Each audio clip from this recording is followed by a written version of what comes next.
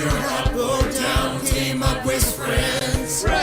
No matter if you're noob or pro, team up with friends. No matter if you win or lose, team up with friends. With friends. With friends. With friends. A team is fun, but I'm afraid to lose. Don't worry! Team up with friends. Rank up faster, rank up faster. Go and rank up. Range protection. Go and rank up. Bonus points! Go and rank up. Double challenge point Oh, for you. for you. No matter what, just team up with friends. Just team up with friends. Just team up with friends.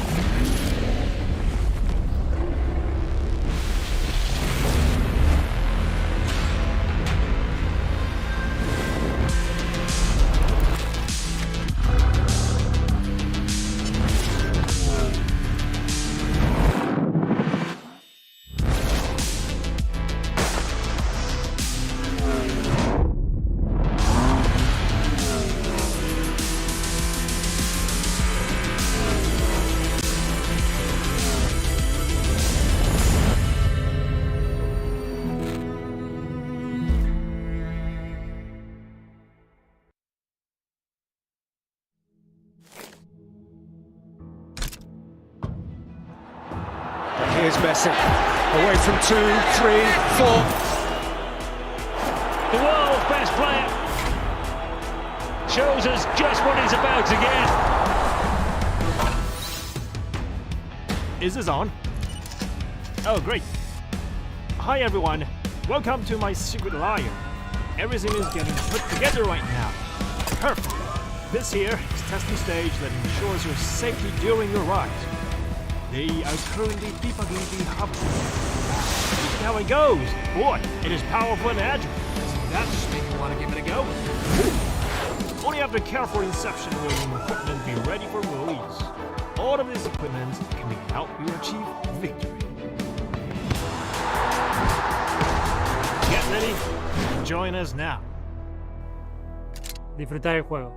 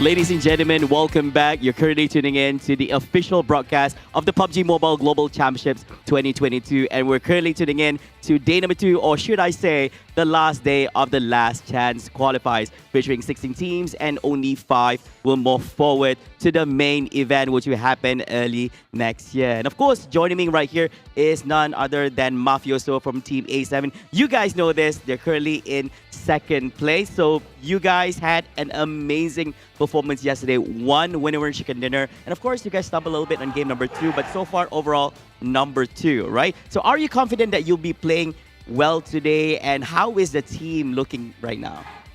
Então, ele parabenizou a equipa por jogo muito bem feito ontem, que estão no top 2 e com uma vitória de chicken dinner. O que vocês vão fazer hoje? Estão confiantes que vão ficar na mesma posição?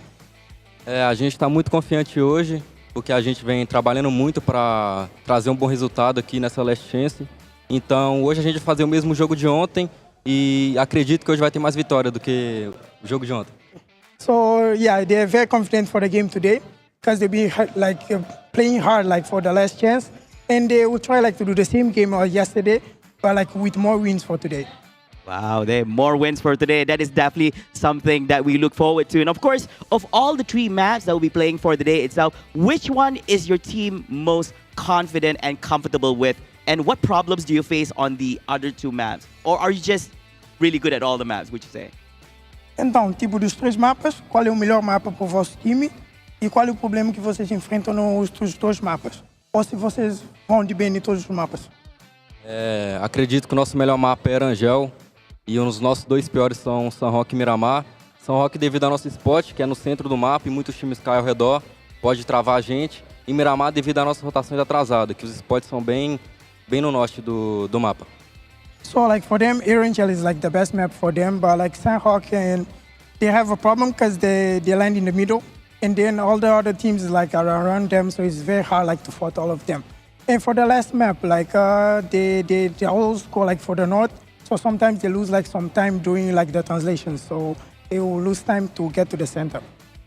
Great, amazing analytics on what they feel as a team right here. And of course, how are your teams plan to stay in position 5? Of course, we know that the top 5 will move forward to the main event of PMGC. So are you guys going to be playing more aggressive? Are you guys going to play safe? Tell us, what is your plan for today? Então, qual é o plano para o jogo de hoje? Vão jogar mais agressivos para continuar no top 10 ou vão fazer jogo mais assim retardado? No jogo de hoje a gente vai jogar no mesmo estilo de jogo, para garantir o top 1, a gente quer o top 5, mas a gente quer o top 1, ficar em primeiro lugar, vai ser muito gratificante para a gente. Então a gente não vai evitar de trocar tiro, se a gente tiver que matar, a gente vai matar. E espero vocês aí na busca desse top 1. So for them, of course, they'll play the same game, but even for him, it's they'll be more aggressive today. Because of course, they want to be in top 5, but they want to finish today as the top 1 team. Wow, they're not stopping at number 2. That sounds very, very positive coming from Team A7. Now, last question right here. Now, if the teams are hearing this, anything you want to say to all the other 15 teams competing here at the Last Chance qualifiers for PMGC? Então, como última pergunta, ele quer dizer, qual é a mensagem que você quer enviar para os 15 outros times que estão aqui jogando o PMGC? A mensagem que eu queria enviar é que para eles tomar cuidado com a gente está muito confiante. A gente vem treinando bastante, estudado bastante eles e hoje a gente vai mostrar o poder da nossa bala. So the message for all the teams is for all them to be careful because they'll be studying all the different 15 teams here and for them to be very careful because if they see them, they'll be shooting at them. Wow. Be careful, ladies and gentlemen. A7 is coming for you. Thank you so much, Mafioso, for that amazing interview. Now, of course, ladies and gentlemen, we're going to kickstart match number 1 in a few short moments. Don't go away. We'll be right back after this with, of course, with the host and analyst. And we'll see you guys in a bit. Take care, guys. Bye.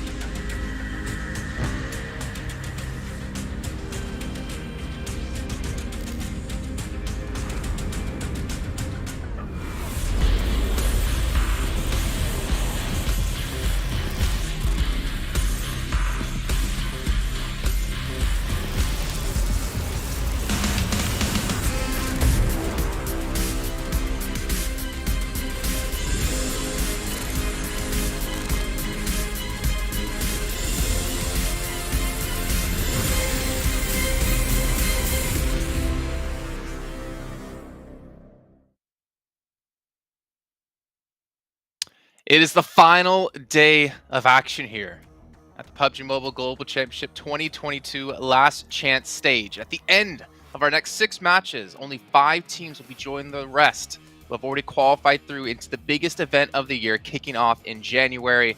And it's going to be a lot of money on the line, a lot of pride on the line, and of course the title of being the #1 team in the world. I'm your host, Jason Kaplan, and we have the cutie boys next to me of Maxman and Sandstorm to break everything down that's been happening yesterday, which was an extremely exciting day. And of course, it's coming up today. Cutie #1, that's you, Maxman. How's things been going for you? I thought you were going to be mean to us today, but no, I'm feeling fantastic, Jason. I'm feeling amazing. And, you know, good day yesterday. I would also have to say unexpected day yesterday because the teams that are at the top, I did not expect to be at the top. Like, all the favorites, a lot of the favorites are still in the middle, some are even at the bottom. So, I mean, who knows who's going to be the top 5? I have no clue. It's going to be up in the air. It really is. It really is going to be up in the air, and especially with the, I don't know, I guess there's a lot of pressure on the last teams currently representing their regions going into the tournament as well. So looking towards Enigma Galaxy, the last Arabian, Titan as well, the last African representative, Damwon Kia, the last Korean representative or South Korean representative. So a lot of pressure on these teams and only 6 chances to prove themselves now. Yeah, 6 chances, and that's pretty much happening with what, or it's a culmination of what happened yesterday in the positions they set themselves in. But you know what? You at home, they need your support. The fan vote is going to be ending today in just a few hours of time, so make sure you're watching within the Esports Center and use those tokens to vote for your favorite teams. I believe S2G was still #1 last time I checked. We might have a change happening over the course of today. Maybe DRS Max can get on the board. I think there's a chance for them. I put my vote in. No, I'm not going to lie, I put it in for Game Lord because, you know what, got to give a little bit of hope to my home team eventually, right? But yeah, it was now they're your home team. When they're doing all right, hey, I always hope, okay, but my expectations were a little bit all over the place, okay? But I am Team Narvalo today. Well, you know where my fan vote went, Maxman? Who? Tell me. I went over to Sony Xperia because the Sony Xperia 1.4 Xperia stream is made in collaboration with professional esports players, and you can play PUBG Mobile in 90 Hz with Xperia Stream's total cooling system and multiple ports for intensive gaming and streaming. That's where my vote goes. Sandstorm, where did your vote go? My vote went for Maxman because he's an amazing analyst and he's dressed very nice today. I'm here to counteract some of Jason today. Yeah, a really cool transition. John, can we get one of them in here for Sandstorm? Also, a big shout out here to Pullman Kuala Lumpur Bangstar Hotel, where our world is your playground, while the players are getting to stay at and getting to chill and relax at. And by chill and relax, I mean none of that, because they're sitting there intensely reviewing all the VODs from yesterday and trying to prepare for what's on the line today. One way they can do that by preparing is with Prime Gaming. You can get some exclusive in-game free PUBG Mobile items, some premium content, of course, the other benefits with Prime Gaming as well. But as we move forward here, Max, I'm a little bit worried for some of these teams, to be perfectly honest. I know they say this quite a lot, but for me is the fact they don't have any of the Maserati skins just yet, which is going to be available till the 31st of December here, which you can get while playing in-game. I don't know. I mean, that's pretty sweet car. It looks pretty damn good. And you know what? If anything, it's almost guaranteed to make you top 5 here. I was told officially that if you do have the Maserati skin in-game, you'll get official extra style points, okay, added to the mix. Ooh. So I want to see if you can get some extra style points on board. But and as we know, style points is the tiebreaker between teams after chicken dinners, placing points, eliminations, how big your roster is, who's the tallest team, who can eat the most pierogies, stuff like that. But you guys at home should be following us over on social media with all the official PUBG Mobile esports channels. But here we go. These are the teams that have been participating. If you missed out on yesterday, well, you missed out, honestly, on a crazy day of action with a lot of unexpected twists and turns. But here, we can see a couple of teams. I mean, this is maybe the highest we'll see some of the teams. Like LGD, for instance, in the 2nd place here. Not looking too hot when it comes to the overall leaderboards. It's super interesting, really. I think that Sandstorm, as I already said earlier, I think that this first day came very unexpectedly for a lot of the teams that are currently at the top. Like, we'll look at the leaderboards later on, but DRS have been able to absolutely dominate in yesterday's matches and are just looking hyper aggressive, and it's been paying off so well. And well, Navarro, he's just a team on his own. He just keeps on surviving. It's insane. He really does, yeah. I mean, look, in the first game yesterday, he managed to get 6th with 3 eliminations for his team. And again, he managed to repeat the performance in game 4, managing to secure 3rd with 13 eliminations. He had, I think, 4 or 5 for himself in that one game. So consistently, we're seeing him being the last person alive for his team. And the fact that he's securing 10 points, I'm pretty sure that there's more that he's going to be able to get today. But a very good performance and a very good start for them on day 1. Well, we have to clarify as well, those are points they've gotten as the only player remaining for their team. So pretty much Navarro got a fifth of their points in total by himself alone, which is obviously insane by itself. But as we look forward into our top 4 smoke users, kind of makes sense. I mean, Maxman, we've seen like walls of smokes, we've seen them utilized in so many different ways. Yesterday in particular, I feel like we could even see the map at some points because of the amount of smokes we had down. But IHC, 96 is ridiculous.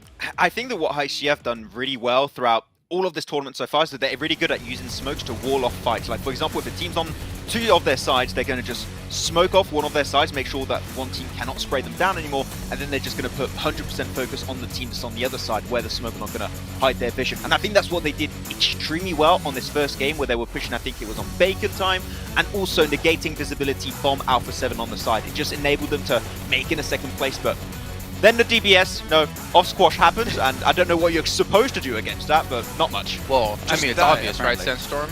The only way to beat a DBS is to use a DBS. Exactly.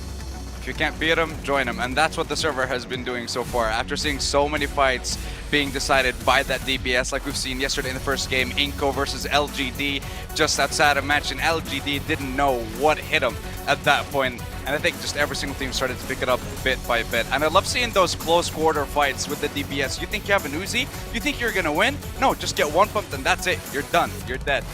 So let's see if we're going to be seeing the same impact from that again on today's games, or our team's going to be bringing something special. It's insane how the DBS... Okay, this was a weird one. I would love to know what was the shot call of that player. Like, let's just send us a 3-cart in a compound with no smokes and just get sprayed down by Mao Mao from LGD. That was...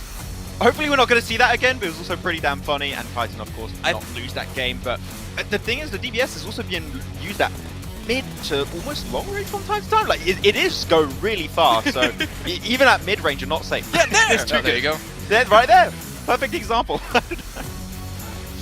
I mean, you mentioned Titan, Maxman. Really interesting to see as well. Like, if they end up qualifying somehow, because currently, as you can see, in 5th place, that 6th match of yesterday, I think, is going to be the real page turner, the one that everyone's going to look back on, because Axer, unfortunately, couldn't play that last match. It was 3-person team for Titan, and they ended up winning things and catapulting themselves into 5th place. That in itself is a great story, and hopefully Axer today is going to be able to help continue to build that momentum with this team. But DRS, Alpha 7, IHC, iNCO, and Titan, all are top 5 at the moment. But Maxman, Bigatron, 6th place. It's possible. It's still there. The hope is there. The hope is that, like, literally, if BTR qualify, I'm going to lose it. I will be so hyped to see them in the Grand Finals LAN event in Jakarta. It doesn't get any better than that. It will be the best PMGC and the best PMGC Grand Finals, Jason. It's peak fiction. Sandstorm, Maxman did say off-air yesterday when we were done with the show that if BTR qualify for Jakarta, not my eyebrows. He is shaving his eyebrows. Ah, okay. Oh, wow. You know what? Now I really want to qualify and go like straight up into 1st place. Looking right now at DRS and iNCO, these two teams, I'm just going to brush right past that. DRS and iNCO have been absolutely sensational. DRS for sure. Yesterday, by the way, was the best performance that we have seen from DRS in the PMGC. 81 total points, 32 eliminations. Not once have they been eliminated in the bottom parts of the leaderboard. Every single time they've been in the top 7, with 4 of those games in the top 4. They're doing exceptionally well, and not what I expected compared to the performance that we've seen before. So definitely going to be on the lookout for them in these games. Yeah, and I think, Max, like, if we look at DRS, I mean, obviously we see them around for multiple years in a row. I didn't really have them this high on my radar, or this high on my rankings when I look at the rest of the teams they're competing against. But I am pleasantly surprised, but I do worry. Going into today, can they replicate that performance? Yes, they built up a 30-point lead between 1st and 5th place, but I'm not sure if they can do this back-to-back 2 days in a row. I would have to agree. If you're looking back at DRS and how they played in the group stage, I think that DRS is like, middle of the pack. I didn't expect them to qualify in top 5. But this new DRS 2.0, is playing hyper passive, but the moment that they flip that switch, they just go in super aggressive mode, start clearing zone after zone after zone, and taking as much space in the circle as they possibly can. It is a team that can now convert chicken dinners. I mean, we saw it yesterday in that, what was that, game number 4, 10 eliminations and a chicken dinner, followed up with a 4th place, a 3rd place. On game 2, they got a 2nd place. They just keep getting these top 5 finishes, and when you have such a short tournament, only 2 days of play, that might just be enough to remain in that top 5. Well, let's actually take a look at your teams to watch. Maybe either one of you do have DRS actually in there. Oh, okay. Well, Maxman, I'm glad I threw it to you to talk to about him. I didn't even know you had him as a team to watch, so we know exactly why you're going with them. Game Lord, I'm kind of guessing because you're French. Exactly. French. And then Bigatron because you don't want to lose your eyebrows. Also, then I don't have to speak for the segment. I don't think so. Sandstorm, why? Several reasons. Besiktas, they managed to get themselves a chicken dinner yesterday, but 4 of their 6 games were in the bottom 4. So that chicken dinner did give you a chance to keep fighting and stay alive in this tournament. But other than that, it's going to be very difficult for them for the rest of the games. HVVP, we've seen them come back again. Chicken dinner, huge improvement on their performance. But which HVVP are we going to be seeing? The one that drops north side of George, gets a decent amount of points, like we've seen in days 1, 2, and 3 of the group stage, or are we going to be seeing the one where they drop on the west side of Melee Base and just completely get no points whatsoever? And iNCO, need I say more? I don't know what to say about these guys. I said they weren't going to get into top 5. They already are. I believe they're going to make it, and I'm just going to leave it there. To talk well, about Maxman, oh, go for it. Sandstorm did say that if iNCO do qualify in top 5, he's going to shave his eyebrows. So I like this. This is good. I like this change of pace. We'll do that. 100%. I was complimenting you like 2 minutes ago. You should be on my side, Max. What happened? There is no sides here on the desk. It's everyone for themselves. No. Maxman, what were you going to say about HVVP? So I want to touch on HVVP because I was able to look back through the VODs a little bit yesterday and through the map feed, and I really think that the main issue I pointed out yesterday is really coming into be the main issue for them, which is they are just a little bit too slow on the rotations. Like a lot of the teams that play Edge are just so quick. They really are. They see the circle, boom, everyone almost instantly in their cars, playing Edge circle. HVVP, especially if they go for secondary drops, they're just a little bit slower to get in the flow of things, and they just get gate kept so often. I think they had 3-4 games in a row yesterday where they just get gate kept, and they just could not get in any strong position. I think if they just speed things up a little bit, they'll be there, because technically the entry points are good, just a bit slow. So if they speed things up, I think we can see the new HVVP we wanted to see here. Okay. Well, you know what? I mean, hopefully they've been able to realize that as well and have been able to figure some things out to improve here in that second day. It wouldn't be a PMGC in my eyes without HVVP there. There's also a couple of other teams. I mean, Sandstorm, we've got Vampire Esports in 15th place.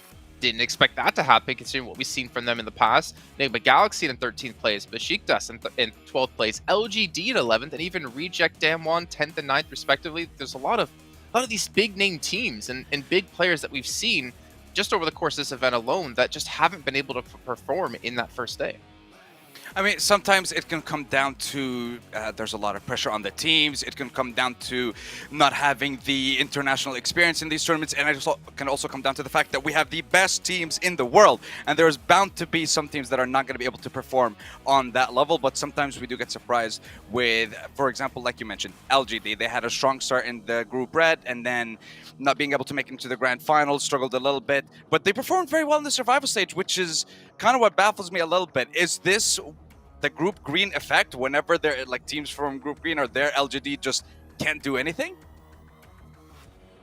Well, I'm not going to answer that question, but you know what? Maybe our casters can answer that question, or just let the gameplay alone answer it, because we're going to be heading over to our commentators to kick off our first match here of the day, our one of 6 remaining matches here in our last chance stage. So John Allen and Blink, take it away. We are over the midway hump and we are going downhill, and we will not be stopping. There are no brakes on this train, Blank. We're inexorably drawing to a close here in the last chance stages, and all of these teams, they're trying to hang on for dear life. They are 100%. I mean, there's not many places you can hang on. Some of these teams are on the outside of the train as well, so it's getting real windy out there, and there's a tunnel coming up, so they got to duck their heads, make sure that they can make their way through these last 6 matches. There is some teams that I worry about massively. I'm looking it down towards the bottom of the leaderboard. Vampire Esports, 25 points, Bacon Time. The 2 Thai teams joining one another arm in arm in the bottom of the leaderboard itself. I do think that a comeback can still be made, but it will be very difficult to make happen. LGD, on the other hand, known for that type of bounce-back nature. They're very elastic, very trampoline-like. We'll see if they can hit those numbers today and get themselves up towards that top 5, because yesterday there were some things that just weren't working out for them. But heading over to our angle, our first match of the day, and it will be all concluding in 5 more matches after this. Oh, it is all to play for. The same set With AXA back in for the Titans as well, they'll be playing at 4 players strong, which is good news coming off of their chicken dinner yesterday, which saw them up and into 5th place at the end of the day, just about pipping out Bigitron on a tiebreaker, with, of course, that chicken dinner being the deciding factor. So it is still very, very close towards the top of those tables. And very, very hotly contested by quite a lot of teams. As you were saying before, Vampire Esports and Baker Time, they will need that step up. But we've seen them seen it from them before that they can have that sort of gumption, and they have had those pop-off days. Looking at this playing path, it's very awkward, honestly. Down towards this south side doesn't give a lot of people the opportunity to get up towards the northern edge of the map. VPE is going to drop out towards Primorsk. It's going to be difficult for HVVP to get up towards North George. They're going to go to their secondary drop down towards Sosnovka. Now, yesterday, we saw they had a much bigger improvement when they were able to get into those circles early on. This might not afford them that same kind of chance, but a lot of times when they're playing on the northwestern edge anyway, it is a long haul down towards the eastern side of the map where we've seen a lot of these circles drop. A western circle could work out for them here. Similarly for VPE, we're improving their gameplay from the center side, especially on that Miramar where they took a very central position. But this circle basically favors absolutely everybody. Anyone can get towards this spot nice and easily. It does keep the majority of this bottom part of the map in, which does make things a little bit harder for anyone towards that Sosnovka military base in the first place. Getting across those bridges is going to be a little bit more difficult considering there's going to be complications in terms of gatekeeping going on. Will be pretty tricky, those vehicles, hotly contested, I imagine. Vampire split and uncontested, actually, over towards Primorsk. No one dropping out at that stage of the playing path that early on. They will not have any contest for that spot on the tables. Of course, if you want to be getting on board with Captain Messi, he is joining the PUBG Mobile Battlefield. Stand out on the battleground with the Messi football icon set. Grab them in PUBG Mobile now. 100% worth it as well. Looks very cool. Flavor's 100% rocking it over on the interviews. He looks very, very cool as well.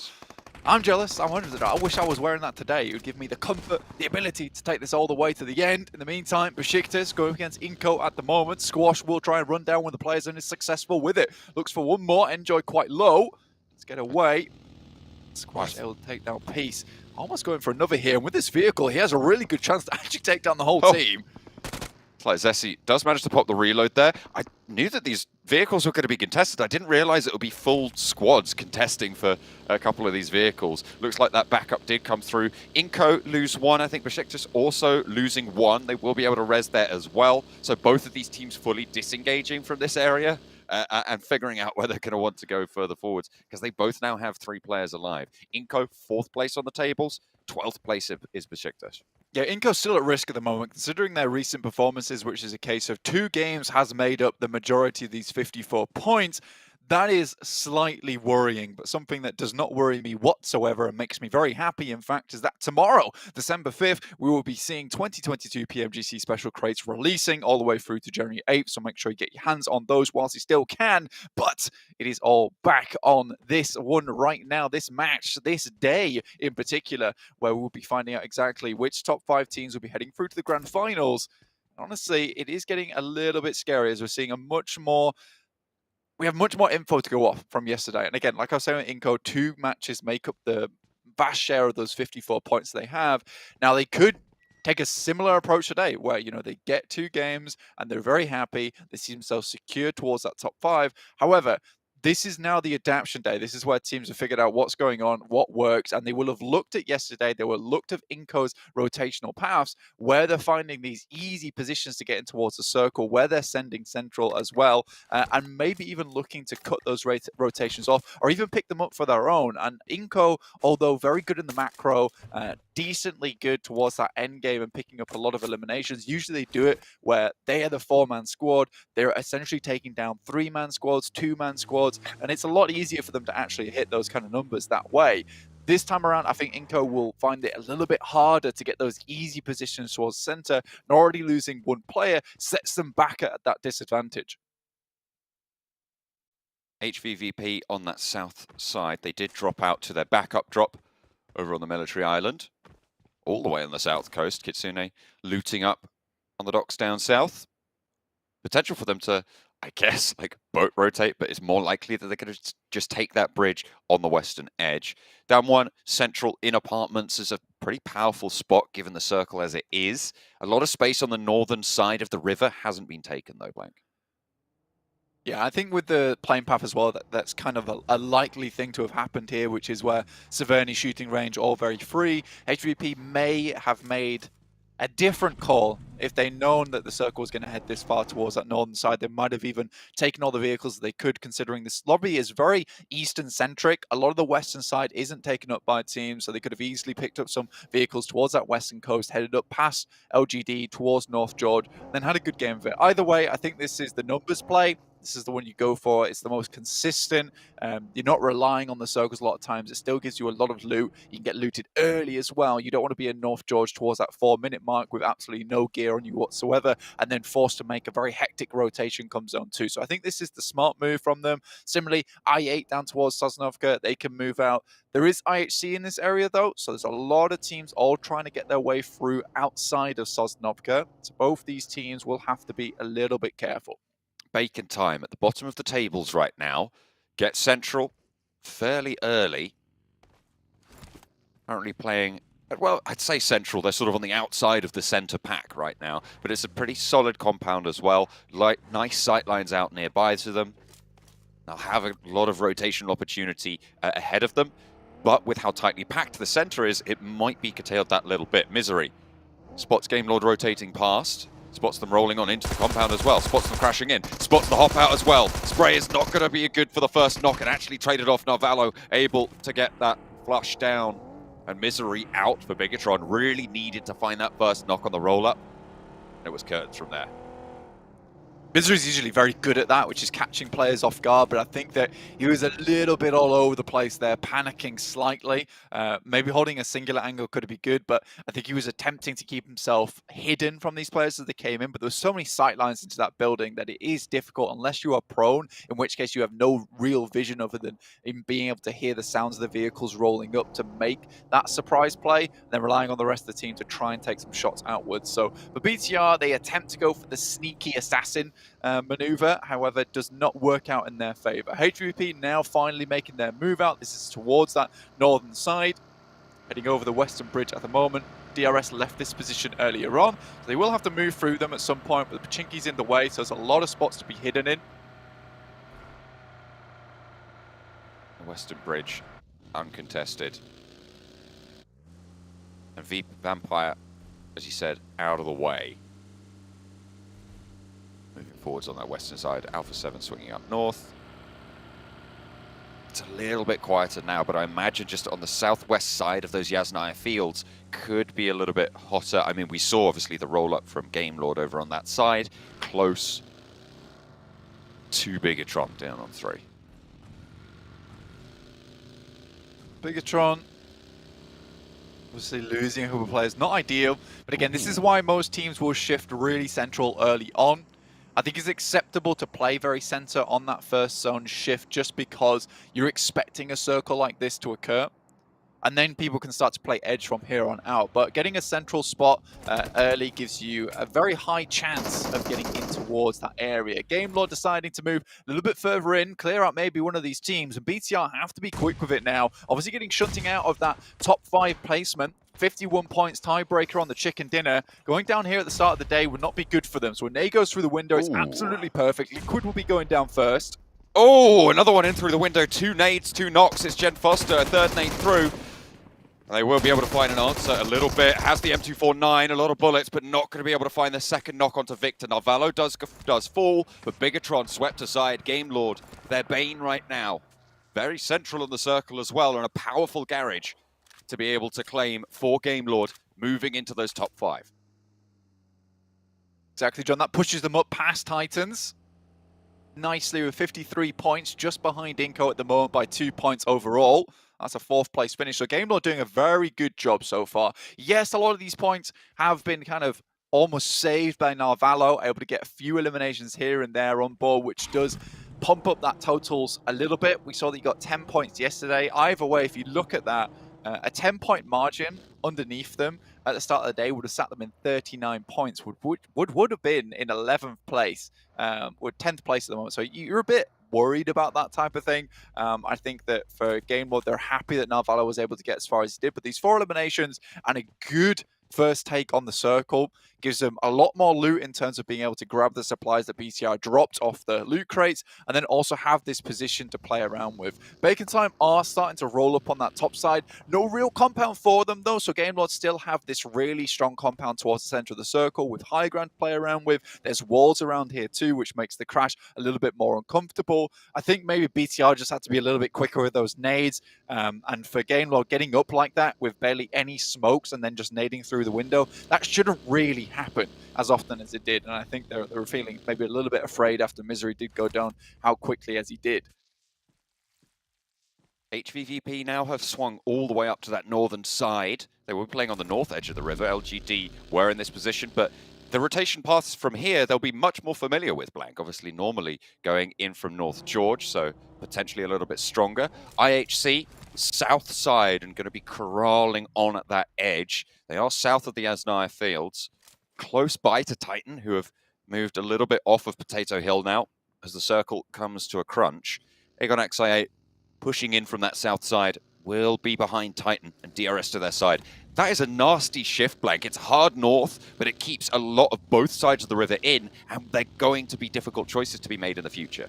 I think for A7, this is really, really nice for them. I think the fact that they were all the way on this northeastern side, they were looking like they weren't going to be able to find a way in towards this circle, setting us up a little bit further towards Rozhok, and then even goes further north on that side, gives Alpha 7 an excellent opportunity to pump those scores up and really secure their position towards that top 5 and head through towards the PMGC. It's been very rare that we've not seen Alpha 7 go through to PMGC, but already, I think that's 2 knocks either side, but with Reject in the back as well, this could be horrendous stuff. Oh, a second knock for Mythic over onto Meku, and 2 players are down. It's all on Tixie to hold the front here. Rejector coming through, as you say, a third party. Matic and Tixie now for the squad. Carrillo on the corner will find the nade sent his way. Tixie gets one back as well, and a lovely little shot through the window. Needs to hold for a second, but a third player from HVVP falls down. It's Matic rolling up, the seat swap's there, and they're out. Both Alpha 7 and HVVP try and crash the same compound, Blank. And it goes to hell for HVVP. Reject move in and look for the third party as well. It's just that speed that is on the side of A7. They were further towards that northeast. They could get inside that compound early. Both teams had the same idea, and you can't fault them for it. It's a really strong compound over towards that Yaz Bridge crossing. So if this headed further towards that western side, this would be providing anyone that picks it up now a huge opportunity to gatekeep a lot of teams. iNCO heads towards the bridge with 3 players. They're going to hold down there for the time being. Reject hope to get in on that fight. Either way, for HVP, it's just a little bit too slow, and I think that when you're trying to crash a compound like that, you have to be really, really quick, very dominant. For Alpha 7, it was less of a problem for them because it's a very long rotate for some of these teams to head over Yasnaya, past the lake, round the side, and they have a huge amount of sightlines to see that one happening. For HVP, they have to be a little bit more aware, which is why they leave Kitsune in the back. Either way, good job to Alpha 7. Very, very good team fight coming through from them to pick up the compound and get those angles over towards the guys from HVP as they crashed. Now, they can start to really get some more points and get a cracking game on board with 78 points already accrued. They might look to overtake DRS on this game.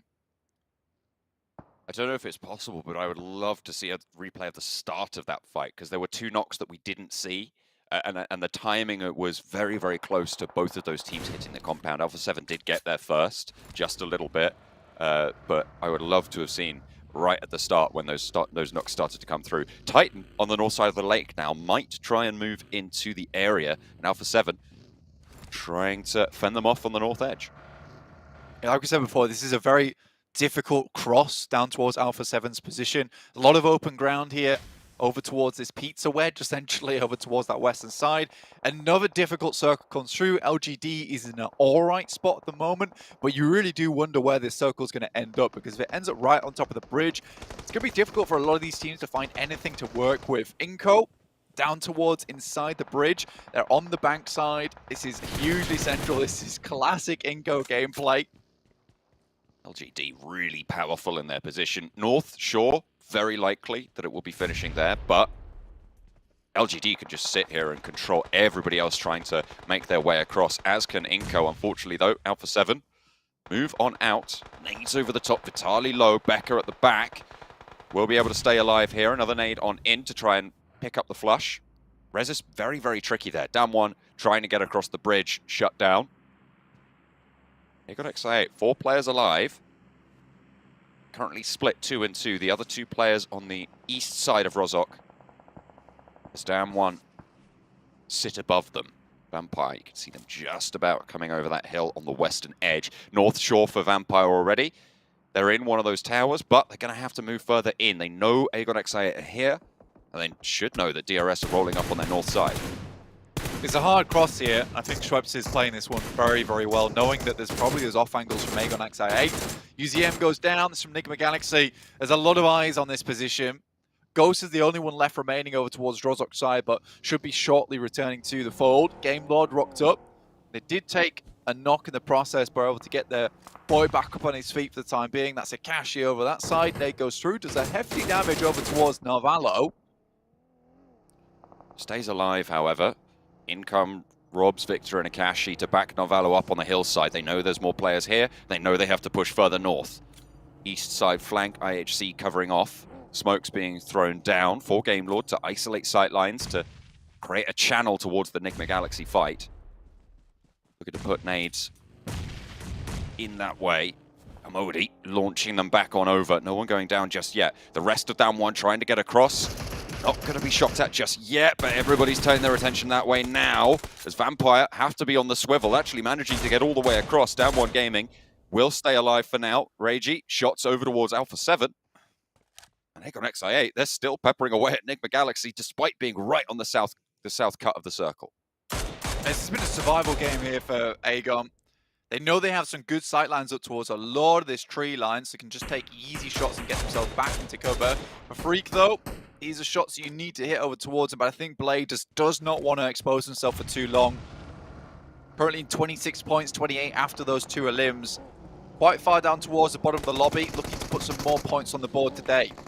Ooh, a nice little roll-up coming through from Game Lord. Freak now last standing for Enigma Galaxy, but Narvalo gets shot down as well. Victor and Robs active. They want to try and create some cover, but their teammates are getting shot out in the meantime. They're not in the next circle, and IHC have moved in front of them with the chaos that they were involved in with Enigma Galaxy. Godless on the side swipe on the off angle, and their teammates will fall. 2 players now left standing for Game Lord on the south side, and a tricky rotation ahead of them. Likely they're going to have to move north of the river, and IHC have got the shots. They split 1-on-1 in the vehicles. The reload's there, and the back player actually going to be able to get to the coastline. Unlikely to get across, but still somehow squeaking it through. Forward position will be taken away from them, however, and it's just Victor left.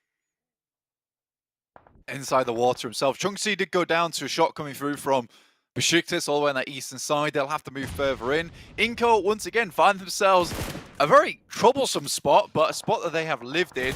The nades from Revo didn't quite do the final job towards them, able to live a little bit longer, get away.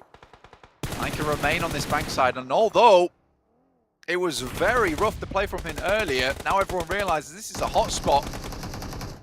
Ravenclaw down, Fluke down, traded off for just the one. They turn around the corners though, and they got the DBSs at close range. I think there were several going off there. There's at least 2 on the roster. Vampire keeping the shotguns in hand.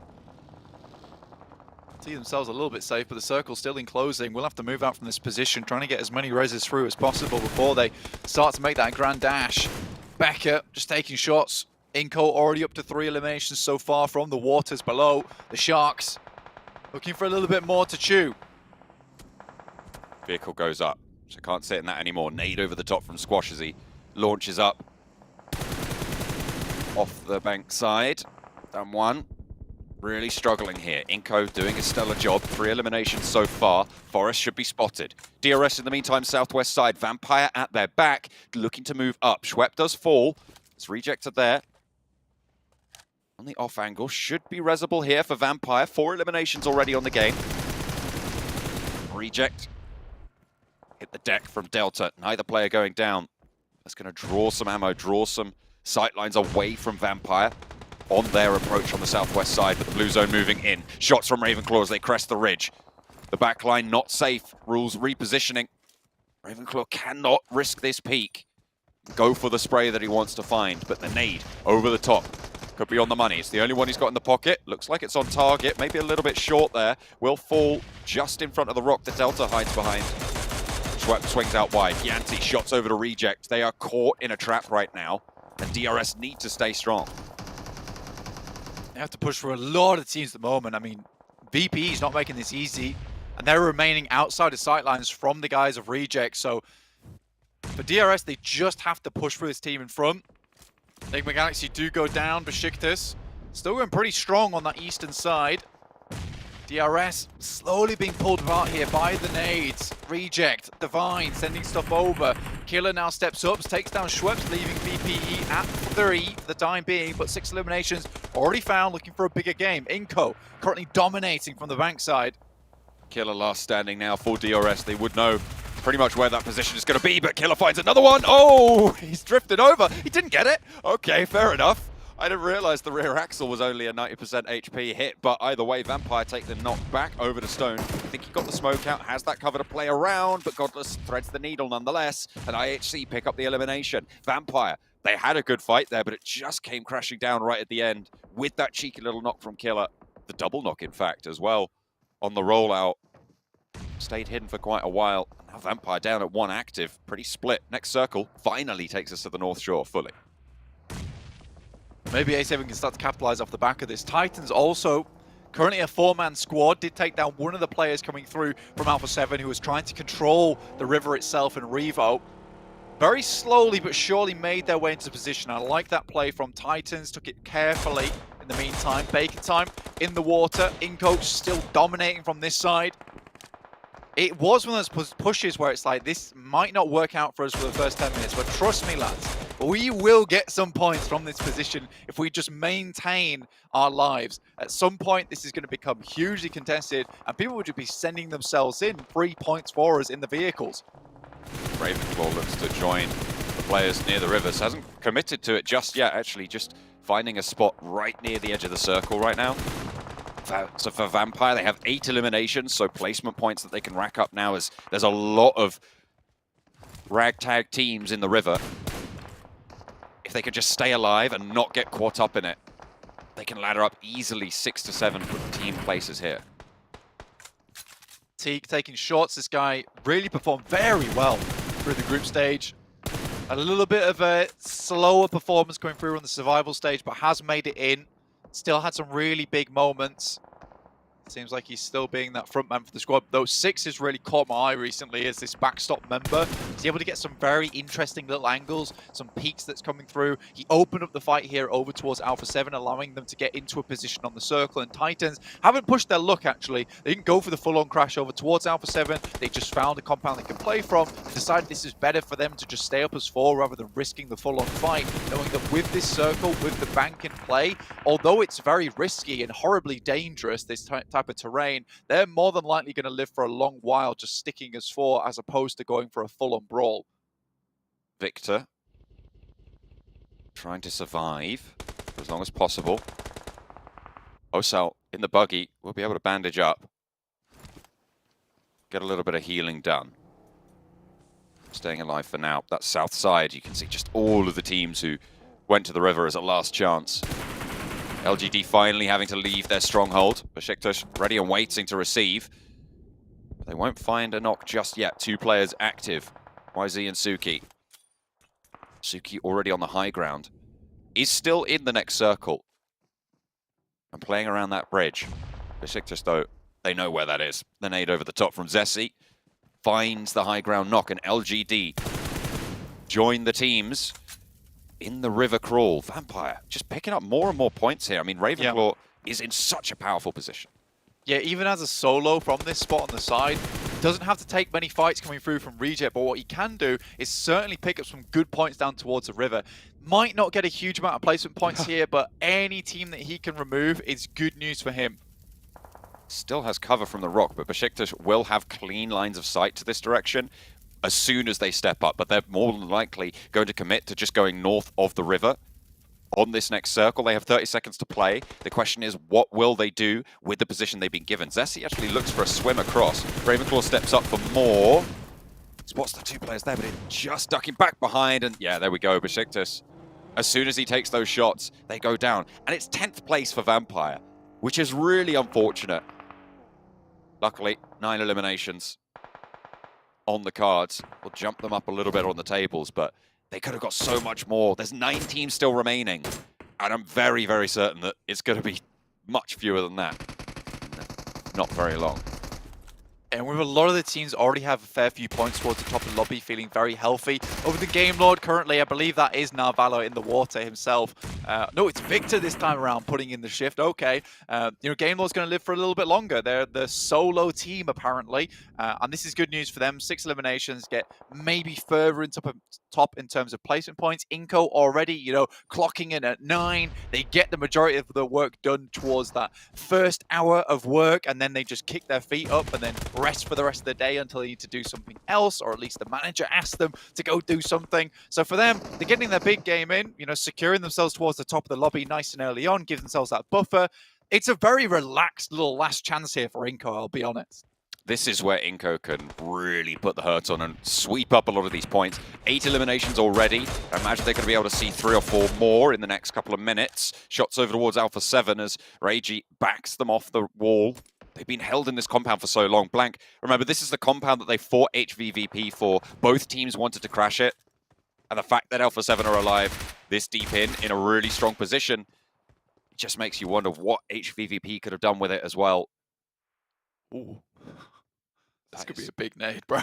That could be really big, actually. From YZ, it finds iNCO. Becca, maybe being dismounted there, is going to look for the res onto Vitali, but another nade to follow. The Cook looks a little bit too short there. YZ lets it go a little bit longer. This one, though, could prove to be a little bit more brutal, but the bounce off the rock, it would have been too long anyway. Another nade in hand, though. Lost in the arsenal. Jump out wide, and YZ actually tucks back into cover. Besiktas are there with nades as well. And Vitali goes down again. Becca, low. Besiktas on the other side of the river. But LGD out of nades now. Vitali flushed. 5 elims now for LGD. Wisey's doing a very good job. I think he's realized that, he's not getting a high placement. What he can do is get a lot of elims here. Squash moves out the water. This is a full-on challenge between him and YZZ. See what you can get done here. Reiji, Reiciocio goes down. Squash actually knocked as well. Fortunate. Titan actually taking the shots over towards Reject. Alpha 7, the only team in cover right now. And they have been given this one after their first initial rotation. Away from the river. They'll be able to control all the crossing, and Titan know it. They want this compound. They want to take it back into control. 4 players alive for Titan. The only team at full power. Mafioso struggling to find an opening knock over to the squad. Finally able to thread that needle. And Puncher falls first. 6 on the sidelines as well. Up and into the fray. There's too many angles for him to deal with, though, as Carrillo unleashes the Groza. Looks for the flush. Over onto Puncher. And the rest of the duo just staying at the back here for Titan. 2 players now alive. Alpha 7 on 3 as everybody from the river finally getting cut down. iNCO eliminated. Down 1, down 4 teams remaining now. Blank. What a hold there from LGD though. YZZ still going, trying to ruin the chances.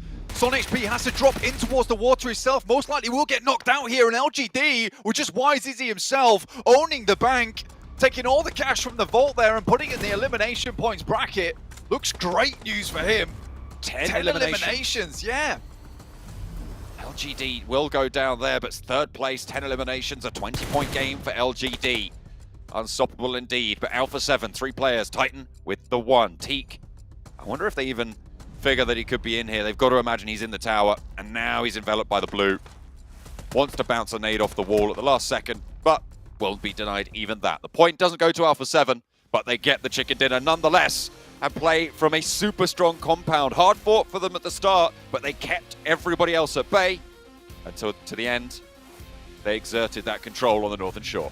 I really like this though, because it completely ties into their interview to what Revo's been talking about, which is a case of towards the beginning of their games of the last chance, they were struggling a little bit getting towards the center of the circle, playing on that northeastern edge a lot of times. They're an edge team just like HVVP. However, they were mentioning that they want to get a little bit more aggressive with their positioning, get into a spot where they can find it, and not have to just think to themselves, right, we might need to scout this position before we go in, make sure it's fully ensured that we can grab it up. So instead, this time around, it's a case of we have to fight HVVP for this spot. We're going to send directly in there, and we will just challenge out any other team for this position because it is the game-winning spot. And HVVP and both Alpha 7 understood that it could have gone either way. And it is so unfortunate that HVVP didn't win that fight, but that's just the way it goes sometime. Alpha 7 with the chicken dinner to take them up and into the first spot.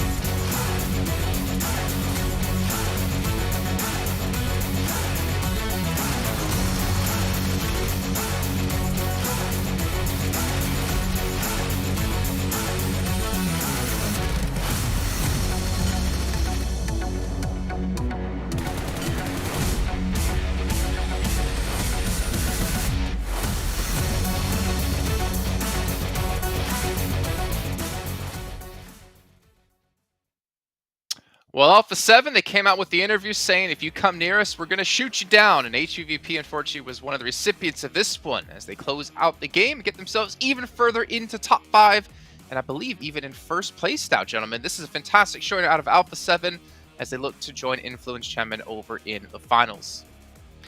Normally in the interviews, I'm not going to lie, we hear them say, oh, if we see you, we're going to like chase you down, we're going to take your compound. I don't typically believe it. I do now. Yeah, they just barely saw a pixel moving of HVVP in a really good compound at that. Like, it was a better rotation from HVVP, a lot quicker. But the fact that Alpha 7 just sent it while the team was split was the perfect timing from Alpha 7. And then you just can't breach it because the compound, it's hard to leave, but it's even harder to breach, right, Sandstorm? And that defense was just on point. Well, Titan found out. The hard way. Yeah, true. Yeah, they really did. But what we saw from Mythic in that last game, completely wiping out the HVVP lineup. And I asked this before the game, and I'm going to ask it now. Do you think they might have done better if they dropped, or at least close enough to North George, tried to rotate there? Would have been a quicker rotation to that compound. That might have actually been the difference in them arriving earlier than Alpha 7. Might have been the biggest difference that they needed. And at this point of the game, making that mistake, not getting a single elim either, not securing a single point, is definitely going to hurt HVVP here. Yeah, it's going to put them even farther behind that top 5 that they're trying to catch up to. But a couple of individual plays we're going to have to mention here as well. YZZ from LGD, the last surviving player from the teams out of water. First of all, I mean, obviously the confidence that goes in to be able to pull off that kind of situation and knowing your limits and knowing what you need to do. But I feel like at the end, to be fair to him, Victor kind of saved him from Gaylord as he knocked 2 players from Besiktas. Pretty much. Like, the situation is really like out there. It's hard to predict what's going to be happening, but he just picked up the pieces. And I think that the weapon choice for him in that situation was really good. He was playing the PP Bison, which, as we know, has got a lot of ammo in that clip, and you can just keep spraying down as they just come out of the water. You can just keep spraying, keep the pressure on, and it's going to be really hard to make it over to the mainland. So, yeah, good weapon usage, and YZZ. I mean, they had a good game initially, but making it across that river as a 4-man team is just so hard, Jason. Here you go, the points for Alpha 7, 23. LGD, though, 20 points. I mean, if we talk about those individual points scored, we talked about was Navarro getting himself 10. I think YZZ has just been able to catch up quite a bit here because that gets LGD so close to being in top 5 now.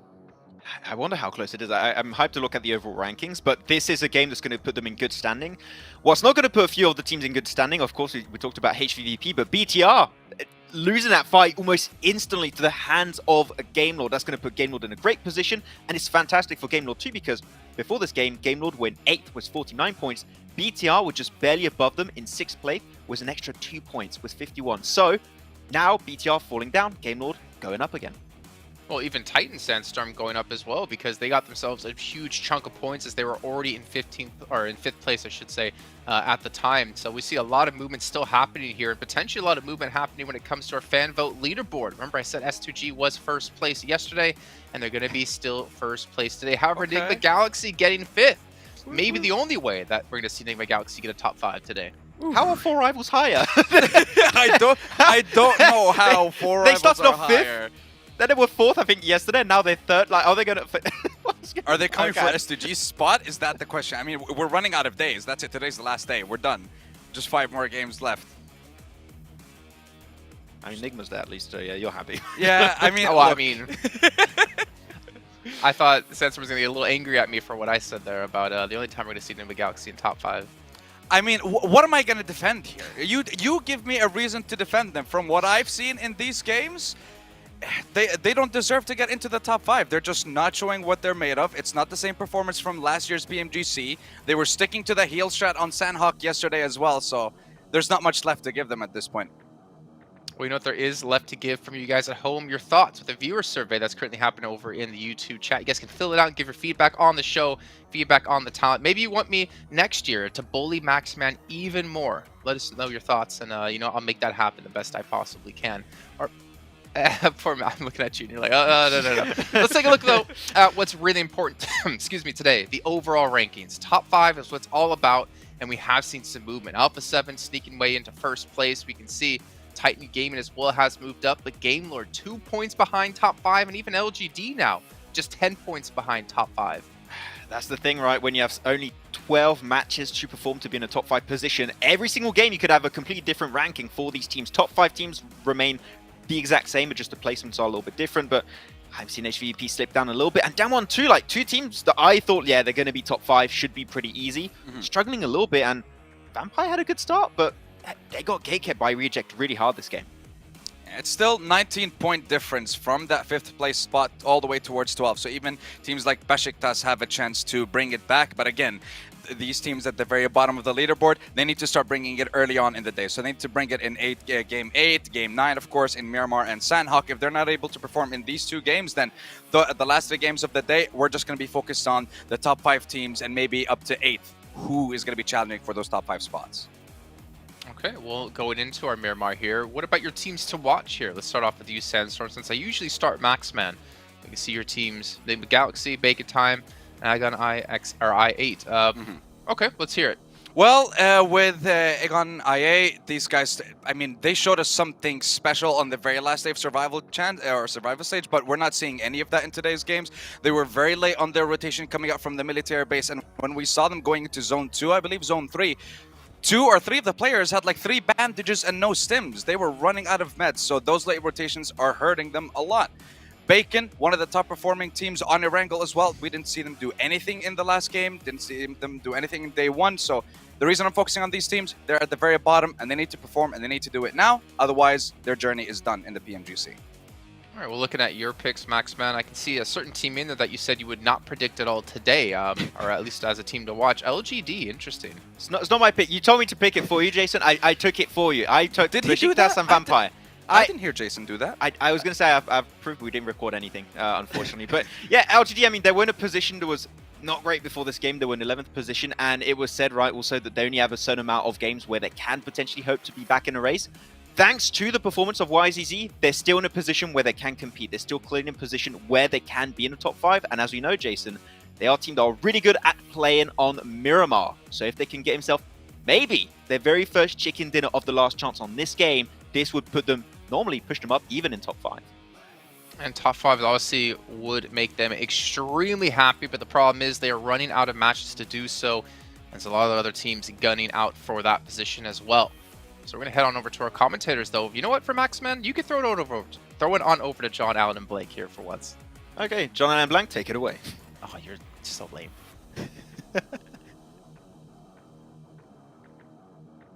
Imagine being so lame that you have to get Maxman to do your throws for you. What is this? What is going on?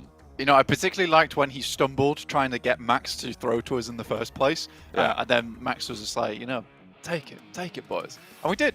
We took it off his hands. You know, now we'll take the pressure away, and we'll have to sit back here and watch for 30 minutes as some of the best teams of the world are going to get cut out. You know, we're not seeing a lot of these guys going through over to the grand finals. 11 teams will be leaving us now. A lot of these teams are fan favorites too. I don't think there's anyone here in this PMGC stage that no one's cheering for. I think everyone's cheering for these teams. I'm passionate about all these teams as well. There's so many cool and interesting step-ups in terms of performance, in terms of gameplay, so many separate regions. I think this is one of the most inclusive PMGCs we've seen seen in a long time, with a lot of different regions finding their star power, finding those members that can operate on that world stage, which is so cool to me. And I think that a lot of that comes down to just the format this year as well, where we have had a much more evenly based tournament format, in which case teams can get in, where, you know, if you do very well in your league stage, you get a big bump up in performance and points over towards those finals in PMPL, which has meant that a lot of our teams that are consistently the best have had that big chance and that big advantage to get towards the finals. And if they don't make it through the finals, well, they weren't good at sprints and they wouldn't have done good here. So we have the best performing on this grand world stage, with new stars and the right world stars as well here for us. So everything has aligned for this best, I will go ahead and say it, the best PMGC we have ever had. And with this Northern Circle as well, it has been chaotic, particularly with that last Angle 2, and these teams, these players have had to deal with some very awkward scenarios and have dealt with them admirably as well. We've seen a Northwestern Circle before, Blank. It was HVVP's game, and they couldn't have it at a more important time as well. We've seen, well, not only in just this tournament, back in Group Green as well, there was this Hard Northern Circle. They won that as well. Hard Northern Circles on Miramar are an HVVP speciality. They need these points now. Can they get them when it matters most? I feel like this is a team that would be so disappointed not to see in the PMGC Finals in Jakarta. It wouldn't feel quite right to not have them there. And they're currently in 9th place. If we shut it down now, iNCO far ahead of them. Well, I mean, this is what I'm saying, that there's so many teams that we would lose that you would be hesitant to see not go through. And the thing is in the top 5, all of these teams, I would 100% support them going through to the grand finals.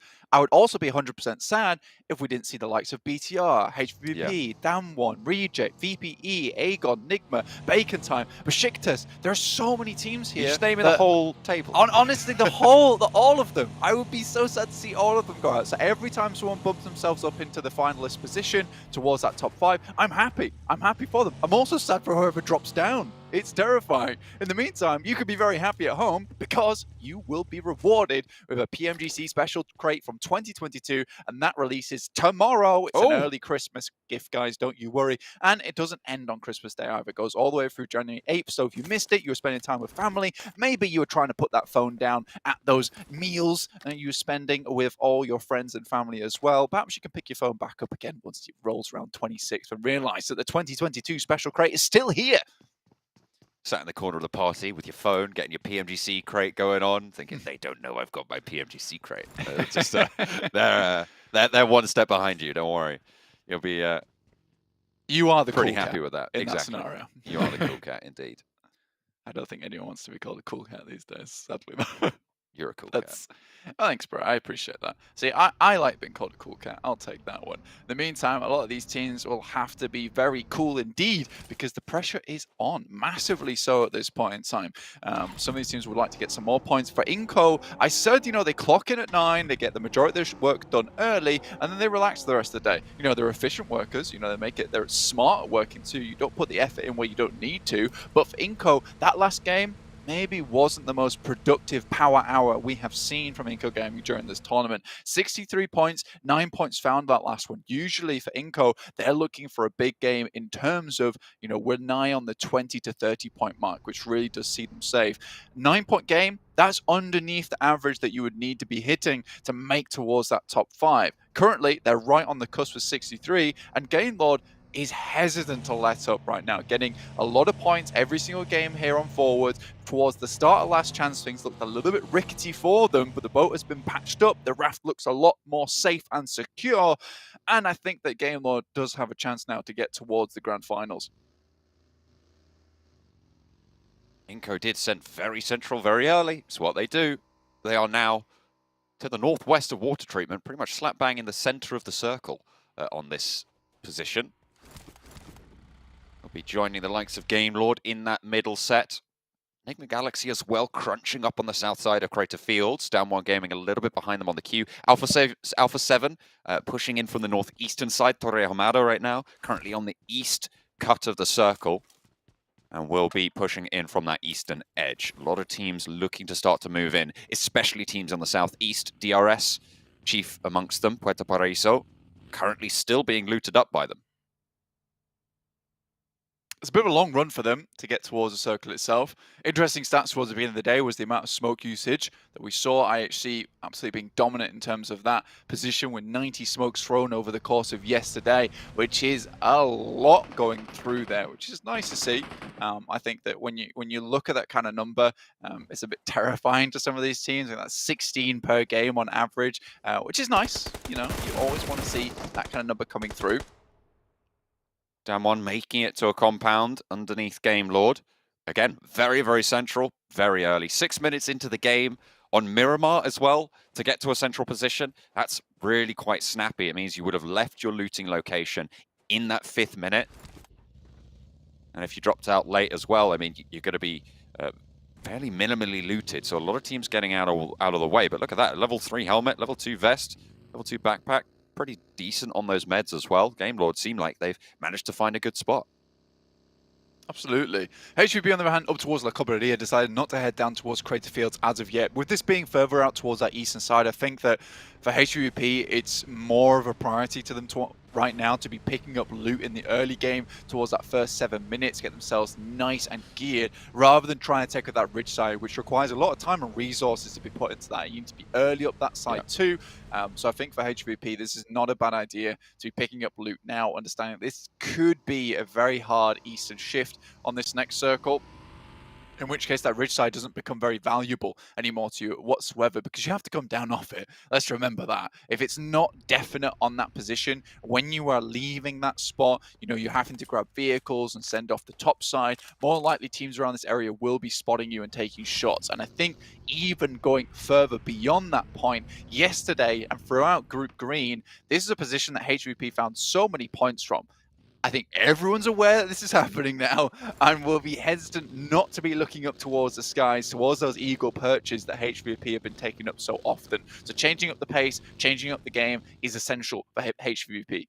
One of the changes that they've made is actually Tixie's position is a lot further west currently than it usually is. Playing on the west crater fields. Normally he's playing on the east or at most to the west side of, like the middle of the 2 craters, right, in those ridge lines. Maybe that's something that they've learned from yesterday's games against Bacon Time pushing in on the back. Bacon Time won't be filling in that area right now, but IHC might. Besiktas up and into a scrap with LGD as we tune back on in to the east side of the circle near Cruz de Valle. Besiktas looking to disengage. LGD not going to lose a player, but Besiktas again losing a spot that early on into the game is not ideal. A tumble on 2 players, but Changxin not able to capitalize. The bullet's not quite going to fill the mag enough. MVM takes up the mantle, and there goes the vehicle. 2 knocks of Besiktas. They're going to be careening all the way down to 1 player alive. Yeah, when you see that type of thing where it is still open ground and LGD is able to reposition very quickly into good spots, they are heavily accurate in these games. It's difficult to get away from the sightlines of them. They're rather, instead of trying to pop you out the vehicle, they'll just send bullets in. They saw the smoke and they realized that the thunder was going to come afterwards. Circle heads out towards that eastern side and HVP make the right call. VPE, on the other hand, very similar position to what they saw yesterday on that game where HVP won the Miramar. However, this is much more beneficial towards them. They have a very nice spot towards this circle to start to take shots out towards anyone on that western side. And now HVP, A7 forced to play those outer edges. It's so interesting to see this dynamic between A7 and HVP because they do tend to engage in combat quite early on. I think the only weird factor right now is that no one's going to be challenging A7. IHC, on the other hand, coming through La Cobreria right now, and HVP will have to be set up for something like that. Potential for IHC to continue to move further in and try and swing over the north. They'll know that this is the HVVP zone, right? So now they're going to have their wits about them. Reject up and into the fight with Aegon XI8, playing on the south chunk of the central area here. iNCO opens up with a knock onto Duello. Reject now active with 3. iNCO cooking a nade. Spots Reiji around the corner. Repositions away from the nade. Doesn't take any damage for it. A Molotov from Reiji to slow that corner down. Looking for the res. They need to hold off on the other side of the building, but Vampire over the top of the hill have got these third-party sightlines. It's going to make it really hard for Reject to do anything other than fight forwards towards Aegon XI8. The res did come through, so they are back to full 4, but they'll need some healing done if they want to have a chance. They have medkits as well. This is only 70%, and I8 looking a little bit healthier right now. Nades are now pulled out. for Reject, looking to send them over towards that compound that I8 moved themselves into, towards that warehouse side. A lot of open space in there, so the nades can tumble and drop over towards just the very beneath of your feet. So gotta be careful for I8 going forward. I think that they started off that fight strong and now can kind of slow it down just a little bit, wait it out, try and get those stims on board and go again when they feel the time is right. But at the moment, where they are, very central, this is happy days for them. iNCO currently on a 2-2 split at the moment. They were central, now they're trying to hold out 2 zones. It could be dangerous for them with teams maybe wanting to come down towards that area. H7 on the other hand up towards water treatment, very high ground already achieved on their side. Mafioso up towards that northern side, watching the crossing on the road, making sure no one's coming down there. And they have good sightlines down towards DRS too, so they'll have to be very worried coming to this one. Hard shift down towards the south side. This is going to put Hacienda del Patron back in the action, and a vast majority of the circle now a little bit unplayable with that fielded area over towards the east that currently LGD are holding it. All right, let's see what these teams on the north side have got. A little bit of a bitter test for them. Bacon time. Desperately in need of performance. 23 points, a poor game last game as well. Currently 40 points whole behind that 5th place bubble. 5 matches to make up that gap. I think after probably, I would say, moving into the last 3 games, we'll be able to start discounting teams at the bottom of the tables, but for now it is still possible for anyone to make it in. Vampire have got a pretty strong couple of buildings here to hold out the teams on the northwest. Yeah, it is really nice to work from. I mean, there's a lot of open ground, and so this area is held off, made sure it's free and clear just purely by the terrain they're currently holding in. Game Lord, nice and on high at the moment, but outside the circle, will have to move in. Currently just trying to hold out teams like Damwon, as well as IHC. In the meantime, HVVP moved down to a compound just on the north side of the circle, where this road slits through the map. Shots coming through, trades off. Vavian first to fall, but it is back and forth. LGD lose 2. A blow dealt to the Korean squad, but it is given back twofold, and Forrest peeks out. Lovely little spray there onto Suki. Last player for LGD. Going on into the fight, looking for a knock, and we'll be able to find it. YZ as well. Last time survivor on the previous map, looking for more here as well, and he takes down all of that one. LGD ruined the chances for Korean squads. It is unfortunate. They'll be moving forwards with just the 1 player. 5 eliminations racked on up, and that is disaster for Damwon. Game Lord just get decimated by IHC. You just move in as a 4-man squad, and Game Lord cannot hold back the tide that is IHC as they wash over them, and will leave that compound clean of any Game Lord players remaining. Titans down towards the southeast, playing on the high ground, looking down towards the eastern side. Very interesting end towards this Miramar, honestly. With Hacienda del Patron still in, awkward terrain down towards that south side. BTR holding there currently. I think for BTR right now, things do get a little bit scary. You need to put some points on the board to get them back into a position where they can leapfrog up into that top 5. I think they've been given a lot of chances where they could get those chicken dinners, being some good spots, but unable with the players they currently have to bring that firepower to the table. Scarce reload, Enigma Galaxy. I think that was a tire spin out there for Ralph. Shots from Godless down the hill. A pivotal off angle coming through from IHC to slow down this aggression. Enigma Galaxy for sure would have taken them down if Godless had moved with this rotation from the rest of the squad, but over the top they go. They want the challenge, the fight, but it's bad because Lords launched an aid over their way. Oh, goodness me. 2 players down for Enigma Galaxy. Hamodi gets drawn short. Ralph as well, knocked on this approach. Godless, so important for IHC. He needs to stay alive in the spot to allow them the chance here. Icy, low HP, nade over the top, going to continue to come through from Lord. Nades find 2 from Enigma Galaxy. Icy and Alex doing a lot of work there, but a Molotov actually burning Alex away. That might tick him. Can he get the first aid off? Yep, the fire will go out as well. So first aid necessary. Over the back, there's Vampire as well. Ready and waiting for third party. This Freak spots it. Goodness me, Freak, very important there from the sidelines. But Meku coming in with HVVP, looking to finish up this fight on the third party, but gets turned away there. Godless tries to get out of dodge in the UAZ, very low. Oh, no. Freak also finishing off Meku from the sidelines. This is not the way they wanted it to go. This could have been a perfect opportunity for that third party, but losing a member on the process, not ideal. However, they had to punch their way into the circle somewhere, and this is probably the best place to do it on the top of the third party. Do not expect that player out in the blue. Meku goes down to unfortunate circumstance there for HVVP. They'll be aware of it now. Freak still low, still ticking away. Zone 4, so the zone will start to out-heal the meds. And a nade over onto Alex from Tixie is good news. HVVP continue their bid for this hillside. Remember, this is the Northwestern Circle. This is the circles that HVVP should specialize in. Shots over their way, getting taken away. Lord dismounted as well. Heals come through, looking for Kitsune.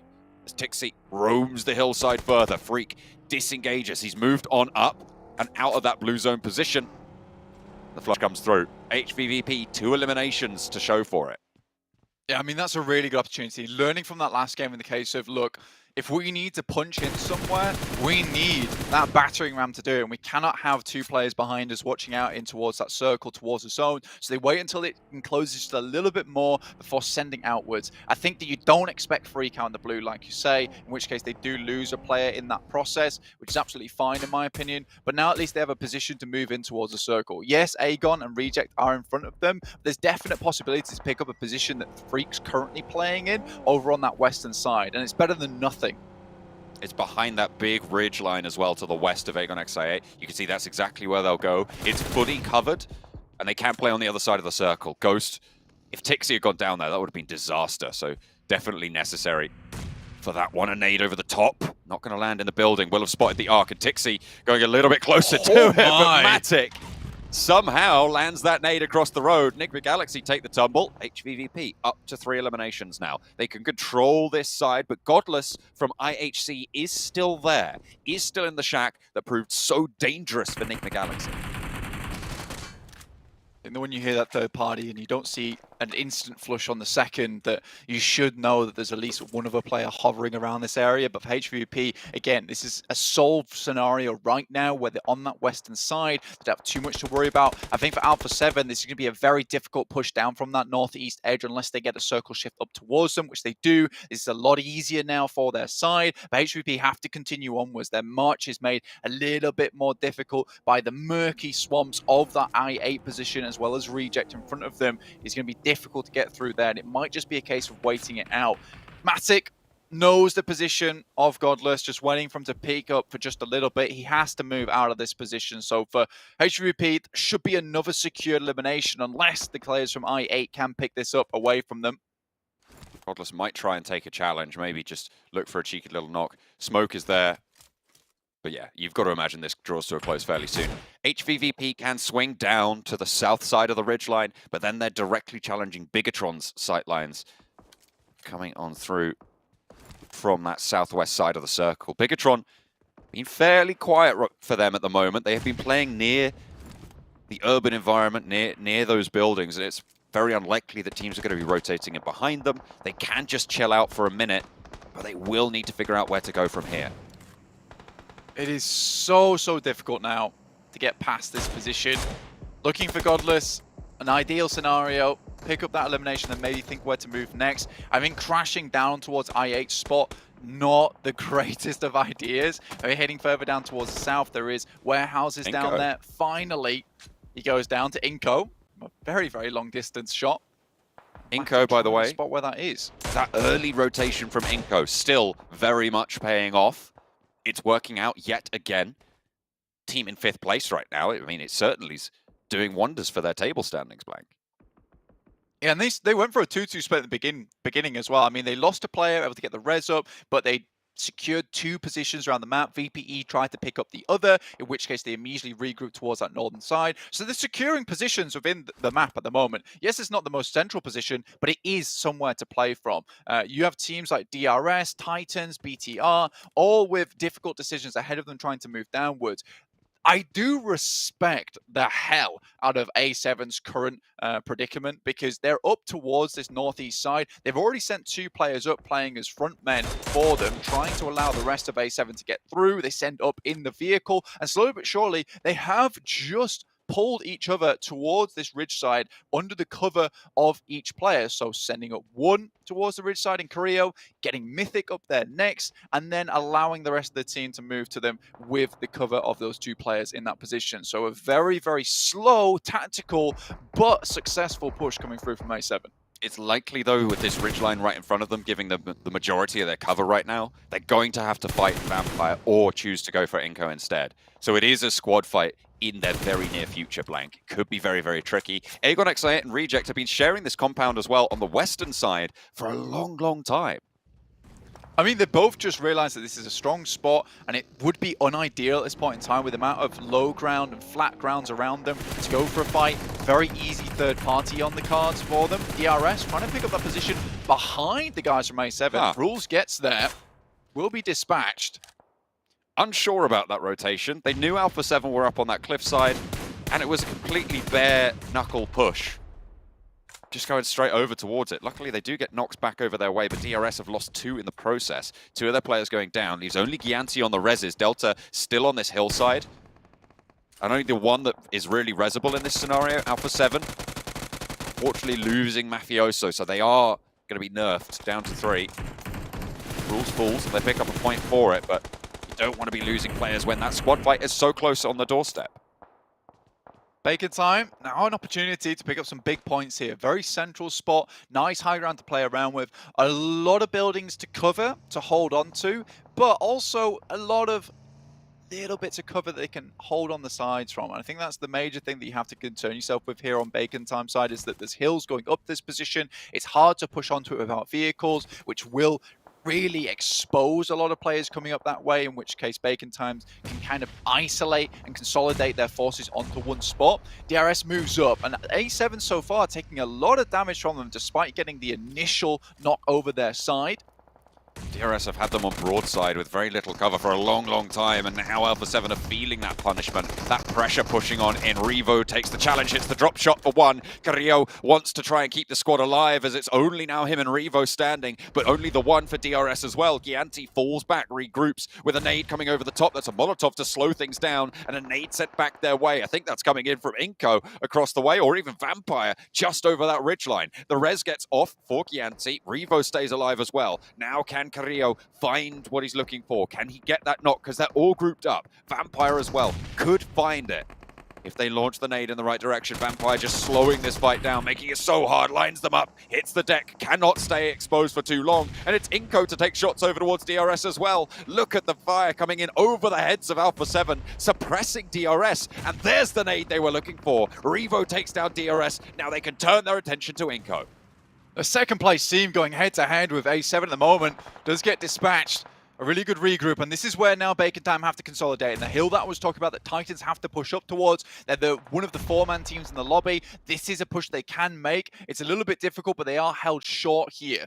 Sending smokes up towards that top side as well as nades to clear out the positions close by. In the meantime, HVVP taking shots down towards BTR, trying to close out this rotation down towards the southwest and open up a spot for them to move in. 1 knock found at the moment, and BTR in dire straits at the moment with no real space to move through.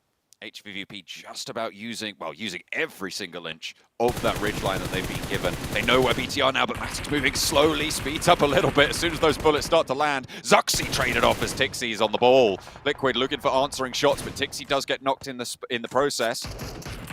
They cannot afford to lose another player here if they want to have a big game. Blank. Tixie will need to be rezzed. Kitsune right nearby, but Tixie caught out. The smoke covering off the answering spray from Matic to keep their heads down. And Bigatron not going to fall just yet. Oh, just about. Going to survive behind that. The vehicle does go up, but the reses are starting to come through for Bigatron. They're keeping themselves alive. And the circle moves away. They'll have to go further. And in 40 seconds, that will shrink. Very difficult push here for Bigatron. The major thing that's keeping them in this one is having 4 players alive. They've got a lot of squad members to really take these angles off of them. Matic, though, hitting some nasty shots. A great headshot down the way, really putting the hurt down towards Bigatron, and they're hesitating. A foot is exposed, and Matic tries to take some more shots, eking either way and which, but that will be them over. Finally bringing a third knock into the mix, works out for the Matic, able to those final shot spots Misery. M249 to try and just suppress that ridgeline. HVVP, they're going to have to move first, probably, out of the teams to their northern side after they've dealt with Bigatron. Still have cover to work with, though, moving off towards that east. 10 teams remaining. Genvoster steps up for a second, but instantly answered by the guys from HVVP. Damage sent over towards Zuxi in the back, and realistically, this team coming through very strong with the Mini 14s, with DMRs. It's a very individual and unique playstyle coming through from them. Zuxi goes down. HV up to 5 eliminations so far, make that 6. As Matic actually takes down players coming through from Aegon IA, in fact. Very, very nice. Aegon XI8 trying to third party onto this engagement, and they're being turned away at the door. 10 eliminations for HVVP. What the hell just happened? Did they wipe out Aegon XI8? I think they did. They didn't even take a knock over their way either. Now, Reject have taken that opportunity to leave, to move forwards. HVVP crunching on in. Everybody's popping off now. Bacon time, 2 players down. Right in that central position, high ground compound, very, very valuable, and Titans have the numbers advantage. Vampire rolling on up in the northern side, and look at the teams that are starting to fall. Blank, the teams going down, and the teams above HVVP. 12 eliminations on the game right now, and Squash, last player standing for iNCO to remove potentially another player from the teams above them. Titan from the south side, their only real competition here now.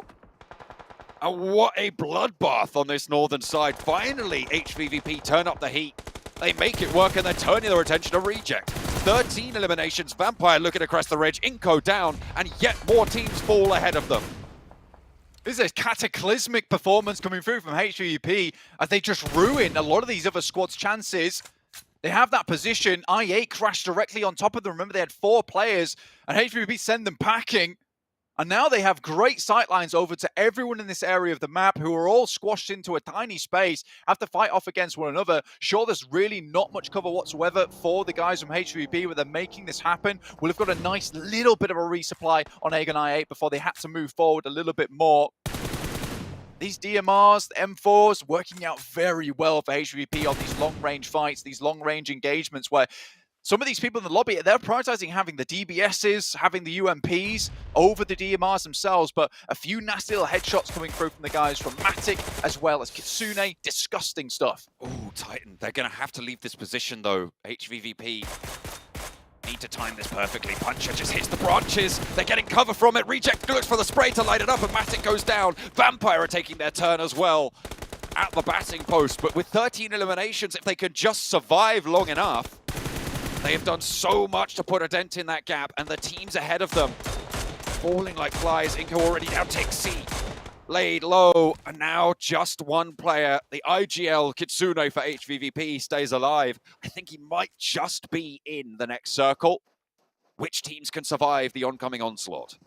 Realistically, HVP should have gone down 10 minutes ago. It was such a difficult push for them. They have hardly anything to work with. The fact that they've got this far with this amount of eliminations is absolutely gargantuan for their side, up towards 6th place now. But like you say, they just need to survive a little bit longer. Besiktas at a single player, Reject down to 2. There is a high chance that both these teams go out fairly soon, with VPE understanding they have to move out this way too. And we're on knife zone, and this will just pull further in. Bacon Time suffering. They need a big game here. Blank, Vampire, Bacon Time, 2 teams that you would have expected to be in those top 5 at the start of the last chance phase. But right now, at Death's Door on their tournament, 5 eliminations for Vampire, 4 players alive. It's good for them, but Bacon Time suffering a little bit heavily as Titan roll on up into the door. HVVP eliminated, 6th place, 13 eliminations. It's a whole load of points for them. They'll be happy with that. And Titan roll on through.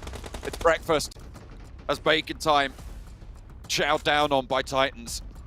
Only the 2 players active. Orbstyle is there, but they are just going to get torn through. Titans move on in. 3 players alive for Titan, but 4 for Vampire, and they're looking to turn it up. Titan getting cut out as well. Pieces low for Besiktas, but they make it into top 3 as Reject now with a duo. Vampire with 4. They've been holding behind this ridgeline for so long, but now they're going to move on out. They execute on their final strategy, their end game, and 11 eliminations so far, racking it on up.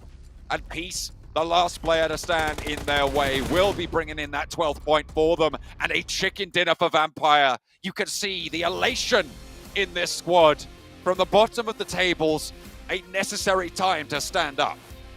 100%. I mean, like, there is only so long that you could stumble before you either fall down or find your footing. And VPE have found it here on that game of Miramar. 4 players still alive. This is much more the standard type of playstyle we've seen from VPE, getting back in towards the mix. Schweppes putting up a big performance, which has not happened in a little while, whereas we kind of expect it from this guy being one of the best players on the squad. I am pleased with that result coming from VPE. They took that central position, and you know what's really interesting about it is the fact that HVVP, if it moves over towards that northwestern side, they hold on that ridge, and they dominate from that ridge. But we saw VPE get a very good result from the exact same position they took yesterday. It moved further towards the east, and VPE are able to translate from that spot. So very well done to Vampire there. Most players getting a very even result of damage and eliminations and knocks. So a great game overall for VPE. But is it enough at this point? When the night is darkest, the Vampires come out to play, and they are here with a big chicken dinner to come through for the squad. As we've been saying time and time again, so necessary. HVVP, 13 eliminations on the game, a lot of teams ahead of them going down early, pushing up for that 5th place bubble, pushing up to be in that PMGC Finals, because Blank, they needed this for them to be able to stay alive in this tournament. You expect them to be going there. They expect it of themselves. And both of those 2 rosters putting in the shift.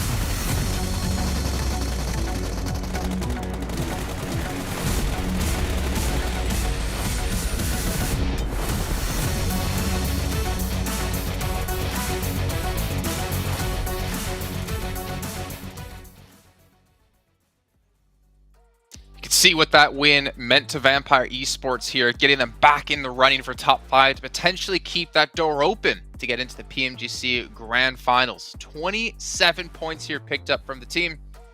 A fantastic performance, but honestly, there was, like we were saying before, Max, when we were watching the match, there was just so much happening. HVVP as well, having a slaughter in that last match in the matter of about 7 seconds. I mean, we were talking about it during that game, Jason, that for Vampire Esport, if they want to be able to catch up, they need a chicken dinner. It was like, no, at least 10 eliminations. They a little bit outdo that, 27 points on the game.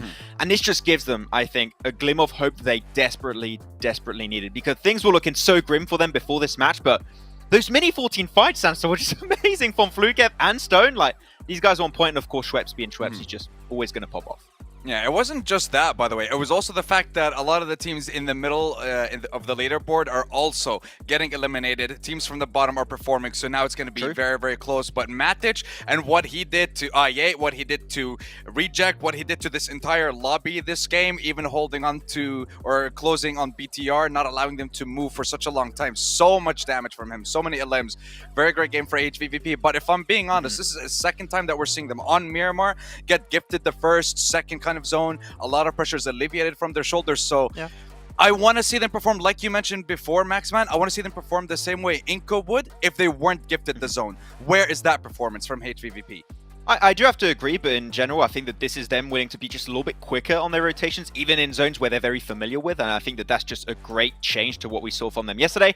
And man, they eliminated, there you go, that's the word, 2 teams in a matter of like 10 seconds. Like, they just flipped a switch in that game and just went super aggressive. So good from HVVP. We'll see if they can keep it up in the next matches.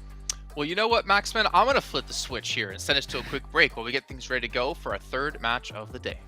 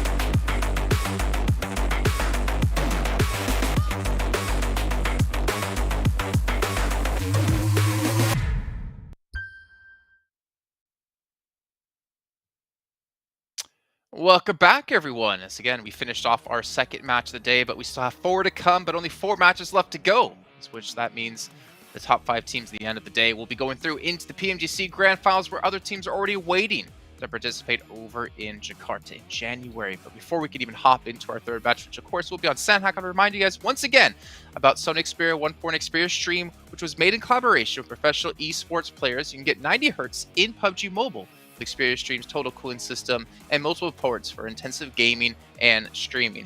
I learned yesterday not to throw that over to Max and Sandstorm because they don't remember the last word for some reason, but one thing they do remember is how awesome Prime Gaming is, because you can get exclusive in-game free PUBG Mobile items as well as additional content beyond that. And even with the Prime benefits, it's a win-win-win situation. Just no chicken dinner involved. Like shit. I don't know how that works, but I thought it came with it with the deal, but that's fine. Let's take a look at our overalls. Let's see where we're currently standing here. Alpha 7 going to be in first place at 103 points.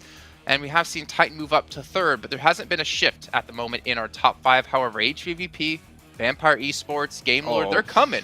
Problem was Game Lord got 0 points in the last game. Yeah. Oh Lord, they're coming. It's Vampire Esports. Vampire started off the day in 15th position right now, Sandstorm. Now in 7th position, just at the door of making it potentially in that top 5 position.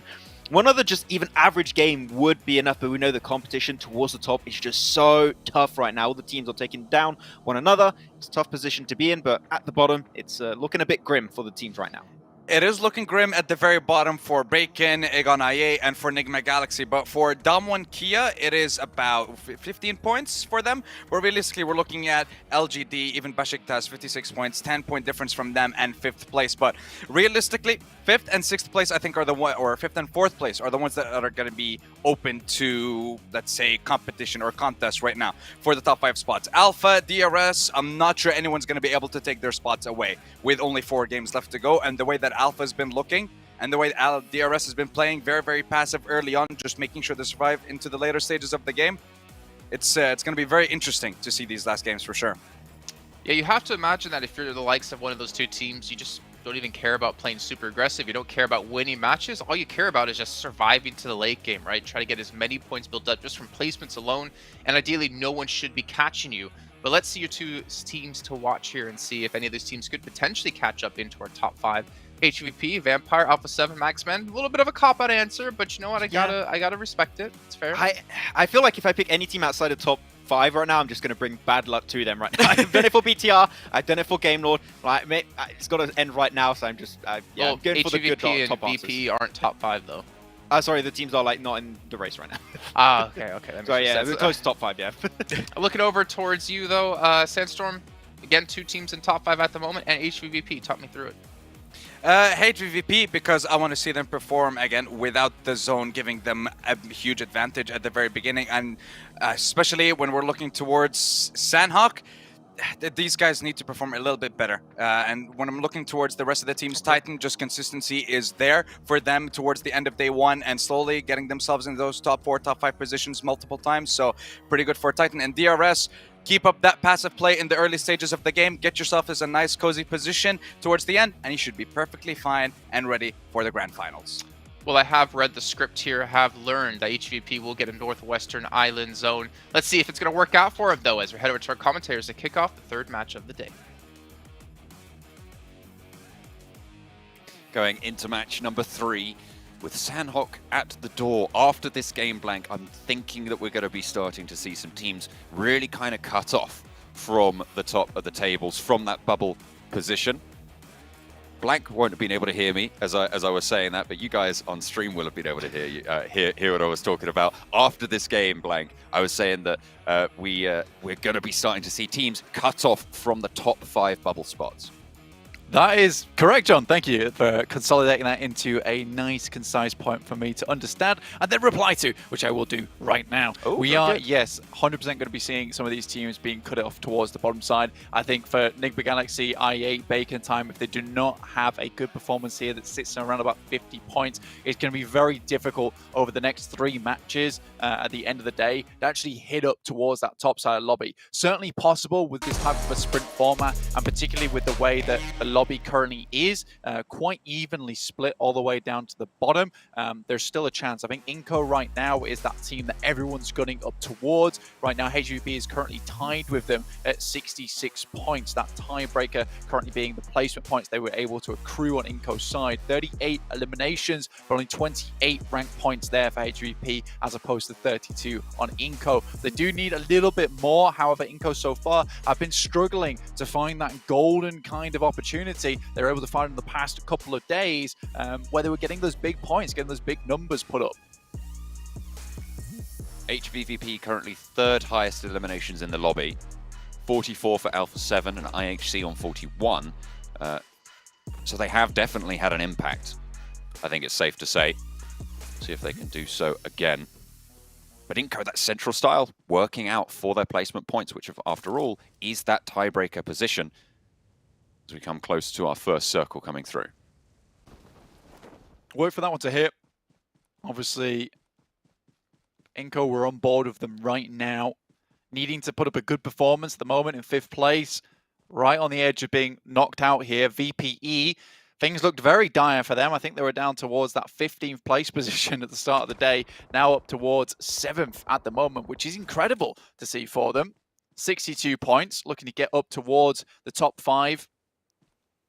Going to be hard to dismount DRS, but with Alpha 7 taking 103 points, putting that buffer between them and second place quite high. First team to reach triple digits here in the last chance. You know, there is a lot of opportunity for other teams to leapfrog underneath some of these guys like Titans, IHC, iNCO, DRS, who have yet to find those big games consistent like we're seeing from A7 at the moment. And if you're one of the teams that is looking to chase that bubble, you're very happy to see Alpha 7 earning all of those points, right? You're looking for them to take those points away from the other top contenders, unless all of those other guys are finishing in 4th, 5th, 3rd places, that sort of area at the same time. You're happy that Alpha 7 are taking a big chunk away from you because it's unlikely that you're going to get up to that first position or challenge for it, but you just want to have that bubble reduced as low as possible so that when you have a pop-off game, like your HVVP, like your Vampire Esports, you have managed to put yourself back in the running.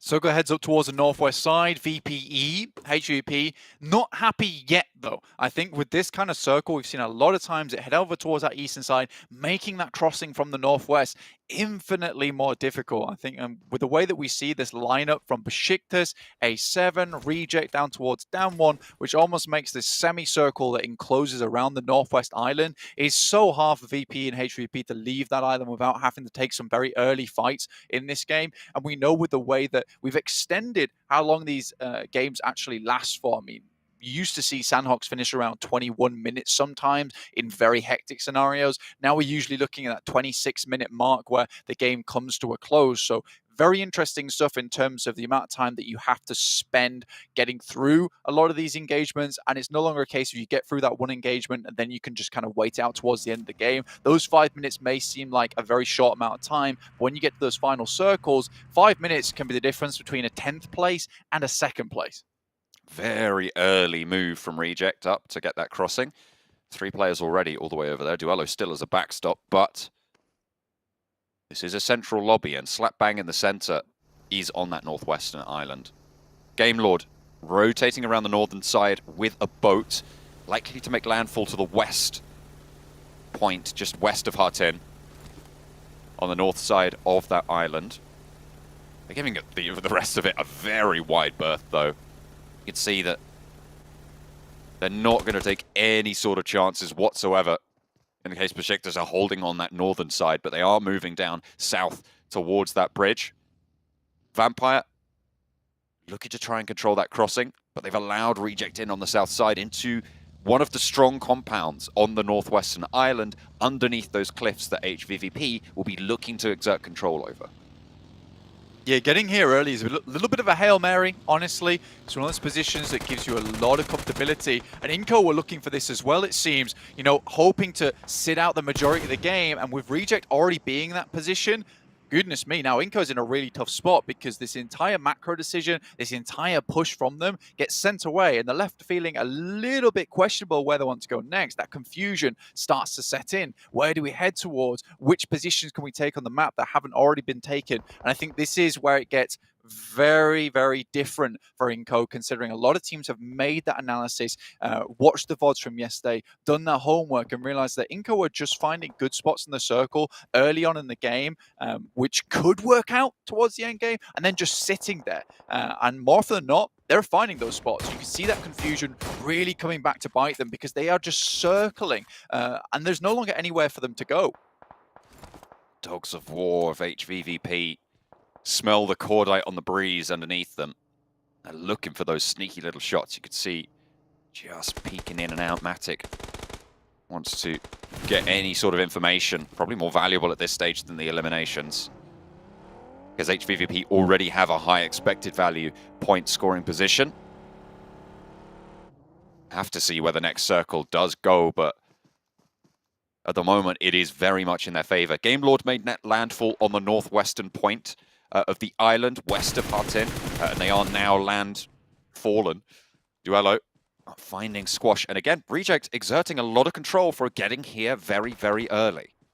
Yeah, it's literally the iNCO play, and it's funny to see it come back to bite them because you have this singular play where it's worked out so many times because other teams have not been going for this same rotate. As soon as another team takes up that position, iNCO is just completely floundered by that. I genuinely don't think that they knew what to do after a team was in that position. They had no backup plan, to say the least, and hoping that that would just take them all the way. And this is the one thing that I was worried about, the one thing that I thought would cause problems in future for iNCO, and it's certainly starting to rack up now as they're not finding those points. Again, 54 at the start of the day, able to get 12 points on the day after getting quite a lot of eliminations from that bankside position over on Erangel, but it's not really brought them up to speed with some of the other squads towards the top of the lobby, like Titans, who have made a really good run for it, trying to secure their place in that grand finals.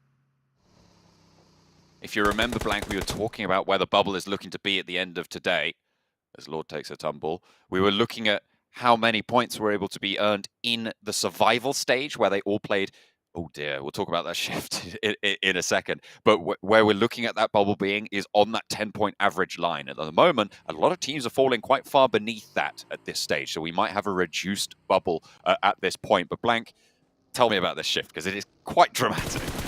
It really is quite horrible. This is what I was talking about earlier, where, you know, HVVP and VPE still worry for themselves when you see a shift like that. Zone 2 is always the hardest shift that we are going to see.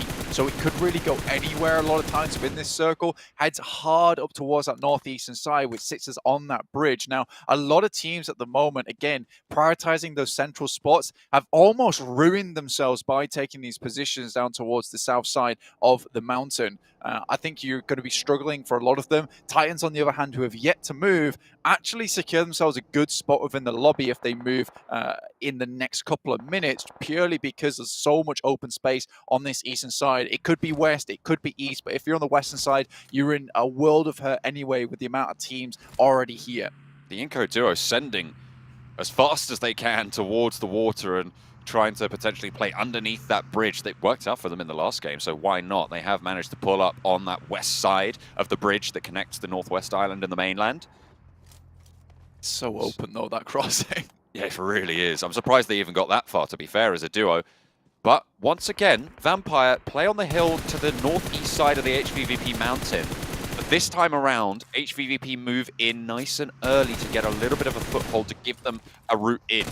Last time we saw them come into conflict was IHC take a fight with LGD, and actually Alex controlling the roll-up nut really beautifully there as a solo outpost for IHC. We'll be able to look for these flushes as well. Really, really good stuff. But when we've seen Vampire contest on that little mound to the northeast side of HVVP, we've seen them not move early enough, and HVVP have learnt that lesson.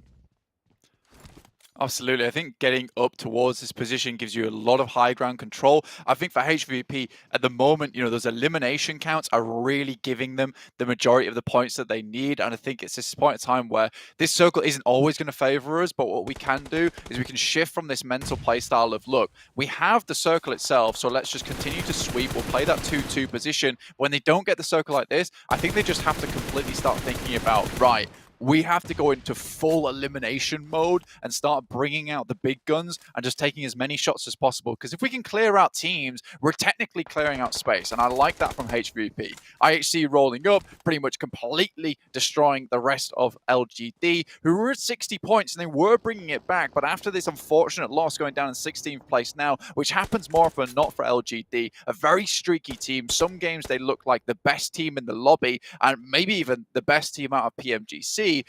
Then other games they look like this, where it just feels like they're not even part of the conversation. And that's a really difficult thing for me to analyze on the desk, for the actual desk to analyze over on their side, as well as for you guys at home, because it feels like if you want to cheer for LGD, sometimes you're cheering for an LGD that seems completely different from the norm. It's odd to see, and I think I'd like to see LGD bring it back into that position where they're performing similarly every single time. However, at this rate, I don't think they're getting towards the grand finals. The circle again onto the bridge. Somehow, Blank, iNCO are in a central position. Okay, it's just one of the facts of the universe that if there's a circle, it's very, very likely that iNCO are right in that middle spot. But Nick the Galaxy move around the north side and scout out towards underneath that bridge. And actually, with iNCO swimming across, trying to make it to the other side, that could be difficult. Vampire this time around, however, are going to control that approach. It didn't work out for their control over iNCO, but Nick the Galaxy will feel the brunt of that pain. Ralph spotted, shot down, Schwepp picks up the flush. HVP even got involved on that engagement as well, taking shots down that way. VPE, though, in a good spot at the moment. Like you said, though, oh, dear, he has the vehicle underneath. Try and keep these players off him. Keeps pulling out the nade. That is mean. That is really mean. God, that is a like threatening presence. Yeah, a little exclamation mark above his head. Alpha 7, up against IHC. It's a knock apiece. 2 4-man squads. So far, though, Godless getting knocked 2. That's them down to just 2 players. Continuing on that streak. 2 for 2. I would love to see this fight right now. I mean, it is all going off. I mean, IHC would really like to get some points, and purely taking out A7 out of the way means that a lot of those points being ripped away from the top of the lobby, IHC could probably secure a little bit of a better position towards that top side of the top 5. Bacon time with a strong position as well. Vampire had their turn. HVVP had their turn. It is Bacon time's turn to step up from the group green heavy hitters. But IHC demolishing on this south side might ruin Alpha 7's chance.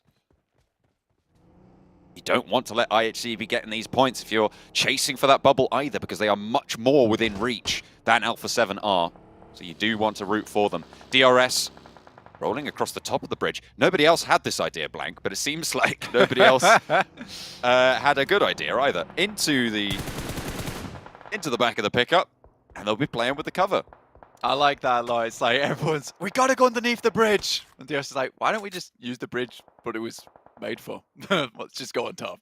Maybe not all the way. This makes no sense. In fact, everyone else in the lobby, completely illogical usage of the bridge, which is, this is a comfortable way across, let's swim. That's not how I see bridges in particular. However, iNCO seems to find success off the back of that approach anyway. Alpha 7, though, with 2 players, actually taking down more from IHC. So once again, another 2 for 2. And holding on, another knock comes through on that side. That's VPE, Vampire getting involved. They needed to be able to get up in there for the vault, but now there's 2 players down on the inside. Alpha 7 holding off against IHC. First knock is close, but there's 2 players still on the inside to handle. Carrillo gets the spray down, needs the weapon swap, a sliver of HP on the inside, just jittering around the corner. Nervous now, but the fancy feet win out the day. Falls back, doesn't go for the flushes, doesn't get greedy, and sticks the res. He knows that the last player from IHC will not be able to get this res off before he can. Close. So he'll be able to play on the 2 players. Carrillo stays alive, gets Revo back into the fight, repositions Godless around the side, a DPS, a nade around the corner, looks to just slow things down, or certainly give them a little bit of fear. Oh my and IHC God. fall. It's an off angle coming through from Aegon XI8, and Carrillo keeps Alpha 7 at the top of the table. I do not believe what I've just seen. Alpha 7. That's an insane haul from them, but now I8 looking to get involved. But again, Revo, Carrillo, you cannot count either of these guys out. UZM spots the player crossing, nades going through the doorway, trying to keep Revo under pressure. This splits them up. Might not be able to take that 2v1, the crossfire. So it will be the 1v4s, but a load of damage pouring through. Another test for Alpha 7. This time Aegon XI8. Revo has the bulk of the health right now, and Carrillo is down. They've taken it in turns, and nades towards the back are going to make it even harder. Revo split from his teammate right now. And he looks for the challenge. First knock, taken down. Excellent start. Needs to find another. Looks for the spray. Crosses the doorway, and he falls down. Aegon XI8 proved to be just a little bit too much. You can't really blame them coming off the back of that fight. The circle shifted down south, so now Aegon XI8 with a brilliant compound. HVVP controlling the hillside on that western edge of it. Down one trying to challenge, but in the meantime, Game Lord and Besiktas trying to leave from H10. Marvalo up with the DBS. Son HP also laid bare there. Hits the deck. The helmet bouncing off the wood there. Makes the resounding sound of defeat on that side. BTR, similarly, Zuxi going up against 6. Misery's already down, but Titan's in a worse spot. But nades pouring over the top, and Jem Foster cannot handle the amount of firepower coming out from Titans. 2 players down. BTR trying to activate now with the DBS. 1 and 2. 2 shots, 2 knocks. Liquid has to worry about his left flank though, because Teak is there. Sprayed down, and he will be able to find a knock over onto one of the forward players from Bigatron. There's a res going on in the backside, and Teak is pushing up. Zuxi wants to stick this one, knows that Teak might commit, but hang on a minute. He pushes over. Titan take down Bigatron, and Zuxi caught unawares there. You've got to wonder what was going through their mind. You take the challenge. You know Teak's pushing, but Titans stay alive on 2. This is one of those speed plays. You either commit to one decision or the other. No. What is that? Out in the water with the loot crate. A small island with a compound down towards the southeast. Maybe Titans want to pick that up. I don't know how close anyone can get towards that position. Nenebete might be able to swim his way down. Remaining in this game for a long, long time for iNCO, but I don't know if these placement points are going to cut it for them. Titans for Tixi and HVVP looking to move up towards down one's position. They got ahead of them nice and early, but nades still pouring through. Favian moves down, knows he has to get off this top side, considering this is no longer an ideal spot for either of these teams. Song waiting. Favian leaves. Wants to take a dip. Maybe looking to go all the way across, but doesn't quite get into the deep water in time. Maybe he thought that it was a little bit deeper there, but there's quite a lot of shallows in this river. You have to be very careful when trying to move forwards on it. HVVP moving forwards towards down one now as the circle pushes them into this engagement. Sung close to the rock. Needs to hold off against at least one of these players. Kitsune swings out wide. HVVP cannot afford to lose a player at this stage. They need to keep it together now. Getting the damage in. Kitsune goes low on the wide, deep swing. Sung will be falling. Forest now, last player standing for down one as HVVP just about holding it together. Will be caught out, and now they can move further down, but Kitsune is bleeding out. Down one eliminated. The chase is on. HVVP, they're up in 5th now, Blank. The fact that none of them actually went down is a huge shout for the performance going forward. Reject, though, still spotting up towards that way. Duello looking towards that position. I8, 6 eliminations so far. Looking to take down Duello. That nade should do the trick. Takes him down. 7 eliminations for I8. Maku taking a huge amount of damage from VPE, who are watching them as they walk down this side. It's completely barren, open ground for them. And 9 eliminations for Vampires, looking to set themselves up towards that top side of the lobby already. It felt like HVVP just played this a little bit too slowly, and now they're paying the price for it. 2 first aids as actually Fluke does go down and reposition Stoned. Looking for that cross, will have another first aid, but the drop down will take him down. Ravenclaw's there watching, and Matic will be the last player alive for HVVP. Has to just go for a shot. Try and pick up an elimination if you can. It would be great, but Schwepp, he escapes the first set of spray, but needs to go for the reload, and he's spotted by Ravenclaw. Unfortunate for HVVP to not pick that up, but Vampire going to be really slowed down by that. They'll lose a lot of scouting power, and they'll lose the potential to go closer to this. Bacon Time, by the way, still alive. They are swimming across now and getting off to the shoreline. There's Shirty, and because Vampire were losing players, Blank, that sightline was denied and allows them an opening. still not so bad for Vampire. They're realistically the only ones with a strong position here other than I8 who are looking to put up a big performance this game and set themselves up towards that 6th to 9th place bracket where there's a chance to get towards that top 5. They will need another big game to do it, but we've seen them do it before. UZM gets towards the coast. Stone's trying to take shots. 10 eliminations for Vampire. 4 players still on board, and already we said they're in the top 5 and they're looking to put up more points on this game, which might even see them up towards maybe even top 2 if the RS go out soon. Vampire taking shots over to Bacon Time, trying to stop their landfall, but there's always that foothold that they've got in already. Shirty, Orm style, they just want to stay alive at this stage. They cannot afford to go down this early in this one. 7 teams remaining.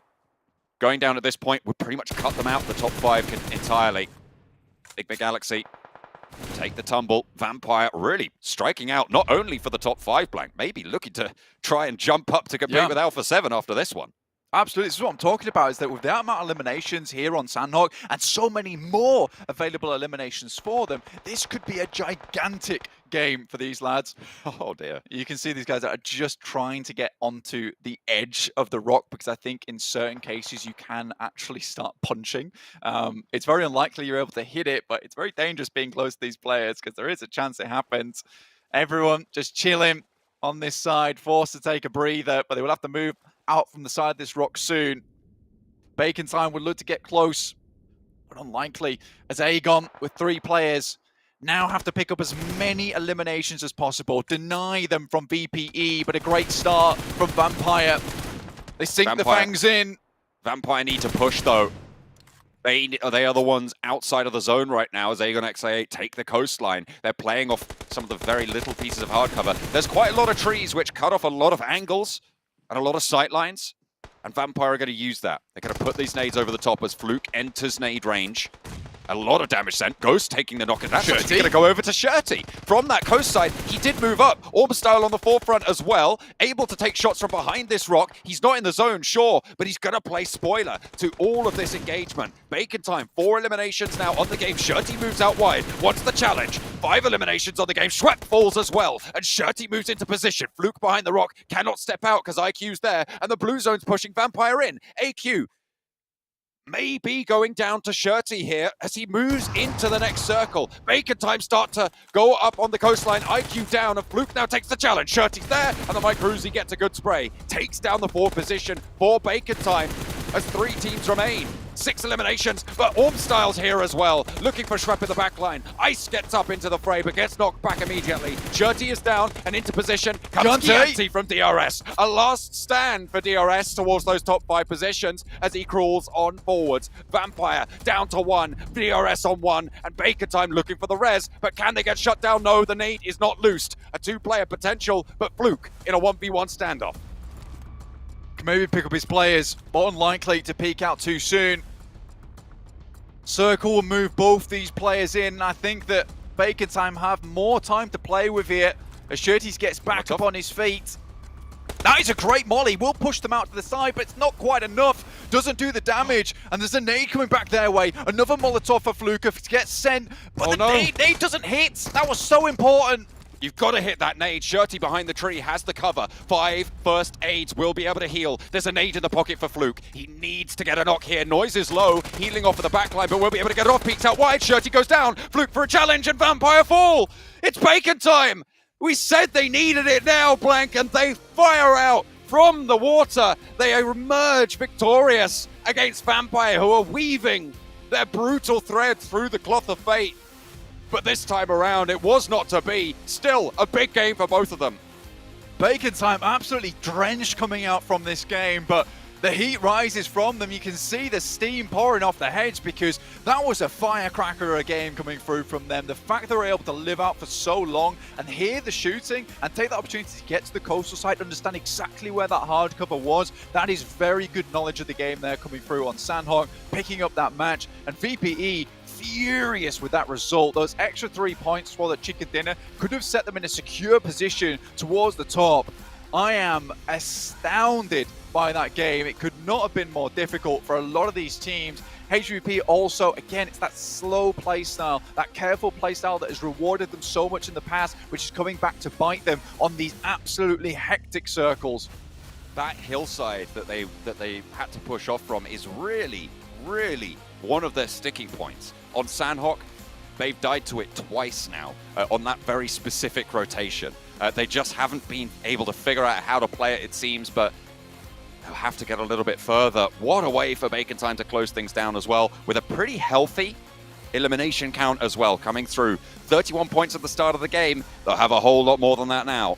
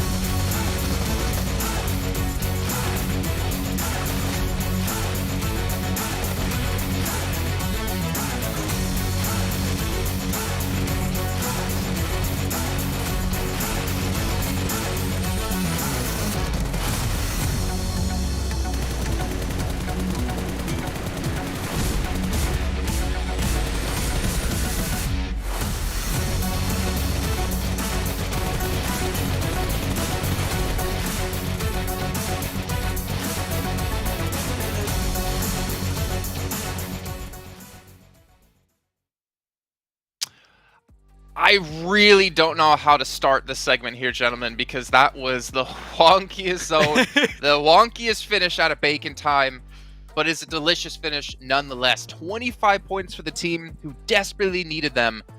But besides the fact of them getting points they needed, what about Vampire Esports who get 25? Agon I8 who get 13, Titan who get another 12, and DRS get another 11 added to the board. Some big movers happening in this last match. I think, Jason, it's fair to say that we're going to have some new teams potentially in the top 5. I mean, mainly looking at Vampire Esports, of course. I'm a new potential top 5 contender right now. But, I mean, Bacon Time, really, Sandstorm. I would say if they did not get this game right here, I think that they would be 100% out. But this one does add a question mark, like, can they climb back up? It's going to be tough, but this maybe opens up a door for them to make it happen. It does, yeah, and it's not just that. Again, we have to look at the teams in the middle of the pack and seeing how they're performing, but putting up Noise's stats up against Fluke. Fluke almost managed to do it towards the end there. I'm surprised that he didn't use the nade a little bit early on. He might have been able to just take out the last two members of Bacon before the revive even came through, but still very well played for Vampire to secure this amount of points in these games so far. We've seen them end the day one with 25 points. One whole day with 25 points, and now they get those in just the one game. So it is a sensational comeback from them, and they should definitely be in the top 5 now, but can they hold on? That is the question. Yeah, I mean, there's still, 3 matches left to go today. The job's not done quite yet for all these teams. And honestly, it's just going to get more and more stressful as the matches do go on. But the best way to relax after having a stressful day or stressful matches is at the Pullman Kuala Lumpur Bangstar Hotel, where our world is your playground. And one thing as well to add into that, what about Prime Gaming? You get yourself some free in-game PUBG Mobile rewards, some premium content, not to mention all the rewards that Prime Gaming has as well. So that's that one way you can de-stress.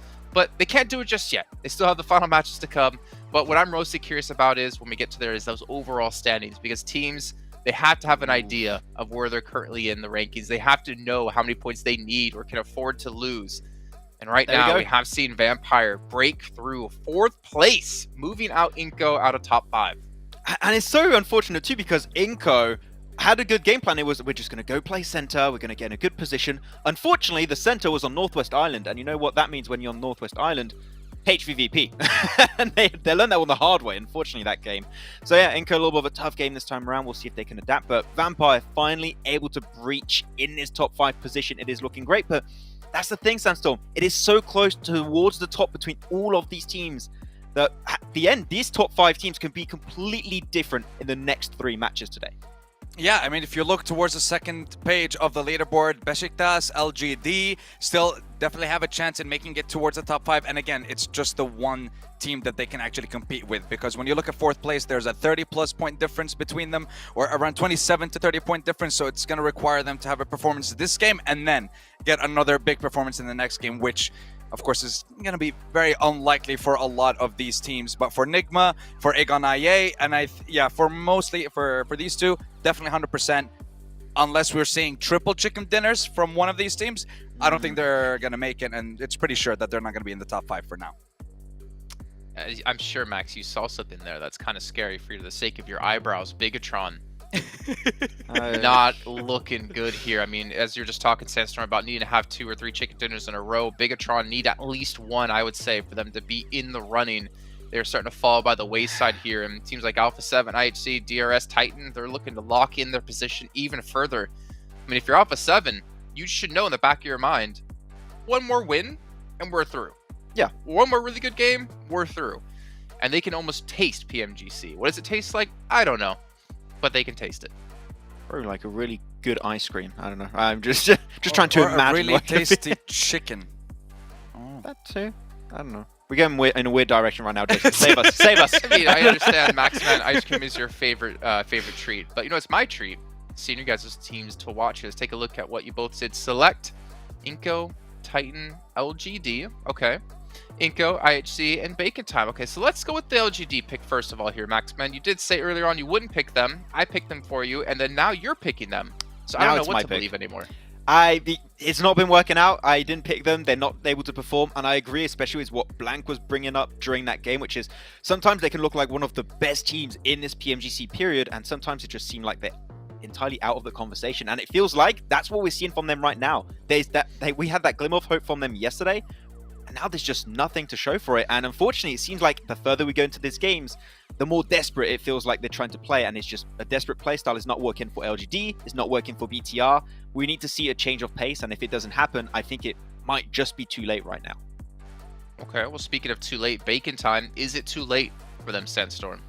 I would say this game would be their last opportunity. They need to get 15 points plus in this game in order to have a chance in the last 2 matches. If they don't, I think they're going to be out. When we're looking at IHC, they started off day 1 pretty strong. They had their first game with second place, 10 elims. You look at their last game as well, second place, 9 elims. But other than that, it's just been a performance that's all over the place. And we're not seeing anything good from IHC throughout the first 3 games of today, and something definitely needs to change. For iNCO, long story short, you guys started off strong. You even qualified through the strongest group in Group Green with a difference of 2 points, and now they're barely holding on to staying in that top 5 spot. So they need to kind of adapt a little bit, and we're going on the Wrangle, one of their strongest maps, so I'm hoping for a good performance from them. All right, well, it's time to head into our next match of the day here with John and Blink once again to kick us back into Erangel. I said, Blank, that after this game, after that Sandhawk, I was going to start to look at teams being counted out of the top 5. For now, Enigma Galaxy for me, bottom of the table. Oh, whoa! Something in my throat. But 32 points at the bottom of the table. I have no idea, Blank. Maybe it was... I'm not even gonna. Maybe it was Enigma Galaxy choking. But they are not going to be really within striking range of the top 5. No, I wouldn't say so anymore. I mean, Enigma Galaxy, 16th place, 32 points. It is going to be extremely difficult for this team in the next few games to actually get up towards that top side. You're looking at back-to-back chicken dinners. Now, possible, but very unlikely to happen. Zuxi coming out, Luxi back in again for the team. We saw this guy do some amazing work towards the start of the survival stage, really putting the team on his back a lot of times. We'll see exactly how this works out. I think there was just a bit of miscommunication, and I will maybe put this down to the fact that, you know, they've had so many sub-ins and sub-outs at the moment. Not being able to have that consistent roster is hampering them a little bit, because they seem to have different ideas of what they want to do at moments in the game. I mean, Liquid wanting to push that, Zuxi hanging back for the res. I mean, you either do one of the two, and I think the result is the same, that they win that fight. If they both hung back, went for the res and had one player hold off behind one of the vehicles or a bit of cover, play an off angle, they win that fight. If they both push together, they get the refrag, they win that fight. But the fact that one went forward, gave them the 1v1, and then one sat back and then just res, which means they're in a static position, you lose that fight 10 times out of 10. I think that is just a complete misplay on BTR's half. So I think that they need to figure out this roster they want to play over the rest of the day. I don't want to see any more subs come through, because this is now really the final chance for BTR. Currently sat quite far down the lobby with 13th place, 55 points. There's certainly a chance for them, but requires these chicken dinners. And remember, they've been given a fair few chances for them. On Sandknock, they had a fantastic compound. On Erangel, they've had some fantastic compounds, but unable to convert that into a big win is worrying. HVVP forced to go for their backup drop again today in match number 10. 3 games left to play, including this one. Not ideal, but at this point, it might as well be their main drop, Blank. I feel like they've actually dropped here more over the course of this last chance tournament than they have actually been able to manage to get to North George. It's kind of crazy, the amount of South Plane Path cuts we've seen. Yeah, for HVP, I think they're more now prioritizing getting that loot on board early. It's pretty easy rotation for them. DRS like to leave that position up towards their northwest side quite quickly to get towards an edge side of the circle so they can start playing inwards. DRS at this point in time, it's going to be very hard for any of these teams to actually get above them or at least overtake them in this top 5 position, just because the way that they're currently earning points is very consistent. They're rolling over those numbers every single match. Even when it seems very unlikely for that to happen, they're still grabbing those points. Remember to follow us on our social channels as well, guys, because we'll keep you up to date with anything that's coming through in the future, including certain rewards, any kind of crates that might be releasing, even our new and additional packages that we're adding to the game, and also when and where we'll be seeing that PMGC take place. LGD, oh dear. YZ not dropping near a vehicle. Fortunately, Besiktas do not want to challenge this. LGD and Besiktas seem to be fighting quite a lot, quite early, in quite a few... it's back. Goodness me. In quite a few of the games. What are you doing? Somewhat problematic going on there for you. And I think you're just getting maybe choked up about these final games. You know, it's very emotional. I realise that, John. 100%. Some of our favourite teams might be going home here, but similarly, some of our favourite teams might be going through. So we can be jubilant as well as sad at the same time. It's absolutely fine. I'm not sure how we'd pull that off. You know, we'll have one side of our face in a frown, one side in a smile, pull off the full two-face action. No, I was just trying to sort myself out there. Western side on the circle. Going to open up those rotational paths, those routes. Past Potato Hill, probably going to be quite hotly contested. Seen a couple of teams vie for position there. Reject still dropping down towards Rozok. Going for quite a long drop. Might actually be able to stretch out towards Sunken. Down one, playing in the apartment, in the apartments. Just trying to get as looted as possible. No one too close by. They won't be super worried at this time. Besiktas, though, sharing Yasnaya with Bigatron. This is one of the few circles we've actually seen head over towards this western side so heavily before. Gatka open now, so a lot of teams coming through from the eastern side. Now A7 are most likely going to be suffering the most because of this. They're right at the back of the queue. This is no longer a case of sitting pretty and making their way through slowly but surely towards the circle. I think there's definitely an opportunity for them to move up towards that northern side, but with LGD currently holding here as well as Besiktas and BTR, that's going to be another tight rotation for them to make. It's going to be difficult to squeeze through without feeling some of the nasty bristles coming through from BTR, LGD, and Besiktas through that location. Although they have made similar rotations before and been quite successful with it. In the meantime, HVP, this might be a slightly more difficult rotation for them. I mean, I know I said the DRS like to move away from that position on the Western Bridge quite early, but this gives them the chance to stick around here for maybe a little bit longer, though with the way the circle's been panning out here with a central play from a lot of these teams, you'd expect DRS to maybe head up, pick one of these nice compounds early on, just purely with the amount of useless compounds in this area and the amount of high priority compounds in this area.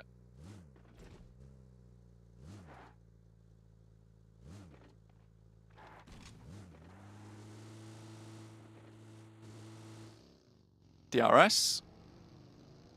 Currently still moving upwards. Aegon down towards Sosnovka. IHC in Novo. Bacon time. Also in Milter Power at the moment. So honestly, still feeling pretty good about them. I mean, they can move through. Reject up towards Rozok side.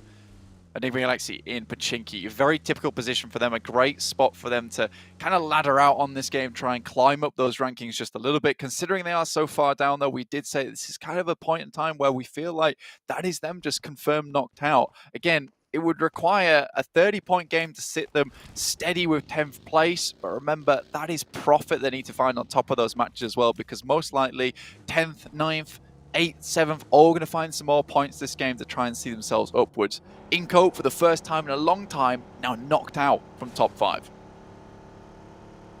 It's not ideal either at such a late juncture. 9 points behind that bubble. They will have to try and keep plodding along, but there are teams at their heels who are going to try and snap out that Achilles and make that a whole lot harder in the games to come. Drawing really, really close to the end here. Only a quarter of these games left to play. Down 1, still playing a little bit split here. 3-1 right now with iNCO on their south side. iNCO, like we said before, very central spot. Down 1, close by, like you say. Picked up a position on the map that they could find fairly easily. And just moved directly to it. This time they're not thwarted by any of the teams that have already picked out that compound for them. So again, we don't get that flustering, we don't get that panic come through from iNCO, which kind of spelt their doom on that last match. In the meantime, Alpha 7 do make that rotate that we were mentioning before, up towards Severny side over the top of Yasnaya. It was a tight rotation, but they nail it there, get right through that hoop despite the flames on all sides. Keep themselves nice and warm in the process, hopefully. Even if they don't get burned, that's what they're hoping anyway. Vampire, ooh, Novello denied it by a cheeky little slow roll on. By Vampire around the side, LGD caught out by Mythic. Will be shot out as well. MVM going to go down and LGD lose a player. The first to fall, and Mythic picks up first blood for Alpha 7. Straight towards the position. This is what Alpha 7 wanted to do today, and they're executing on it very well. I mean, not necessarily always getting all the points or getting all the success from it, but what you can respect from a team is finding certain amount of success from something that they wanted to do. I mean, they mentioned they wanted to be more aggressive in taking positioning around the map. That's 100% what they've aimed to do, and they've found those spots, and it has resulted in wins. It's resulted in a lot of points as well. Piso spots Revo towards that blue side. If he gets knocked out here, very unlikely they'll be brought back in towards the fold. Has to hit the first aid kit. The Blue's not doing a chunk of damage at the moment, can just bandage that one back up, get the stims and get moving, but that will slow down the guys from A7, but they've got something to say about this. People are looking at this rotation and thinking, hang on a minute, Alpha 7 did really well by rotating over the north of the lake, so let's all do it. 4 teams have moved through that area. It hasn't been great for any of them, really. Bigatron probably ahead of the curve on it, and will be able to get ahead. But they're most likely going to have to push south of the river. They see that. They're moving into Rozhok North. Oh, dear. Wow, okay, yeah. So second circle finally hits here. iNCO will have to move for a bunch of teams. Pachinki at a little bit of a sore spot in the circle. The move around that means that a lot of these rotations will have to go through similar areas or towards that northern side or down towards the south. You're really going to be seeing a lot of traffic jams coming through. Besiktas still on their rotate downwards. Now Alpha 7 left out in the cold as they've got a long, long way to go on this one. Chung Si still in the back for LGD up towards Severny. Trying to regroup with the rest of his team in YZZ as well as Suki. Struggling to find similar performance we've seen before towards the top of the tables. Again, now looking back down towards the circle itself. Game Lord, I8, DRS, all in central spots. HVVP just now making their move through. And a huge chunk of this ground split off by Quarry as well as the fielded area down towards that south side. It will be difficult to play this circle. A lot of open space. You're more than likely going to see a lot of teams struggling towards that end game in positions that we'd never want to see you in, which is laid down on the floor in the middle of a field, maybe behind a hay bale, which is your only hope in hell at making it through the game. Would be far from ideal. Baking time on the east side. 12th position even after that chicken dinner. As if. It's unfortunate. Hey, Blank. Guess where iNCO are? Well, that's what I'm saying. Is that it's so surprising to me that they've been able to find this rotate. and it's not been challenged whatsoever. I think that this is... At this point, it can't be luck, right? I mean, it's not luck, no, but this is the type of thing... Well, they're lucky in a way that no one's taken this at this point in time. So many teams had a lot of available time to get in towards this position. Yes, it's not the best compound, and I think they've realized that, which is why, you know, there's a more priority compound down towards the south side, which VPE have. So they take the leftover, essentially. But there should be other teams taking this spot. They're already much further towards the circle than them. I mean, they were up towards school side about 3 minutes ago, and now they make their way down. No one takes shots at them to get into this spot. This is not something that they'll get away with if they head towards the PMGC Grand Finals. This position should be taken up by that point in time, and crashing onto it, they will require a fight to get in. I don't think we've seen many times iNCO have to take any kind of crashes, any kind of engagements for their compounds, and when they do, it really does not work out well for them. This hillside that's in the middle, surrounded by fields, is only going to compound the issue of it being a central lobby, right? All of these teams focus generally on getting quite central, and the fact that there's so much, there's essentially a ring of difficult to play terrain around the center is just going to make things a little bit faster. A knockover towards the forward point from HVVP, who are still wildly split, is going to force a fast response from Kitsune. Heading back up towards that high ground, I mean, it's not a bad spot whatsoever. And now with this high ground to play around with on top of Quarry, they can look down to a lot of these teams that may be out in the open, providing some good sightlines their way. Game Lord, again, also on a really nice compound towards the roadside. And we're moving further away from that nasty bit of fielded area down towards the southeast, which makes things a lot easier for these teams. It's going to be a bit more tactical, a lot more compound play. So you're going to be looking at some of these good shots. Some really nice precision DMR play as well to hit the helmets off, reduce the supply count for a lot of these teams, which most likely won't be moving from a lot of these spots. And iNCO directly in the center. You wonder if VP are going to try and move down or maybe take some shots towards their position, because they are deadly neighbors to have, because they're not likely to help you in an engagement once it pops off, but they're certainly happy to wander on up and pick up the pieces in the aftermath. LGD, northern side. Lost a little bit of momentum early to an early pick. But they're still on 3. And they've got some buildings, which is more than could be said for quite a few of these players. HVVP getting back together, getting Tixi back to his feet and redistributing. Really, really watching out on their back in the meantime. LGD taking shots. Chunksy will be knelt as Mythic takes shots over to LGD's compounds on the north side of the next circle. This is their backstop area. Now for 7, looking to sweep in on this northwestern edge. I think Meku has to be very careful now, currently holding on a compound on that western side. Not the most amazing spot for HVP down towards Quarry, but the high ground is nice for the time being. Nades coming through from BTR over towards LGD. We said that this team had to have a good performance here. YZ, bit of a clutch maestro, looking to take it to him. We'll be able to find one, but the next knock is just too much to bear. Both of the players here down, and now it's just the forward outpost Suki for the squad. Bigatron moving in and backfilling on LGD, picking up those pieces. But Mafioso's sending out wide. Will have heard these gunshots. They're thinking about how they can capitalize. So they move ahead. Do they try and third party? What are they going to do? There's a good chance here for taking up Suki's position, and BTR being able to catch them on their rotate would be really nice. I mean, Carrillo's already looking for one of those knocks which they can aggressively push on top of. You can see which compounds he's scouting to. Tixi gets a shot down towards Regiosio, who moves out very wide here. More than likely will not be able to be picked back up again by the reject squad, which allows perhaps a future rotation from HVP up towards that northern side to gain a little bit more space, maybe just be a bit more towards the central side of the lobby. This is an uncomfortable rotation from Bacon Time, trying to move their way in through about 4 or 5 different teams. Look at that. How have they managed to get through? I was going to say unscathed, but Noise does get knocked out in the open. Vampire picked that one up. The hillsides on the southwest stay in. The circle does shrink. HVVP on 4 players. 2 players from Reject down the hill from them. Reject, 4 players alive, sure, but you can't turn that slowly in front of Kitsune. You will be able to line those shots up. The players on your left, though, Kitsune, you need to be worried about. Has to reposition, wants to either get the flush now or look to regroup with the rest of the HVVP squad who are looking to move forwards. They want to crunch in on the position. A7's coming down now as well to get joined in on this engagement outside in the blue. are outside the circle.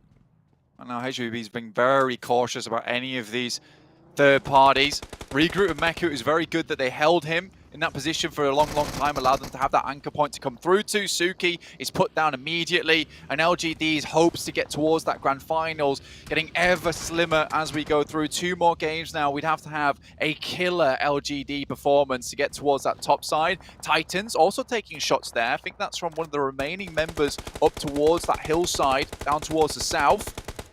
Shots, Bigatron taking on Alpha 7, the top dogs in the lobby. A good test for them, surely, but not one they want to take at the moment. However, they might not have much choice. They are swinging in.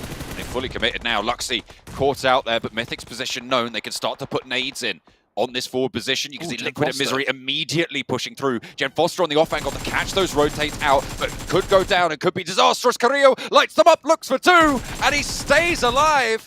Carrillo Forte yet again staying in the mix of it and clutching it out for Alpha 7 on a crucial part of the push. Turns around and Mythic helps him out there. Gem Foster dealt with. Bigatron find out all about it. Why are Alpha 7 at the top? This is why, but Luxy might just have one last throw of it. One last pitch towards the backlines. Carrillo has the nade though, and there's the shutdown. Besiktas third party. It might be just over now for BTR. 57 points, 2 more matches. The current performance as well. I mean, you can almost expect LGD to start flying out of control towards the end of the day. But for BTR, we have not seen that similar kind of jump up in performance throughout the day. Enigma Galaxy almost looking to end their run now. It's looking very bad for them. Oh dear, just the one left standing now. And at the bottom of the tables, 2 eliminations on the game. 34 points if they fall at this stage. Aegon X8 pushing into their compound. IHC on the far side. Lord picking in the middle and will fall last. That is Enigma Galaxy out of this game and most likely the tournament. I think at this point in time, we could practically say that Enigma Galaxy will not be making it through to the grand finals. They have been getting to each and individual stage by a hair's breadth as well.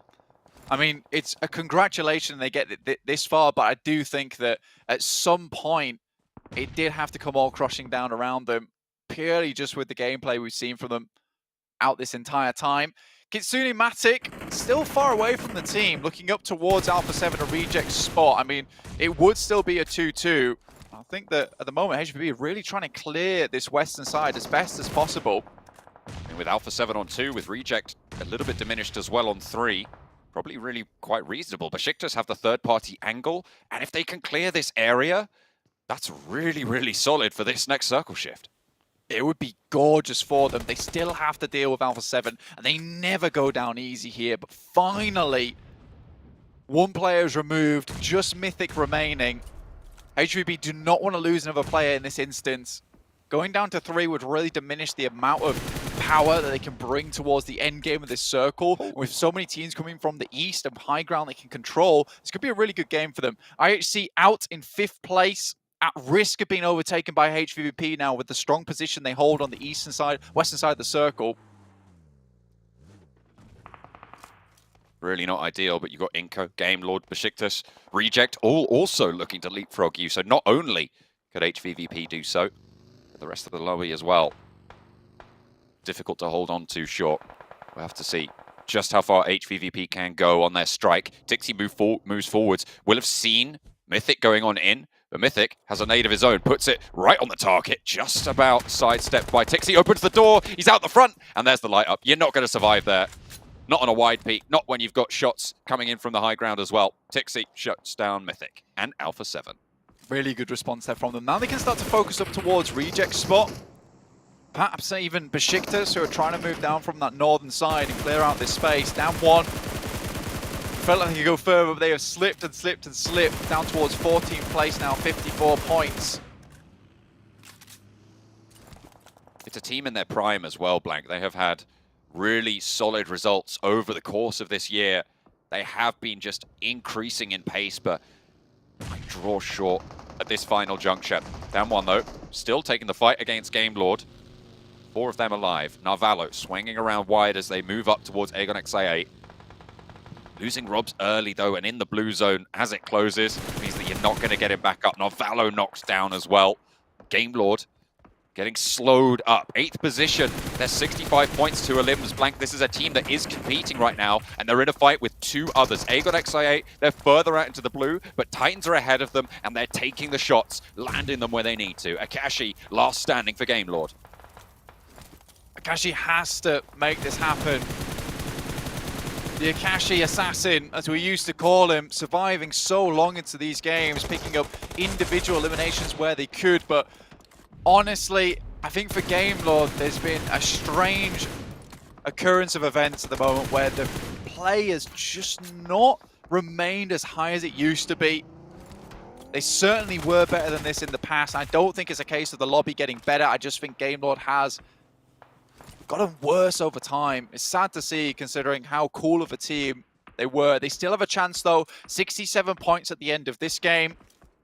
2 more matches to play. Aegon XA up towards that top side. 7 eliminations so far. 3 players up. 1 needs rezzing. This could be a big game for them. They certainly need it. Towards the bottom of the tables. I mean, we saw them launch themselves up, but the target was 16th place there, not 5th. Gaps that they would need to close. Grand Canyon to be jealous. iNCO moving immediately. See this circle change pace. No one's taking shots at them either. They just vacate. Ghostly there. No one even assumes what's happening. VPE could have taken shots, but they don't. They move up towards that crate. I think there are shots coming through now from them. HVVP locked in combat between Reject, Besiktas on this western side. They control a lot of space. It's an incredible ridge side for them to play from, but there being so many teams on this edge, it is difficult. iNCO suffers some damage. HVVP and Besiktas have been staring down Reject for so long in the tower. iNCO moving up on the far side, protected from HVVP, but not from Besiktas or Reject. The car, the only thing keeping them safe from teams across the way. And Nanibete spotted yet again. Aegon XI8, they leave 1 player forwards, and the rest are left to deal with Titan down the hill. 2 players alive. Ghost lights up 1, and it's traded off by Teak. Blade low behind the tree, does manage to get a heal off. Stands up and takes care of Titan.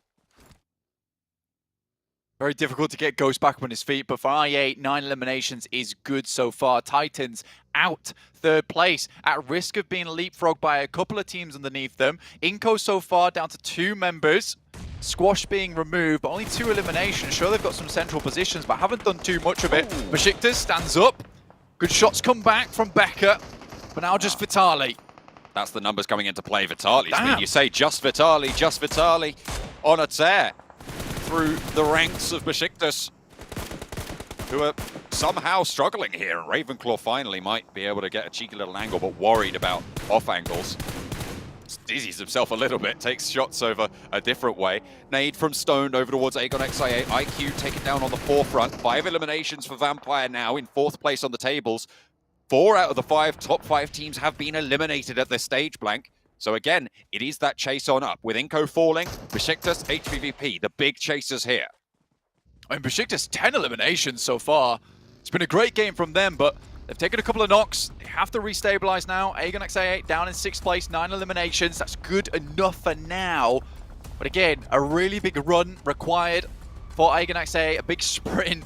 We've seen it before. I don't want to jinx them because I feel like it could happen again. Given the opportunity, VPE moves up. HVP very, very patient with this game. Allowing Besiktas to take most of the damage, but also most of the eliminations. At this point, well, there is a chance where these 2 teams, Besiktas and HVP, are competing for similar spots within the tables. Reject have been holding in this tower for so long, and finally it's coming to bear. Alive into the top 5, but Vampire down to 2 as Reiji continues to light things up. A nade over the top from Kitsune as well as they fight behind the tower with Besiktas. The next circle about to pop as well, and will dictate quite a lot of the pace of this next phase.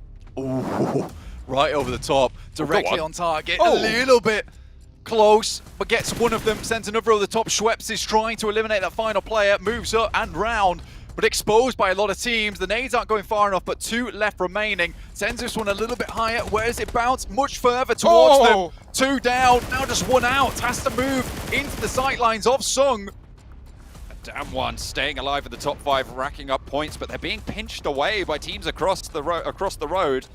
The circle shrinks away from the teams up the top, though, and everybody's going to have to move. Sung will have to push forwards as well. Who's going to get there first? Besiktas go down the mountain. They are now in the position where they took down the players earlier from iNCO.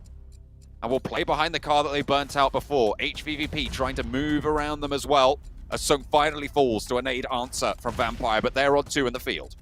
It's a smart decision from Besiktas because they're going to try and get the resupply from the members of iNCO that went down. Getting nades at this stage of the game is extremely important, and iNCO was nowhere near anyone close enough to actually send their nades through. With being in the buildings for a while and not using much utility, that could be really big for Besiktas. Although they have kind of put themselves in an awkward spot within the circle. HVP currently in, Besiktas still have to go further. VPE, again, a good performance, looking to secure their position towards the top side of the tables and get into that grand final. A really good sprint from them today.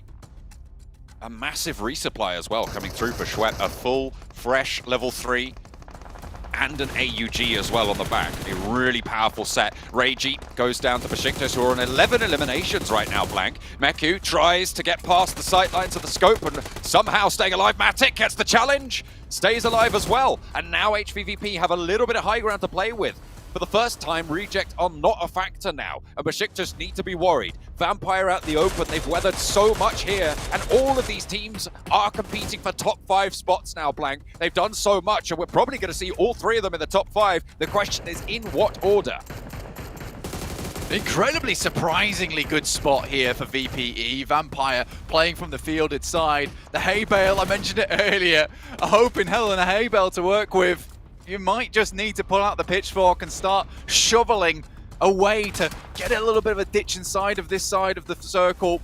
Hunker down, play from there. Besiktas currently doing exactly that, and Tixi just looking for these shots over towards VPE. If they can open up onto a knock, their life becomes so much easier. Matic is going to send wide, see if he can find himself a better position. Tries to bait out these shots to allow Tixi to hit them. They know there's a player behind this crate. They've been scouting this out for a long time.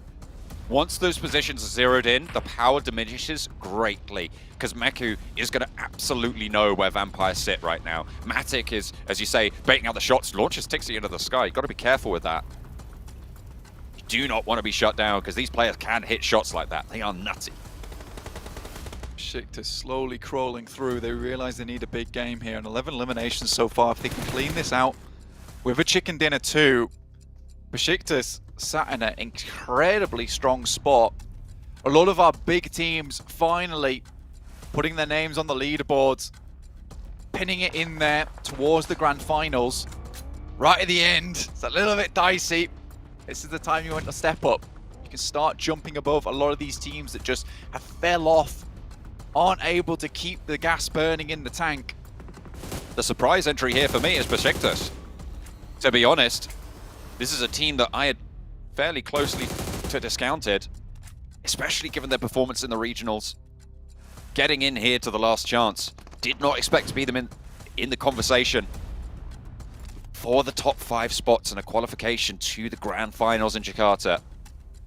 But here they are, fighting and fighting hard. They're on a hefty elimination count, and the shots start to come through. This fight between Besiktas and HVVP, that has to come through, and Zessi goes down first. There is a nade being cooked though, and they need to fade off, and Enjoy lights them up. 2 players fall, and HVVP might be drawn short here, but Meku can drop these smokes. Can Peace get the nades on, or can Schwepp slide it up as well? Kitsune behind the buggy. The burn is there, and HVVP struggling. Should be able to get 1 res. Tixi crawling forwards in the meantime behind cover of smoke. The res goes through close. Just on the edge.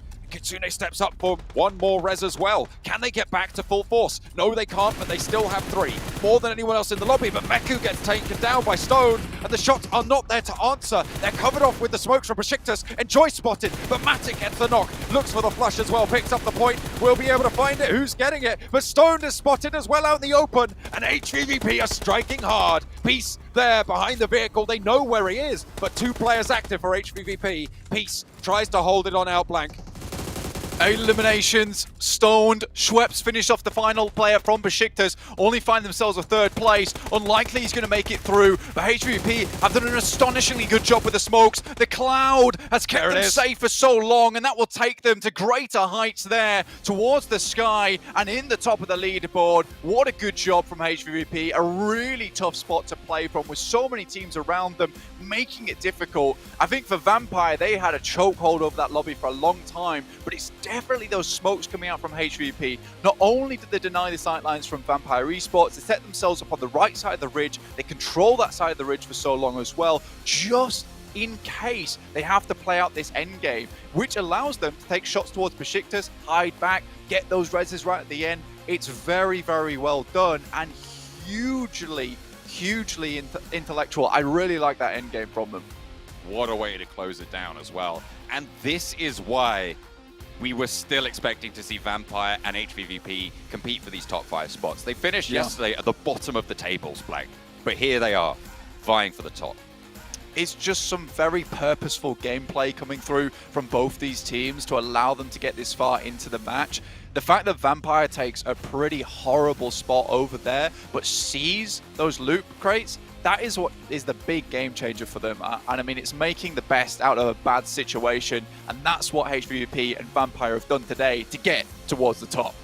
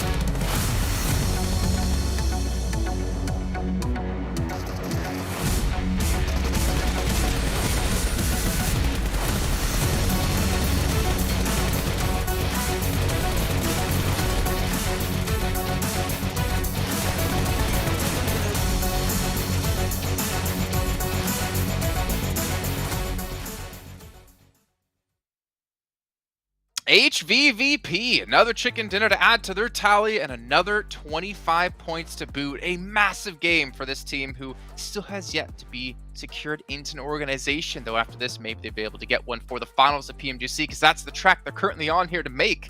Gentlemen, a fantastic game. The field finish was very interesting, I think we should say, as Vampire unfortunately were being shot from basically, it felt like every angle by every team. But we even see Vampire getting 21 points, Besiktas 22, even Aegon I8, Esports with 13. This has to shift up the standings quite a bit. It really has. And Vampire, like, they got himself right now a chicken dinner with 12 elims. A second place was 13 elims in the previous 2 games. And now they got himself another second place with double-digit eliminations coming their way. I don't know what change happened between yesterday and today, but I'm loving it. And it seems like when they just get into that late game position, they still have 4 players alive. They just overwhelm the lobby at some point in time, unless you have Sung, which it's a field finish. Yeah, going to have a snake. It's going to be an issue, of course. But if Sung is not there, chances are with those 4 players, they get the chicken dinner. So I'm loving this new Vampire. They're looking so streaky today. All right, well, we're going to head to a short break while we kind of wrap our heads around what just happened. But when we come back, we're going to finish breaking down this last match here and get you ready to go for our penultimate match of the last chance stage.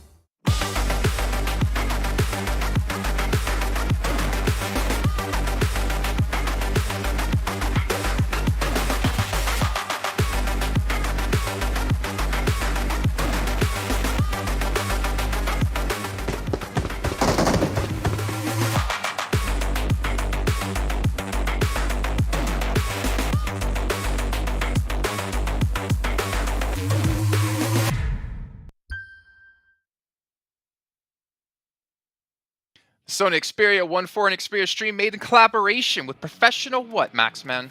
Esport players. Yes, it is. You can get 90 Yeah. hertz in PUBG Mobile with Xperia Stream's total cooling system and multiple ports for intensive gaming and streaming. Don't worry, I wasn't going to test you on that one, Sandstorm. We already saw I what was happened ready, the other day when I though. went with it.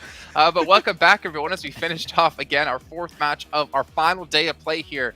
Let's take a look at our overalls and see how things might have shifted up. And we are going to see a big shift indeed. What? Vampire Esports coming for that first place.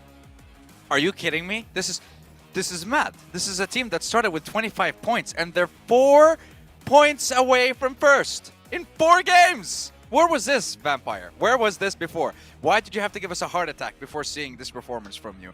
DRS, they're still keeping up the consistency. Good for them to remain in the top 5. Only 1 point ahead of Titan, but HVVP breaking in and getting to 94 points. And now we're seeing the margin increasing a little bit between qualifying and not. Only 12 points between Besiktas and HVVP.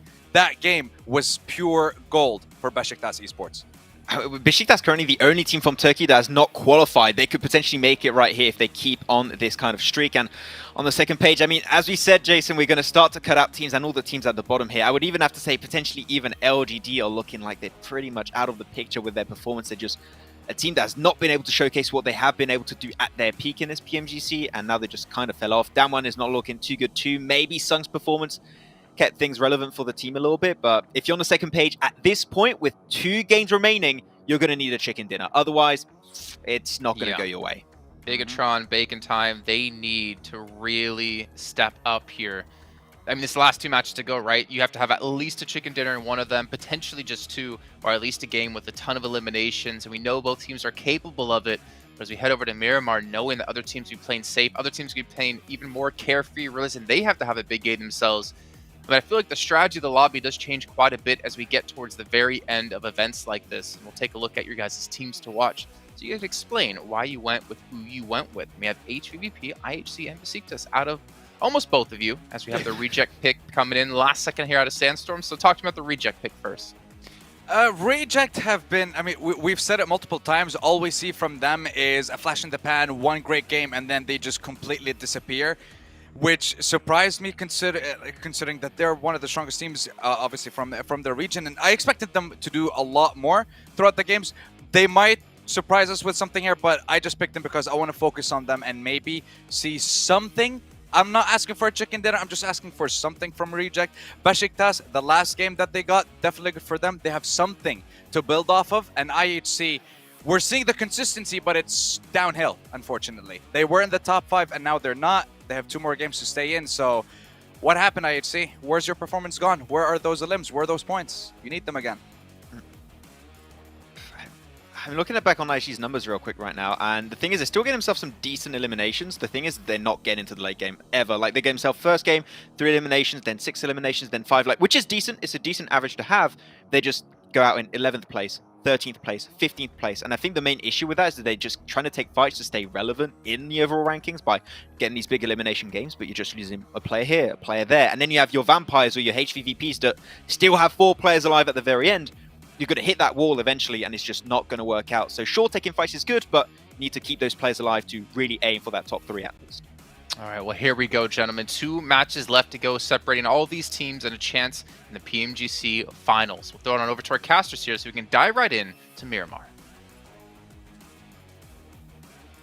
Not just any Miramar, the last Miramar on the cards for, well, 11 of these teams. Quite frankly, we are going to be saying goodbye to 11 of them after the Erangel that is still yet to come, Blank, and we are not going to be happy to do it, but it's going to be exciting to do so.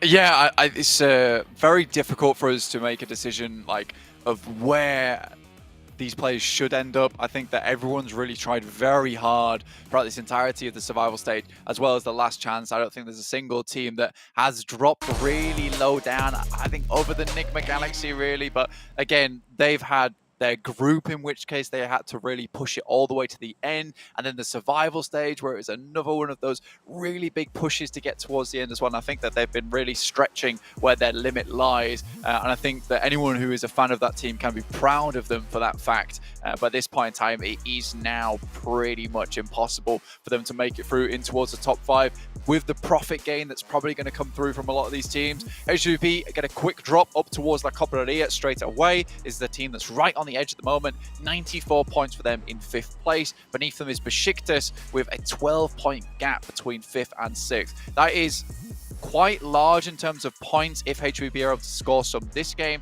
but again, very doable. Unfortunately, for Besiktas is a team that sometimes does well, sometimes gets these big points, but oftentimes we're seeing lose players early in the game and not make it all the way through. It would be a shame for the Turkish fans to see this team go home when they have done so well before. However, we have some very strong representatives already qualified from Turkey into the grand finals. They'll be able to root for them later on, but now the focus lies on the Miramar. 11 of 12. A Western drop for LGD, potentially competing El Pozzo with Enigma Galaxy, who have nothing to lose right now. They are at the bottom. They'll need to just figure out something to do. Why not drop right next to LGD, who 12th place right now? Again, Max was even saying it feels like at this stage they might just be cut out. 34 points behind the bubble at this stage. They need to make up that difference. And when you've got the teams fighting so heavily for those spots at the top as well, it's likely that that bubble is just going to move too far away from you. You're expecting it. Well, we were expecting it certainly at the start of today to be around that 120-point mark. So for LGD, they would need to double their points in the next 2 games. That's 2 30-point games. Very, very unlikely that they can see that. It's really difficult to hear. You're also hoping now that teams in that top 5 bracket don't get good games going forward, that they're getting these 0-point, 2-point games, which at this point in time where you're at that top 5, you know, there's a little bit of mental pressure relieved, but it's a case of now you're just looking for those consistent points. Before, for some of these teams like Vampire, there was a case of we have to step it up. We have to get some massive games going forward. We cannot afford not to go for these crashes because we need the elimination count to see ourselves fine towards the top. But now they can just think about getting some fairly standard 10-point games, which should see them in a fairly easy scenario getting towards the grand finals. 2 matches remain though, and anything can happen with this sprint format, especially where we have so many good teams coming from these regions. You can see that we have so many good teams just the way that the points are distributed. You know, we have a very even distribution going downwards all the way from 1st place. Bacon Time though, finding one from down 1. It's them down to just 3 now. Down 1 with 63 points in 11th place. A team that has a chance to get towards that top side. But again, very similar to LGD. It will be extremely difficult. And you need 4 players alive. You need 4 players alive at this point in time to get those big elimination games. And losing one early like this requires you to have a very weird entrance towards the circle. And then also one of those odd finishes where you almost guarantee a win from the position you have. From pretty much, I would say, 11th down, going down in the first 5 teams is a death sentence to your run. Even if Enigma Galaxies is already pretty much dead on arrival at this stage. So if you're down 1 LGD, Bacon Time, BTR, Aegon XI8, you fall early in this game, that's going to be it. There's no way that you're going to be able to make it on up with the speed at which teams are streaking out at the top. One of those teams, HVVP, moving into 5th place. They were denied a direct qualification spot. They were right at the top. They were powerful in Group Green, one of the hardest groups that comes through. But here they are, struggling to maintain that spot in the 5th place. I'd expected them to be a direct qualifier, to be honest. I didn't even expect to see them in the survival stage, in the last chance stage. But here they are, and good God, they've been given a run for it. The last day of gameplay, though, the last day of work, then they can take a little break over the holidays, come back for Jakarta, as long as they can stay in the top 5. Practice will be important though. No real time off for these guys. Constant analysis, constant work. A little bit of time off though is required, 100%, especially after survival stage and the last chance where things can get out of control so quickly. For HVVP over in green, I think that you know, not getting in for as a direct qualifier is maybe a little bit more excusable considering the amount of powerhouses that were in that lobby. It was difficult to keep up with some of those teams, putting in an incredible amount of work towards that top side. But now in survival stage and the last chance, you know, some of these teams might be weary, a little bit tired. You know, it's 30 matches over 5 days. LGD rocking up on HVVP's position. Only 2 players here. They're going to have to be quick with these shots. MBM has to go down here, and Tixie's running for it. This is a very, very fast push. Spots an ankle, sees the player, gets the knock, but answered. A shot through the way, but there's a backup from Matic, who's low, though, and needs to stay alive. Flush 1 goes through. Suki around the corner, takes the second player, and HVVP drawn short here by LGD. The Chinese team cuts the CIS squad in half. Lose 1 player for it, and that is not a good start for HVVP. Not at all. I think this is a good opportunity taken by LGD, though. Heading straight towards the position, understanding that Tixie's been out here on his own a fair few times. They get 1 point off the back of that. Now they're looking for a high placing. Maku and Kitsune send up. Try and hold out these players. Spot MVM. Smokes are going down. DMR with them. A resupply from both Tixie and Matic. Unfortunate turn of events for HVVP, and their match is going to be infinitely harder because of this. Remember, they're in 5th place, and Besiktas could jump up. Really, they're only saved right now by that 12-point margin between them and Besiktas, but IHC could have a good game. iNCO could have a good game. It's terrifying being on that 5th place. Certainly is. Far from out of the woods at all, even towards the top of the tables. Can all change at the drop of the hat, but there's not too many teams now looking to pump up all of those numbers. The circle on the eastern side, drawing those teams central yet again. Direct contest from LGD as well. I mean, that has been planned, that is purposeful. Bringing that out towards the end of the day where you've only got 1 Miramar, 1 Erangel left remaining. I think that is very, very cruel. But also, that's what you have to do. When you get to the last 2 matches, with there being no more of these matches left and no more of these maps left for the last chance, pulling out something a little bit interesting, a little bit unexpected is exactly what you need to maybe get yourself a head start. But with LGD now down to 3 players, the HVP, those 2 players did put up a good fight versus them. A little bit awkward for them, but 2 elims, it's a decent start, but they need more than that. And they have lost a player as well. You talked about how you need 4 alive. For teams like Down 1, Aegon XIA, even Game Lord, LGD now as well, down to 3. HVVP, sure, they're down to 2, but they've got an elimination, and if they can keep trucking, if they can get 8 points this game, would be phenomenal as a result, just to keep them in that running for the final game. And with Besiktas currently, you can see them down towards that southeast side, moving up towards Impala. DRS are completely in their way, could cut them down in their tracks, which would be massively good for HVP to remain in that 5th place spot. So now it's on Besiktas. Can they step up? Can they perform versus this crash coming in towards DRS's position? A very, very important fight for them because they can open that up. They have a lot of space now down towards this south side where the circle has landed to play from. There's really not a lot of space in this circle either over towards the eastern side of La Bandita. So much fielded area there. A lot of teams prioritizing this northeastern side of the circle itself to pick up some high ground positions and play from there going forward. IHC, another team on the chase right now, currently playing west near Graveyard, coming towards La Bandita now. DRS will have spotted Zessi moving through. Rules is getting into position to take shots out that way as well. Doesn't quite know where the buggy pulled up, but should be able to scout that out. Zessi certainly giving his position away as Rules careens over the hillside. The rest of Besiktas yet to be able to back this position up, but Peace is going to commit Sun HP and Enjoy bringing up the rear as well. But half HP leaves them a little bit diminished in this fight. What they'll need to do is get inside the compound, get inside of Impala, and try and heal on up. With the circle shrinking as it is, it's all about staying safe for them. Let's do have eyes on. Down towards Besiktas as they drop in towards this compound. Relay information back.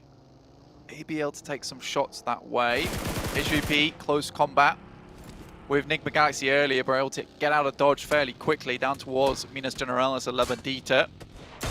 Again, this is just about remaining hidden on the rotates. BTR up on high, realize that this is the game for them. I think big has to come through. Again, we've not seen those massive elimination games coming out from Bigatron, and that's what is required in these final matches to get towards their home ground. 57 points. With the bubble moving further away from you as well. You've got to think it's curtains for this squad at this stage. They just haven't demonstrated to us that they deserve this spot. Couple of misplays, sometimes miscommunication. I mean, they've made a substitution, swapping out the twins, but it hasn't really gained them any momentum over the last couple of days, and it is unfortunate, but they might not be able to make it to their home ground in Jakarta, as you say. Enigma Galaxy trying to play this one out. At this point in time, it's just a case of maintaining face, keeping the heads and the chins held high. Circle centers up over towards Aegon.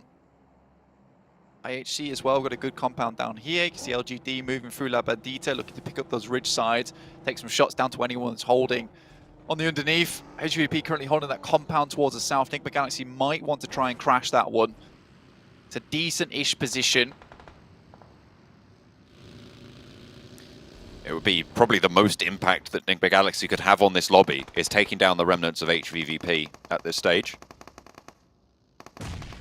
Taking a horse out of the race in this game for that 5th place spot, but iNCO want to move closer to the center, as they always will do. Reject will be looking to hold them out for it though. Squash goes down early and shots over the way are good to kick things off for Reject on their hold. Becca lobs a nade around the side, Vitali falls and Reject get yet another opener into the fight. And iNCO really coming apart at the seams here. However, Nenebete is traded off on towards. The last players are going to just flood on through.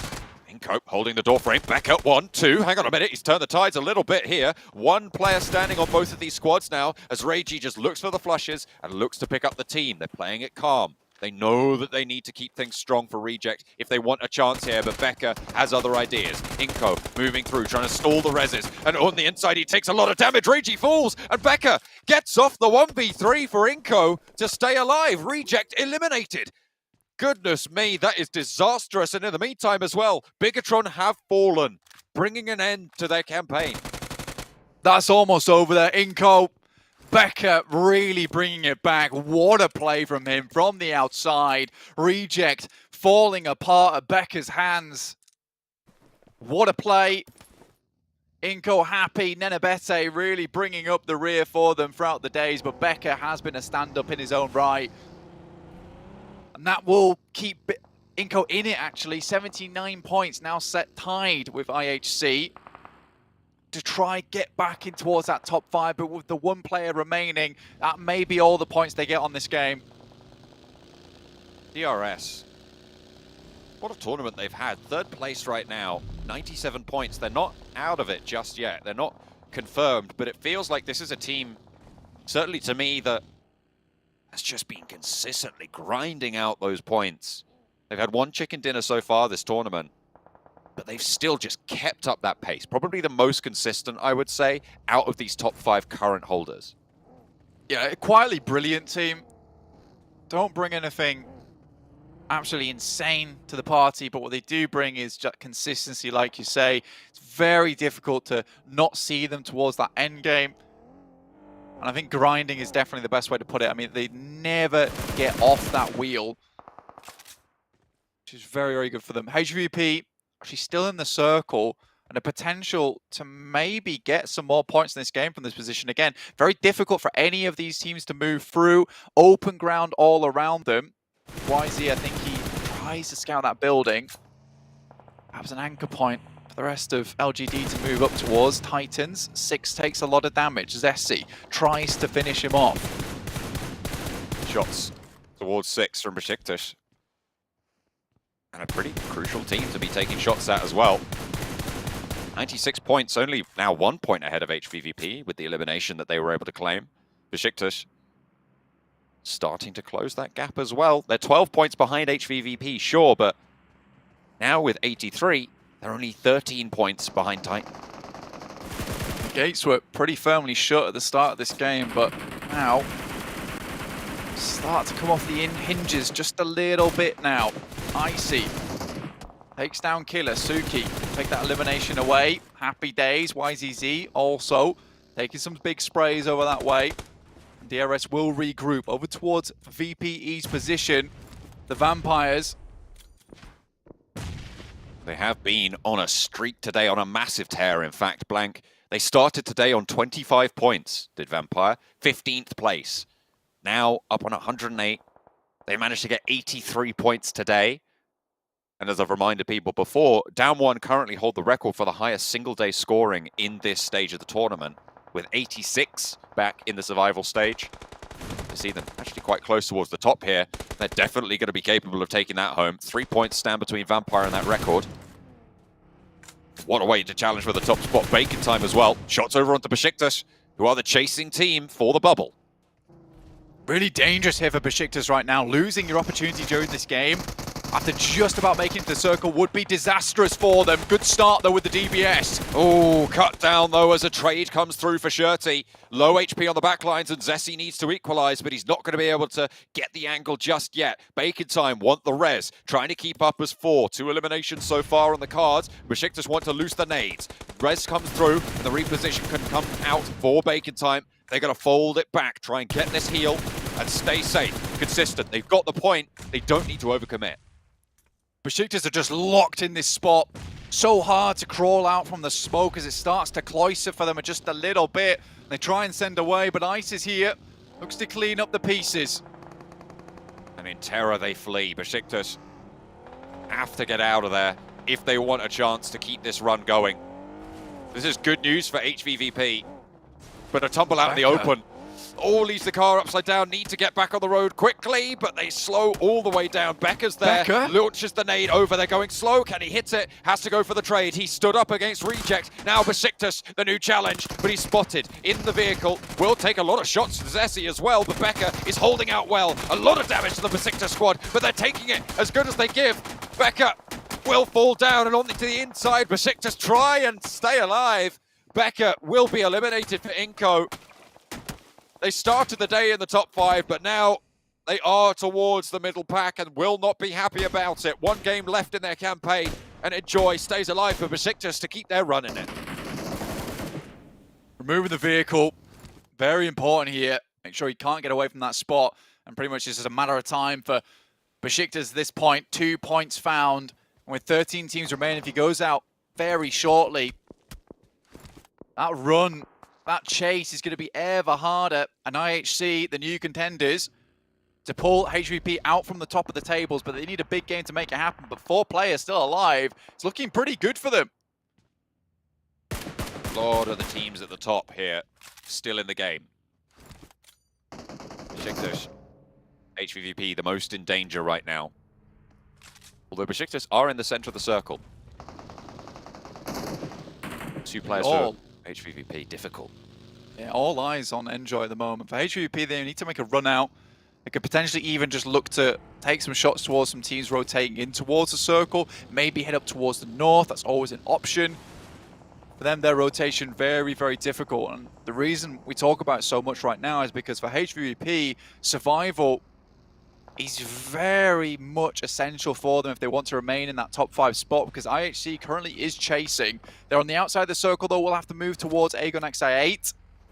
Either way, if IHC go down now, though, and HVP go down shortly afterwards, it would still be pretty much okay, because it'd be a full reset on the point scoring. HVVP are making their break. They're both in the same vehicle, Blank. They might be right up towards Enjoy, but they've drawn short a little bit. They hop out, and they are still alive. Taking shots over to them. Not really anyone at this stage, but IHC move through, open up well onto the engagement, and Ghost, the only player standing, finds Alex. A teammate, actually, I think, got the flush there, so the point potentially denied to IHC.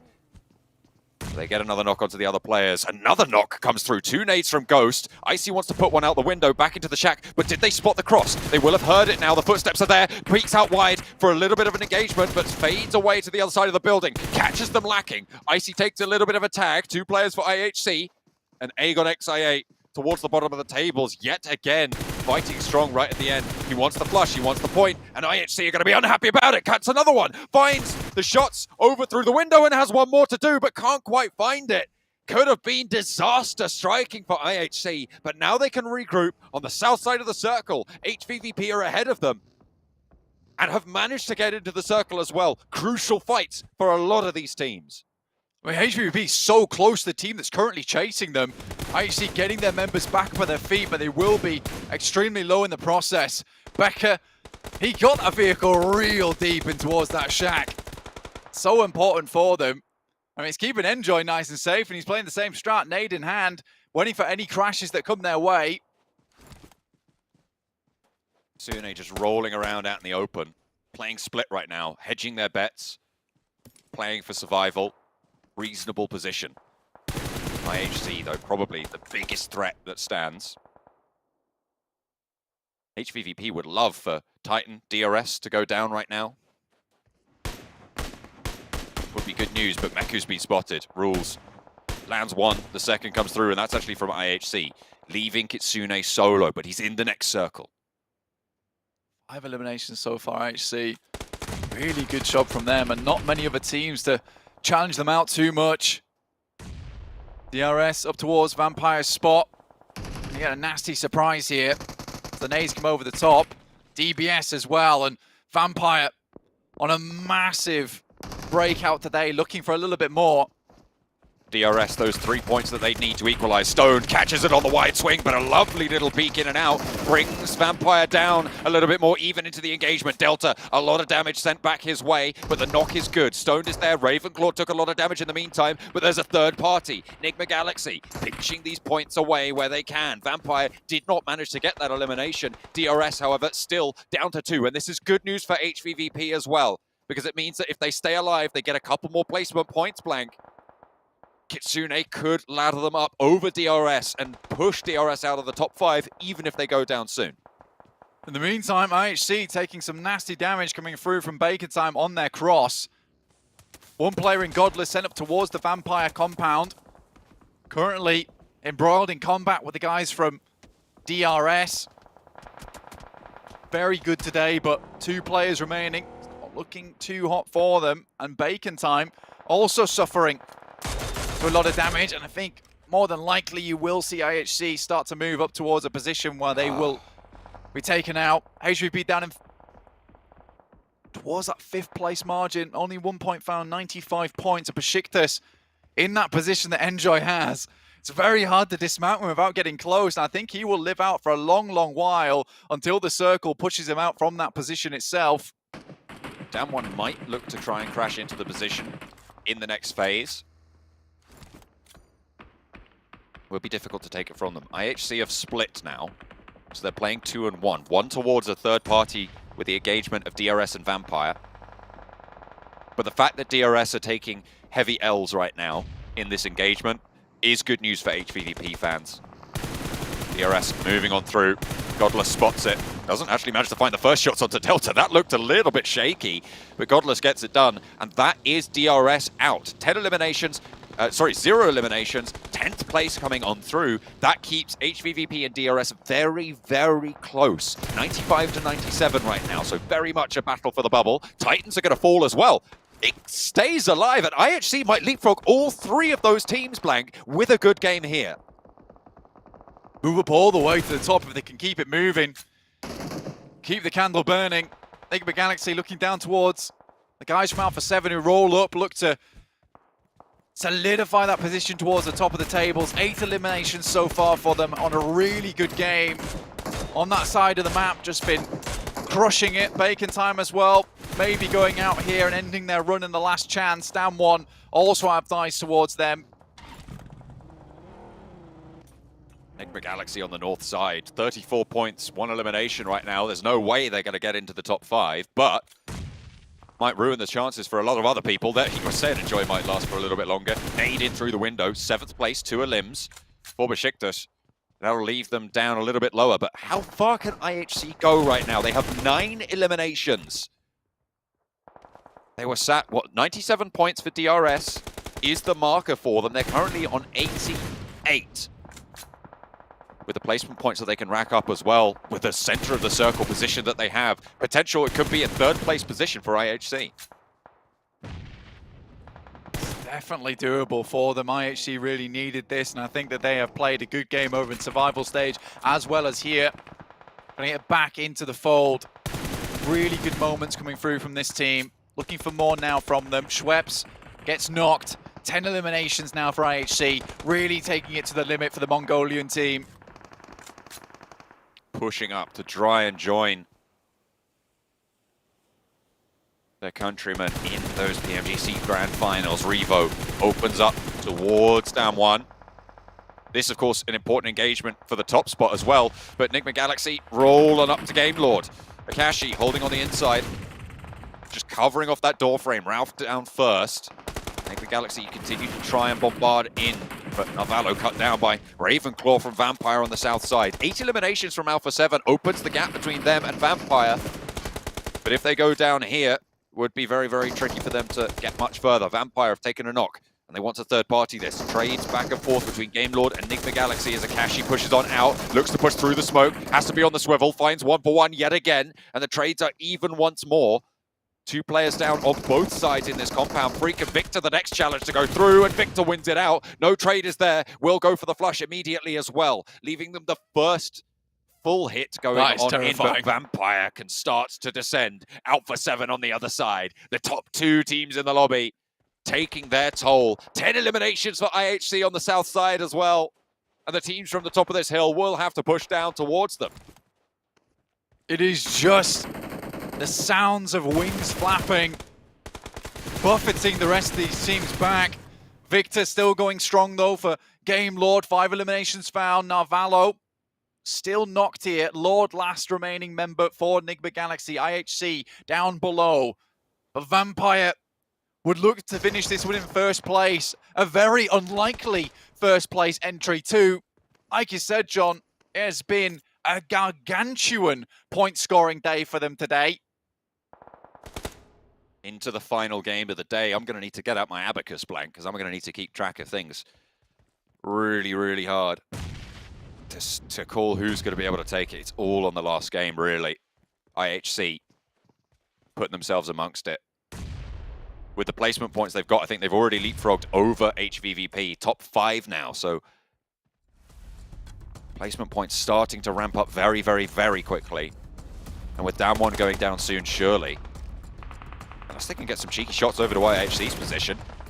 Game Lord potentially also soon to fall. Navallo cut down. Last player standing. Victor for Game Lord. To keep themselves up. IHC spot yet another point. 11 eliminations now. And they can turn their attention to Vampire, but they still have this backstab potential. This Game Lord full. A7 massively unwilling to let up on that first spot. They light up IHC. Oh. No knocks found though. And Carrillo sent backwards from Zjol. The building that held Enjoy now giving Forest Sanctuary. Mythic out wide on the angle. Can't really peek into it. Sees the crate in there, probably desperate to see what he can find in there, unless it's already been resupplied out of the smoke to cover off Mythic's angle. Vampire, hang on a minute. What? Revo! Revo? 4K nade? Pops Are you a nade. joking me? Where did that come from? I have no idea what... Okay, well, here we go. Nade over towards Forest with Vampire out of the mix. Forest has to push out wide and gets cut down. IHC, they're definitely going to be in that 3rd place. But can they catch Vampire? Vampire didn't have the highest elimination count with the placement points they had. It wasn't out of the question, but it would need all of these points to go over. A full 4 elimination to come through. The 16 eliminations on the cards for Alpha 7. with that 4K nade from Revo. We're definitely going to need a replay on that. Into the fight now, 4 versus 3. IHC fighting for the spot. A nade over the top is good. Mythic will fall, and that's the off angle, crucially found. Revo in for a second. Ziol up for the challenge, and 2 of the players fall from IHC. Alex now with a 1 versus 2 against Alpha 7. Top fraggers in the lobby. Mythic flushed. Looking for more. Carrillo in for the challenge. Around the side of the tree. Alex will not be able to find her, but he gets the flush onto Revo. The blue zone pushing. Carrillo biding his time, getting the heal. They're slurping up those points as well. Out into the open. Needs the challenge. Waits for Carrillo to peek. Can he get the win on the knock? Will he be able to find the second player peeking? No. Carrillo just is able to step out, get the spray, and Alpha 7 take the chicken dinner. In the penultimate game, the final Miramar. Specialists at this map. They show us why, but what a run from IHC. You can see how Revo is so happy about that game. He was dominant. I mean, I'd be doing that as well. I'd be straight feeling like the carry after that nade was thrown, decimating the guys from Vampire, bits and pieces of them flying all over Miramar at the end. But Alpha 7, they take a massive amount of points, should put them on top. 1,500, 1,600 damage for Revo. In the second to last match to do that as well, 1,100 of a Mafioso. This has been a ridiculous game for these 2 lads. But for IHC, that's the big storyline that we're looking at. Getting a massive amount of points on that one. It was very, very good for them as well because they were just securing points where they could. They knew they had to get rid of Damwon as fast as possible as they wanted to get further up in the rankings. That's going to see them massively secured towards the grand finals. It'll be really, really difficult to remove them from that one. But now we have probably 6 teams with 90 points apiece, very close to one another in the leaderboards, and it could be 3rd, 4th and 5th interchangeable from many, many different squads. Absolutely. Alpha 7, with that final fight as well, have tied the record with AGOD XIA. 19 eliminations on the game, Black. What a way to claim the top of the tables. I mean, they still have 1 game left to go, but with Vampire going down a lot lower, and them being in the mix and more worried probably about getting eliminated than anything else, might not be possible for Vampire to jump up in this final game. We'll have to wait and see though. We're looking at Vampire, DRS, Titan, HVVP, AHC Esports, and on the outside you've got Besiktas all looking for those other 4 spots.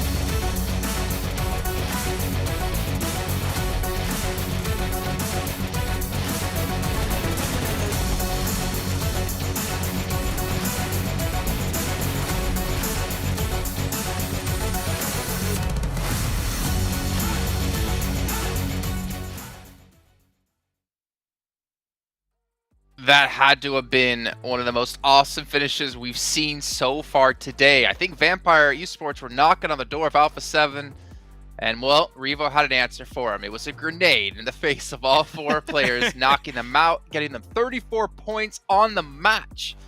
A ridiculous game here for Alpha 7, and they've almost solidified, if they haven't already, their place at #1 here at the end of the last chance tournament. It was a no-look grenade too. He just threw it and he just turned his back. Like, yeah, easy, cool. It just felt like a movie right now. He just put that in slow-mo. He goes off an entire new Die Hard. But what an amazing game from Alpha 7 coming in from the eastern side. I would have to say Sandstorm really, really silent and just striking when all the teams are fighting outside the compound. They just pick up the pieces, play the high ground position, and then they just unleash absolute hell onto IHC. But IHC, this is a game, Sandstorm, they needed for a chance to be in top 5, and man, it's going to be so close in the last game. Yeah, and this is why I was focusing on IHC and I was focusing on the side of Reject, teams that needed to perform in order to have a chance to get to the top 5 in the final game. Unfortunately, it didn't work out for the side of Reject, but IHC did. And Revo with 1.6. That is the most damage we have seen in a single game from one player. The second that we have so far, from what I could find, was top from Godlike Stalwart with 1.4k. But 1,600 damage from Revo is... And the fact that Mafios also has 1,000 damage. What is the entire team's stats? That's my question. Whoa. A lot. High. Yeah. I don't know what else to say. But we can see here overall rankings. IHC helping solidify their spot with 104. But going into the last match here, you can see HVVP 2 points away. Besiktas at 86 points. They're 12 points away. It's coming down to just, unfortunately, just a very few amount of teams here, Max Ben, to see who can make it into top 5. And the thing is, even if you're IHC, you're not safe. You're 8 points ahead of HVVP, and there could be teams down below. There can be some competition. Titan Gaming and DRS can have a better performance. I know this is something we tend to repeat a lot as we get closer towards the end, but hot drops are going to be a real potential issue in this game, because now you've got teams in the middle of the pack that are potentially in reach of that top 5. They've got nothing to lose. A big game is all they need. So teams even like Game Lord, Reject, Dam1, if they do a massive hot drop, get themselves a huge game, chances are it could work out. So these teams are going to be on fire this last game. They're going to throw everything they can in this game to potentially make it in the grand finals. Well, I mean, you're talking about the middle of the pack teams. I'm looking towards the bottom of the pack teams. Your Agon, I8, your Bigotrons, your Digma. They literally have nothing left to lose here. They could try to spoil the hopes of some other teams by dropping on top of them, and that's the ones I'm really looking out for. Not cool. Yeah, definitely not cool. And the thing is, like, I'm looking at the teams that have similar drops. You have the likes of IHC. When we're looking towards South George Bowl, they have dropped there before. We also know LGD like to be in that similar location as well. HVVP like to drop towards the north side. So that's already 1 point of contention. You also have the likes of Milta when we're looking at Titan, DRS. They also have a similar spot, Bacon towards the side of Milta Power. There are too many locations shared by 2, 3, 4 teams. We haven't seen hot drops throughout the games in day 1 and throughout the games of day 2, but this is definitely the moment where it should happen, and we got too many teams to watch out for. Well, speaking of teams to watch, let's see who you two both did choose here for this final game, the last chance stage. IHC, iNCO, HVVP. I understand all the picks from you guys, to be honest. I think the only one I'm really curious on is like the DRS Titan picks. Walk me through those, Sandstorm. Basically, they are on the edge. They are tied with 98 points. They're not guaranteed to go as of yet because you have HVVP contesting them, and Besiktas, there's only a 10-point difference, 12-point difference. It's possible. The game is in their hand. Them qualifying to the grand finals, it's up to them. It's whether you play slow, you play smart, you play calculated, you don't take any needless fights. The longer you survive, the better it is for you. So as long as you don't make those mistakes, you should be good to go. Actually, I think it's a really good pick to go for DRS because, as you know, this is a team that's all about survival, playing hyper-passive in the early game, avoiding fights. So if DRS go on the early game stage, that will be a team potentially targeting them in this match. But knowing them, they're going to avoid it like the plague and just try and make it in that at least top 5 position to secure their spot. I think DRS might be good after this. Man, I'm going to get a little bit worried for some of these teams. We take a look at the player shots. You can see Besiktas here. They are within reach of getting through into top 5, but it's if they can close things out here, if they can hopefully have a strong game, even Game Lord here, Navallo, I don't know what kind of match you need to have. Maybe just by yourself, get your teammates to go sit it out, go take a break here, because maybe you alone will be enough to help carry Game Lord through. But it is tough times. I mean, if you're one of those teams who don't have a chance, it's a little bit depressing here going into the final match of your season of 2022, but at least you can potentially spoil things. Maybe you can move up the rankings for some more earnings as well, but I definitely would not want to be in the shoes of any of these teams. You're still clearly aiming for that top 5 position. It's such a tough position to be in, but unfortunately, you cannot let that affect you. You really cannot let that affect you because, as you said, if you're one of the teams in the middle of the pack, you will need a massive game if you want to just barely push yourself in top 5. And on top of that, you need teams like your DRS, your Titan, your IHC to have a really, really bad last game. And what a better way to make them have a bad game than to hot drop them, maybe shut down their rotations early game, and really take the matters in your own hand. Let's see how things are going to go, but it's going to be a wild last game. Sandstorm, before we go to the casters here, describe how this last match is going to go in one word. Epic. All right, take it away here for our last epic match with John Allen and Blink. One more chance, and it could not be closer. 4 positions still very, well, pretty much uncertain as to who is going to be able to take them. Which teams are going to be left out in the cold? It is winter time. And everybody looking to try and keep warm here with the promise of a ticket to Jakarta. There's a lot of teams still available to get into. So, I mean, I know this is crazy to say, but Reject still have a chance. Damwon still have a chance. Game Lord still have a chance. It just all relies on DRS, Titans, HVP going down early. Besiktas still trying to make their way in towards these final moments of the tournament. I think the worrying thing for HVP at the moment is if they are dropping on a tiebreaker in 5th place between DRS or Titans, their issue is that they've got 51 elimination points. They've also got 45 rank points, but maybe not so much of an issue anymore. It's because they've got those 2 chicken dinners, which will see them winning that tiebreaker out. So for DRS Titans, they have to not hit those tiebreakers in the first place. Again, though, Besiktas, iNCO, Game Lord, Reject, Damwon, it is ridiculous how many teams can challenge out for those top spots. Right now, HVP, they need a good game here on our angle, and they have had some ups and downs here on this map. Either not finding the best position or getting left out in the cold on the edges. And LGD currently have been giving them some real troubles. The northern side, it looks like potentially maybe a little bit of a hot drop scrap, but LGD dropped short and onto the vehicles early, actually fighting off against Bigatron. YZ is going to go for this turnaround. Liquid gives him the slip again. Trying to run to cover. There's backup from Bigatron as well as Misery looks to swing in, pick up his teammate. Not much point unless you have a gun, but they're going to try and run him right off the road. What is that? Is that a shotgun? I think it's a shotgun in close range. Unlikely. What? Bigatron! No way! No way! They just split apart, but MVM crashes on into the side of Liquid. They get away with the buggy. I thought that was going to go well. Hang on a minute. Down one. It's all popping off. Rejects now into a fight as well. Hot drops coming through at the start of the last game of the tournament. And the placements are going to get a little bit easier if teams are going to start to diminish themselves with wild starts to things. Damwon and Reject, both on 74 points, both close to one another. And at the moment, it's Damwon with the advantage. Forest is low. Both teams have lost a player. Divine is down. And Reiji soon to follow. Will have got Rez there, but needs to hold on the outside. Divine wants the sand tool, cuts down through the alley. Wants the shot on the Fabian, but has to fade away. Does fall down on the inside as Divine hops on in. 2 versus 1 now. Pushes up the stairs, knows there's a player in there. Swings in with a microzy and cuts across on a strafe. The points coming on through. The punch is there. Bit too bold there, mate. Fabian cuts it out. You wonder if they've got enough ammo left in the magazine to even finish out that engagement. But Damwon will sit at 4 points gained there, as well as have 3 players to play the rest of the match out. HVP sent all the way over towards North George.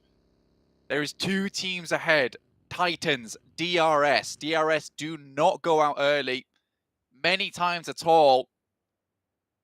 If these 2 teams fall now, it makes it so much easier for HVP. Again, that is if HVP don't fall themselves, because Titans and DRS, I think they've done an excellent job during this last chance to get themselves towards where they are right now. DRS, unfortunately, has been falling slowly but surely, because you do see that consistency coming out from DRS, but you don't see those similar games that IHC, VPE, as well as A7 have shown us over these last 6 matches, which is just unbelievable point scoring in certain games. And having that star power to hit those big matches. A 19 elimination game, A7 100% should leave last chance with that grand total prize pool at the top. They're the only team currently over that 120 predicted bubble. 10-point average. Vampire still a little bit short of that. Bacon time. Going down to Titan. It's a point. That is a point, and that is a pivotal point potentially.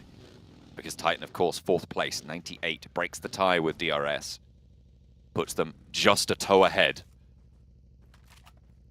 99 now.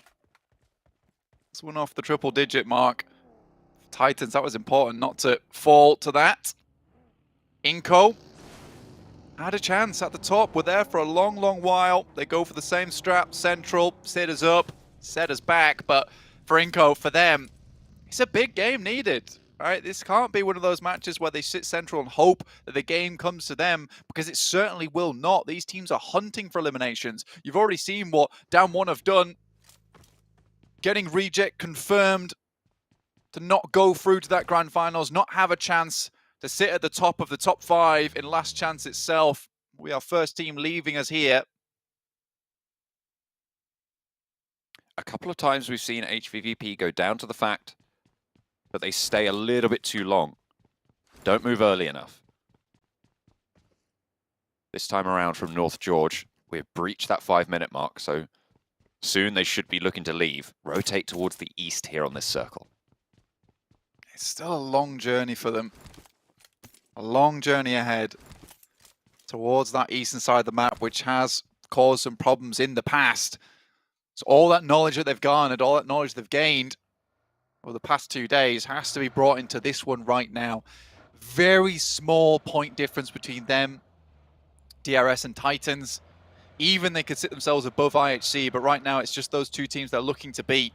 Again, they have to beat everyone underneath them. Besiktas, iNCO, Game Lord, Damwon. They're on for a big game. That is certainly something that could prove a big problem for them.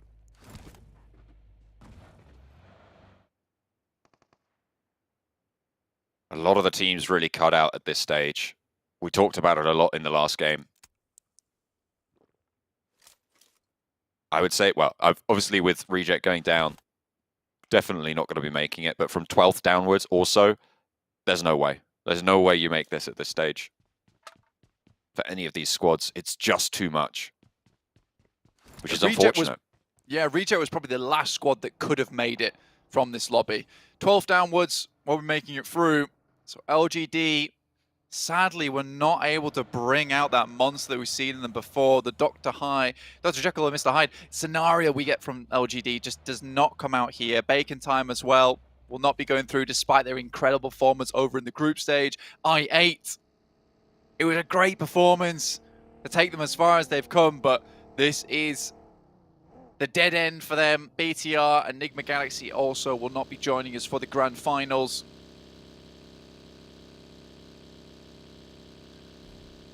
Unfortunate. Blue zone envelops HVVP on the northwestern side. Still yet to move. 7 minutes now. They are really picking through everything in North Georgia Pole. LGD have already made that break for it. MVM into the ruins on the south side of the river. They don't cross up north. A lot of that area getting cut out in this circle. And they'll try and move in on that south side. With Down One and Reject taking that fight earlier, you were talking about how it made it easier for HVVP. It's going to make it easier for LGD as well. That area on the northern side of that chunk on the south of the river will be a little bit more open. Less sightlines to worry about. And smoothly run through. I mean, we saw a lot of times Reject heading on the west side of Rozhok towards Sunken. Obviously, you don't want to go this way at that time just because of where the circle is landing. A7 heading further down towards that south side, towards where Besiktas currently are playing. From Yaz, BTR moved out from there much, much earlier, and iNCO's got a little bit of a lineup underneath them to the south side. HVP locating a compound to play from, all the way on that northern edge. IHC on Novo, still playing on the island. They'd have to move through and pass Titan. 4 points behind at the start of this game, Titan were from IHC. With the elimination point that they've got, they are currently... they were 6 points behind at the start of the game. They're now 5 points behind. They get a squad wipe, they get a placement point. That's going to push them up and over that barrier. And if you're ahead of one other team in this group confirmed, it's kind of likely that you are going to stick it up, because unless Besiktas blasts out, there is only that one spot really that could chop and change. At the moment, HVVP have that unfortunate mantle. Real struggle bus. And the line is so close as well, right? It is just a step that you need to take, but you're hoping that DRS and Titans don't have that good game. But in the same way, I'm hoping that DRS and Titans do have that good game. I mean, DRS are on track for it for a very long time, but maybe this is all that they have. I mean, Titans and DRS currently so far, the majority of the points that they've gained is through placement points alone, not those eliminations. But if they can get those consistent points and HVVP fall early, as we've seen them do multiple times, it's a bit game over. Suki taken down to a spray from Fluke and not going to find a trade. Oh, there it comes. YZ does manage to pick that one up. Vampire lose a player to LGD. LGD went north of the river. I thought they were going to stay on the south side, but they did swing north and actually have slowed HVVP's approach. Will give them a lot of cause for concern, and HVVP will be very nervous to take these engagements. They're not moving just yet. Waiting, biding their time. Again, getting towards the end game is very important. We've seen HVVP do something similar to this in the past. Over in the PMWI, just going for that numbers play, just sitting it out almost. In fact, not even PMWI, just in Western Europe, is just sitting it out, trying to go for those placement points and hoping that that sets them over the edge. In the case of Western Europe, it did not. The team got far more eliminations, but I think that's where maybe you identify the overall ranking, see that Titans and DRS don't always get the huge amount of eliminations that maybe HVVP can find. So a survival game could be good here for HVVP. The option that they have, other than going across the river in the same fashion that LGD did, is swing all the way to the north of Yasnaya, where they might find this Bacon Time fleeing towards them. And in fact, they might find them anyway, as Bacon Time getting sent back by Besiktas, currently playing on the east side of Yasnaya Poliana on a 2-2 split with the other duo down south side. Instead, though, HVVP looking to mount up for the bridge. No one on the other side to control them right now. Kitsune will see Bacon Time moving, and Bacon Time will see him as well. Kitsune needs to get back to the rest of the team. Cannot afford to go down here. They cross the bridge, and they know there's teams across the way, but they will hold the gas station, or actually maybe even overshoot it as the circle shrinks down. Again, a little bit leaning to the east. A lot of positions now already taken up within the circle. HVP again is that slow push, that slow rotate that they really do suffer from, whereas most teams have already found a position within the circle. There is a slight edge towards that northern side that they might be able to play, but LGD in very close vicinity, who are really looking rabid during this game, just taking any fights where they can. HVVP swirling around that tower. It's in the next circle. Could be very, very valuable for them. There's about 5 or 6 teams who are crucial for these spots, and Vampire getting spotted by Besiktas. Vampire have lost a player already. They're not fully out of danger yet either, Blank. Would be pretty unfortunate for them, certainly, if they did go down and if they fell all the way out of the top 5, but 118, not out of the question. They could be pushed up on over. But that would require, I think, 5 20-point games from other teams. 4 20-point games from other teams, right? Which is, I think, unheard of. It'd be very unlikely to see some. I think at the most you'd see 3 teams getting 20 points. And again, that is a couple of teams getting a huge amount of eliminations, some teams getting the chicken dinner and very little eliminations towards the end, which is something you realistically only see over towards Sandhawk, Erangel. Typically one team will be the greatest winner of them all, holding one singular location, everyone else suffering at the hands of them. Enigma Galaxy looking to take a dip out of this game fairly early as IA start to pump up those numbers just a little bit. 13 minutes into the game, Hamodi hits a nasty shot over towards Blade. The headshot is nice. But a pincer maneuver comes in from Aegon XI8 and they establish a crossfire nice and fast. Freak last standing, spots Ghost, gets the knock, takes a lot of damage, has to heal it back on up, but in comes UZM, rolls up to this ridgeline yet again. First aid should be popped off there. Freak will be able to get it done. And an aid from UZM, wants to put it behind the tree, but the Molotov backs him off his own.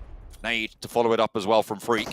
Enigma Galaxy, they don't want to go down without a fight, but Aegon XI8 in the meantime picking up the pieces at the back as UZM has done the job. The distraction is good, and they can stay alive as 4. Enigma Galaxy, only the 1 now, and actually UZM thinks better of leaving this entirely. Scouts out the rest of the hillside.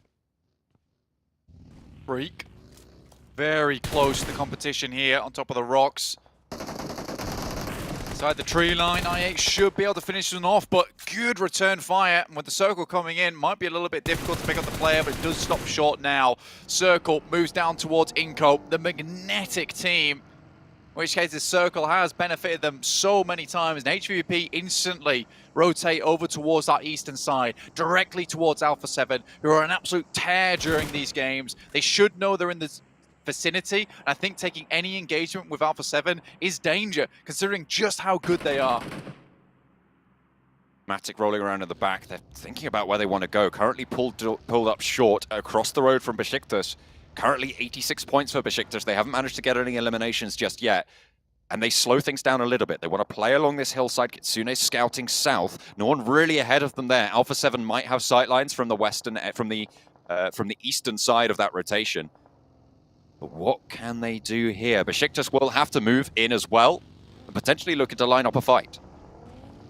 So hesitant to make any pushes here, and you can understand the amount of pressure they're under. 2 points would see them safe. That's all they need. 2 points can be an absolute leap and a bound in this final match where any mistake could lead to absolute disaster. Game Lord currently shunting out the guys from I8 on that western edge. Taking their time to think about this. Titan, southwest side. Playing in the next circle. IHC inside the next circle as well. DRS, a little bit further southeast, but they have got the forward position. And all three of the teams ahead of HVVP have managed to get a little bit of a foot in the door. They are the last of the chasers. With Besiktas in their way as well, it could not be more metaphoric of the tables themselves. So difficult. Anything like this is worth a long consideration. Oh no. And now they rock up, send out as the squadron, fast as they can, past Besiktas, past Alpha 7. They're getting through the thorns, fairly unscathed here too. BTR is in the way. Jem Foster, 3 players alive with him for Bigatron. Alpha 7, they haven't been able to hit these shots, and Jen Foster doesn't hit them either. Tixie managed to get it all the way across the road. They know this position. HVVP, they're in the circle. They start to bloom those smokes. How on earth they got across without taking a single point of damage there is incredible. I have no idea how that happened. But either way, couldn't have happened at a better time for them. Waiting for the right moment there, watching out towards the north side of the blue, making sure there's no one coming through there. Besiktas move out. HVP set themselves up to maybe challenge versus this. On a rolling hillside, Besiktas much more in danger from LGD right now. As in come Titan, this is crucial. Titan need to win this fight to stay alive and keep themselves going. They will do just that, efficiently, effectively. And they'll chase down IHC even further, making them not so certain of themselves. And Titan are at 4. 5 eliminations now on the game. A good run for the squad. Vampire, nade from Agon XA8. Answering, no, not going to find a knockback their way. It's UZM and Blade playing for the squad of Agon XA8. As the shots do look for the flush, but Ravenclaw wants to pick up the points for Vampire themselves. The circle shifts away. It's only IHC of the big three, of the big set of teams that are in this next circle, Blank.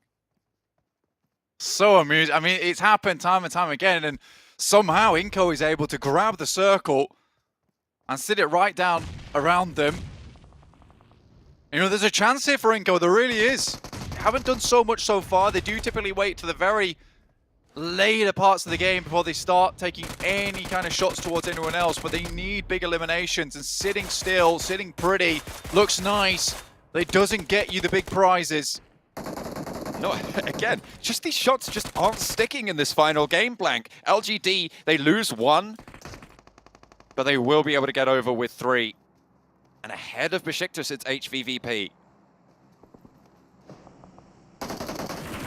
Hold up 2 teams here. Titans lose 1 on the cross. That's from DRS. 2 teams battling out against one another. Dear. And look at that. A massive amount of damage comes their way. I think that's down to just 1 player now. 1 player left for Titans. A really important position for them. 5 eliminations on the game. If they go down here, Blank, they will set the marker. As Besiktas try and make this mad dash as well. Sun HP cut down out in the open. The outside chance here for the top 5 spots. Down to 2 players now. Zessi tries to drop that smoke. 1 player remains for them. As the Titans continue to just stay alive on that 1 that they have. And they will fall. 5 eliminations in 10th place. Up to 103 points. Great nade. Tixie For HVVP, they've had 2 eliminations, but DRS have had 3. 103 points is the marker now in 4th place currently for Titans, but they're out. Kitsune able to lay it down as well. And another 2 points added to the tally for HVVP in crucial fashion, in crucial time. Up towards the last 8 teams. HVP just need to go a little bit further now, and the placement points might just see them a little bit ahead. Besiktas still chasing, but 1 player, iNCO, directly in the center, but much further to go for them with only the 2 eliminations they've got so far. It is so down to the line right now, and Titans are terrified of what could come next. DRS need to fall right now, and HVVP soon after for them to be safe. An aid over Dematic from Alpha 7, tournament leaders, trying to take down the squad from the CIS region. Besiktas eliminated, so no chase other than HVVP for this position. But they're down to 3 now, and Alpha 7 are hot on their heels. They're trying to sweep out on this northern side. They're forced into the fight with down 1, and shots from Revo light them up on the back as well. It could be all drawn short here. Tixi has to hit the deck, and HVVP's run could be over. 4 eliminations. They're on the chase. They're 1 point behind DRS right now.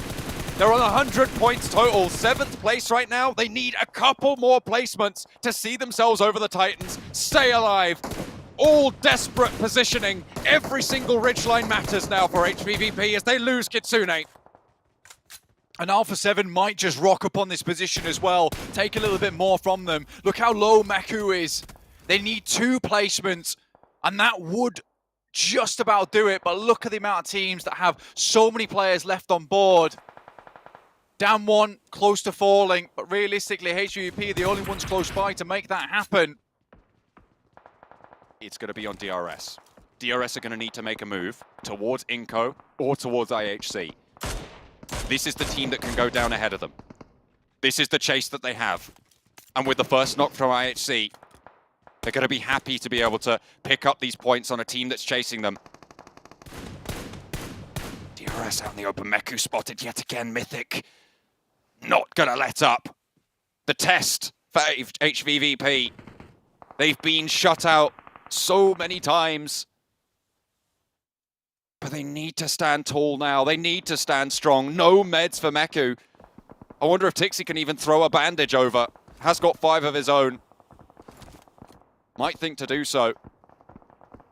But perhaps it's better to just invest in keeping Tixi alive. Meku down. Goodness me. Has to make the long crawl, but very unlikely that'll happen. For Alpha 7, saving grace for HVP is that maybe soon they'll have to deal with Bacon Time. They can remove them in a full 4v4. Maybe Tixi can steal away some of these eliminations. Tixi needs these teams to go down. They need to start making moves. Bacon Time are going to start to move in as well. Alpha 7 taking knocks from Bacon Time across the way. They've been preoccupied with taking Tixi out. And DRS playing with 2 now on the southeast side. iNCO with sightlines over their way. There's a fight raging on the northern edge with Alpha 7. If Alpha 7 go down, Tixi could crawl forwards, but it looks like Bacon Time will not be able to do that. IHC are taking a fight as well with down 1. And 3 players on the inside. 5 eliminations, 6 eliminations for Alpha 7. A team has fallen. 6th place now guaranteed for Tixi. And DRS could potentially fall. IHC could also go down. Down 1, right at death's door. Tixi just has to go for a bit longer. This guy has always been known as one of the most aggressive. But right now, he needs to calm down to control the literal molten iron flowing through his veins. Be like steel. Stalwart versus this lobby. DRS slowly losing members. Down to just 1 now. This could be it. Get to a top 5. Down 1's close to going out. If DRS fall, the ladder up is there. HVVP will be ahead of them. Gianti flushed. Last player now, Delta, for the squad. Titan already, I think, at risk. With 103 points on the game. 6th place position. Goodness me, it's so close, but I think Titan might have already slipped out, Blank. Tixi's down. out in 6th place.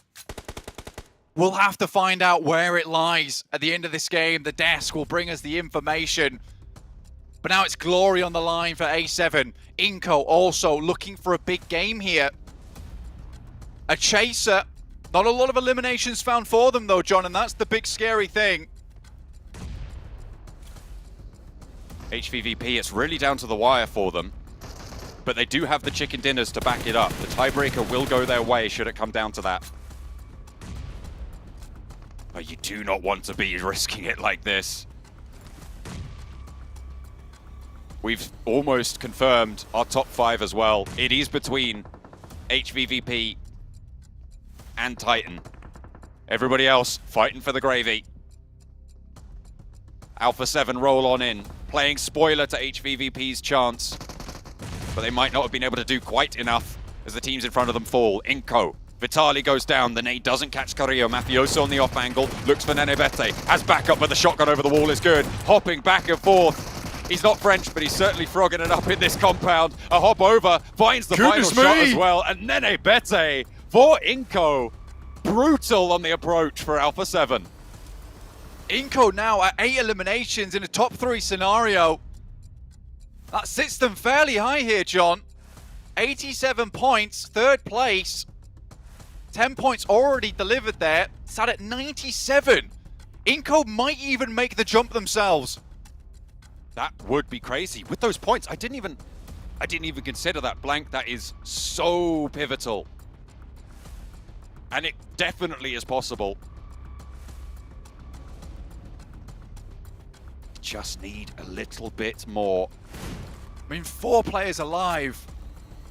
How doesn't iNCO go down in 1st place in this match? IHC would have to absolutely hit a slobber knocker here with some insane shots their way. Vitali checking the bushes. But Zyol and Godless have to move out into open ground.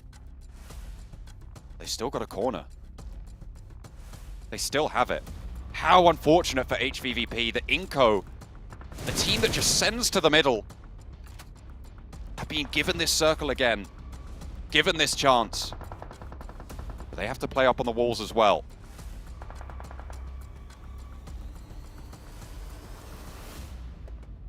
Very little hard cover here for IHC to even move out into. Decent shots from Squash. Both teams now waiting for the last zone. IHC has to take the 2v4 of their lives. A 3rd place with no more eliminations might not cut it here for iNCO, but every single extra point counts, and with the amount of eliminations still available here and 5 extra placement points on top of what they've already gained, might just be huge. Tixie had to go for a bit longer. Right on the edge. And iNCO, like we said, they have their 2 big matches of the day, and that's all they need. Efficient. Oh, Delta could play spoiler. Needing a 10 elimination game. I think to draw even, blank.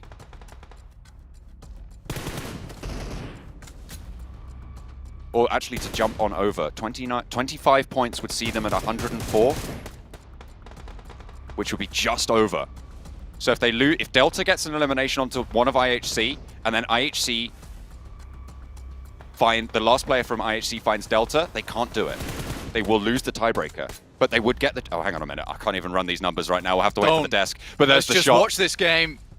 Delta crawling on in. The next zone will close. And actually, IHC are closer to the center on the corner that they hold. And iNCO will have to leave first. Delta out towards iNCO, has to crawl a bit further now as the circle will continue to crunch. And then Nenebete moves out towards the smoke. Vitali covering. Those vehicles, so important. That cover that they now have. It's the only thing they can play around, but the smoke is there. Nenebete, they pick up the 9th elimination now. Godless is soon to fall, and they might have just done it. But in comes Zyol, looks for the flush, looks for the point to stay alive. Squash, is they going to find it? Has a first aid, needs to find it now. 10 eliminations, they've managed to make it. iNCO might have done the unimaginable. Have they done enough? Is the barrier going to find themselves there. They're happy. But the table's still in flux. I am flabbergasted at the two endings from the survival stage and last chance. iNCO put in the work towards the end of the day. Again, they are magnetic when it comes to these circles. Just waited this one out. And Alpha 7, as strong as they are, deny the chances of HVVP with some incredibly good shots, but allow Nenebete, who has been absolutely unbelievably good this entire last chance with the DBS, sends out so many shots there, takes down 2 players and then can send backwards. Alpha 7 could have shut them down there and then, but Nenebete stands up tall to the big brother Brazilian squad. And with that, not only if they're able to make it in, that would be both Brazilian teams going through to the final from this last chance stage. Blank, both Alpha 7 and iNCO making it would be absolutely crazy. I have no words, John. I have no words. The amount of times that these players, these teams, have pulled something special out the back pocket at the very last minute has been incredible. This is one hell of a PMGC. These things just do not happen. I can't even begin to imagine how HVVP is feeling right now. Is it that right close? On the edge. I don't even know who's got in, Blank. I could not tell you. The numbers are just too tight. It is all up to this. They might have jumped over Titans. HVVP might be a little bit ahead of that. The top 5, I can't wait to find out.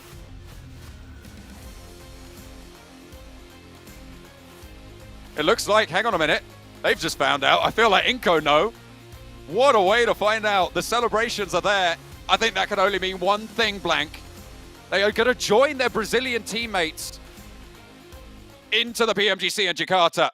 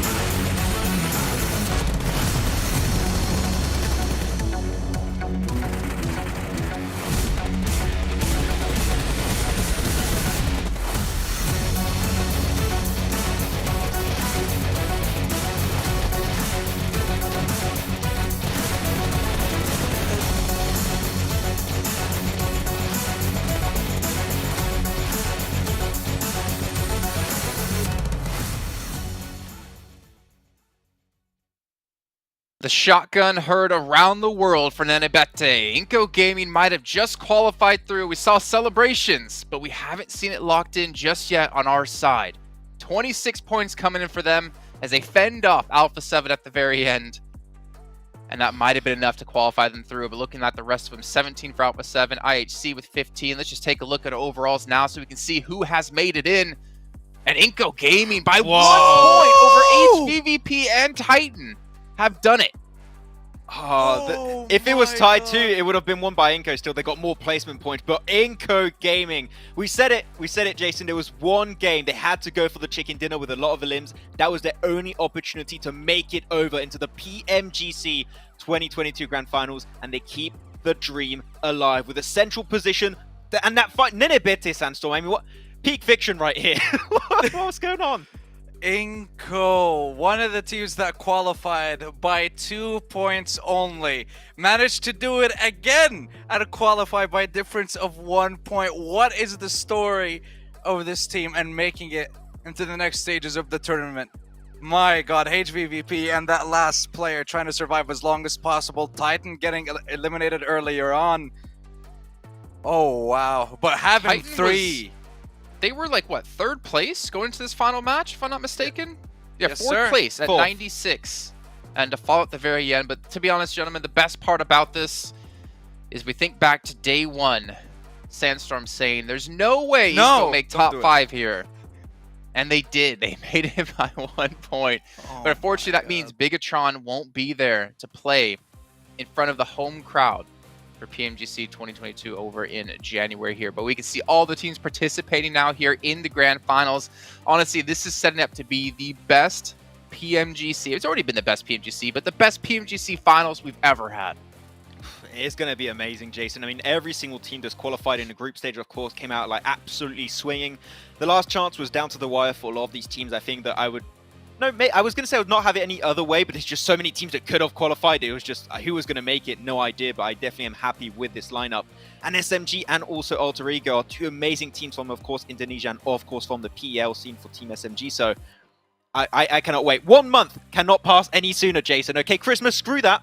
Get in the grand finals right now. Okay, I don't want my presents. But this is my question. Why are we waiting a month? Can we not get it started tomorrow? Please. These games are too spicy to wait a month for.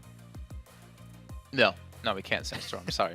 Here's our MVP, though. The last chance stage. It's going to be Revo, and why wouldn't it be? I mean, the nade we saw from him over onto Vampire to completely demolish them with just one nade alone was amazing. But Alpha 7 in general has also just been almost on a whole nother level compared to a lot of the teams we've seen so far in the last chance stage. Yeah. And hopefully this time. No, I was just going to say, hopefully this time they'll be able to perform at the highest level possible when they get to the grand finals. Alpha 7 does have a history a little bit when it comes to getting to that final stage of the tournament, getting towards fighting the best of the best, and then just faltering at that last hurdle. But now, having 3 teams from the PEL, having 3 teams from Brazil as well, that is definitely a clash that I've been waiting to see for such a long time, and especially with Influence Chairman as well being there for Brazil. I said it in week 1 that they're going to be one of the contenders for top 5 at the end, so I'm still watching that. All right, well, gentlemen, that is going to be it for us for now. I'm sorry, Max, I'm going to get your point in a second. We have to hear from the guys on stage. They have just qualified through in 5th place by 1 point. Let's head down to the stage with iNCO. Ladies and gentlemen, nothing is impossible. We're back right here at the main stage of the PUBG Mobile Global Championships 2022, where we have just concluded the 6th and final match of day number 2 and a final day of the final chance qualifiers itself. Of course, ladies and gentlemen, I am joining together with Nadabat here from Team iNCO Gaming. They just recently finished their final match, and of course, congratulations. You've just made it to the next round itself by having just 1 point difference than the 6th place. So how are you feeling right now? Então, ele disse que nada é impossível, porque depois do final do 6º jogo, vocês conseguiram a classificação por 1 ponto. Então, como está sentindo? Tô com a adrenalina lá em cima, muito energizado e muito feliz de a gente ter conquistado essa vaga aí. So I say, of course, he's very happy. The adrenaline, is still high. He still doesn't believe that they made it. Well, they definitely made it right there. The results already out. And of course, what does it mean for you and your team to advance to the finals this time? Então, o que significa para você e para o vosso time ir para o final desta vez? Cara, é um sonho pra gente. É tudo que a gente veio batalhando até chegar aqui e acho que significa é o nosso sonho. So for them, it's like the dream that came alive because they've been fighting all the way for this dream, and now the final they can make it. It's truly a dream come true. And of course, what was your plan before the match? What was going through the team's mind during the last circles of the match itself? Então, qual era o plano antes do último jogo e o que ia na cabeça de vocês durante as últimas círculos do jogo aí? Rasga pro meio e mata quem tiver na frente. So he said he's just going to the center and kill whoever was in front of them. I like that a lot. Very simple and straightforward. Go to the middle, go and kill everyone, and just go for the win itself. And of course, last question here. Now, you guys are making it to the main event of PUBG Mobile Global Championships. Which teams are you looking forward to defeating in the grand finals, and why? Então, vocês já conseguiram ir para a final? Qual é o time que vocês querem derrotar mesmo na final e por quê? Não entendi a pergunta. Qual dos times vocês querem mesmo derrotar na final? Acho que todos. He said all of the teams. All right, there you have it. All right, ladies and gentlemen, once again, congratulations to iNCO Gaming for that amazing gameplay right there. And of course, that concludes all the matches we have right here at the last chance qualifiers, the PUBG Mobile Global Championships. Ladies and gentlemen, we are going to be passing over to our host and analyst to get a little bit more details about what had transpired throughout the whole competition right here. And of course, we will see you guys in a bit. Take care, everyone.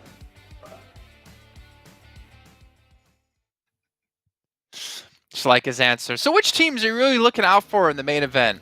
And I don't even speak Portuguese, but I knew that word, todos. All of them. And I mean, to be fair, right, if you want to be playing in the finals, you have to be one of the best teams in the world, one of the best 16 teams in the world, and they're all going to be there participating. This is going to be tough for all the teams, but at least for iNCO and obviously all of our other teams who have qualified today, they get a month that Maxman and Sandstorm aren't happy about, apparently, to prepare for the event. I would rather give them time to prepare, Sandstorm, than to make them play tomorrow. You know what? You're right. I agree. 100%. You need right. to give it... Yeah, you know what? Except you when need I'm to give not. a chance. True. Then you're wrong. No, I'm just not right. Yeah, give the teams a chance to prepare. Obviously, for these teams, right, they've been playing out the last few weeks as well, trying to prepare for this one. If you were a team in Group Red, well, you basically went into Group Red of having to play. Then you had a couple days off, and you went into the survival stage. Then you had no days off. Then you went into the last chance. So there's really no time for those teams to really prepare. It's been a marathon for all of them. But before we do end off the show here, gentlemen, I want to at least give you a chance each to give your final thoughts about how everything went.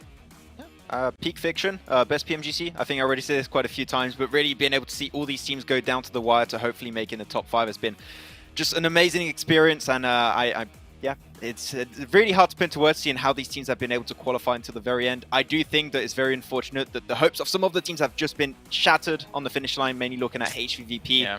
So close yet so far, but you know what? There's still more PUBG Mobile coming in next year for them. But man, I can't wait for the grand finals. 1 month, I cannot get past too quickly.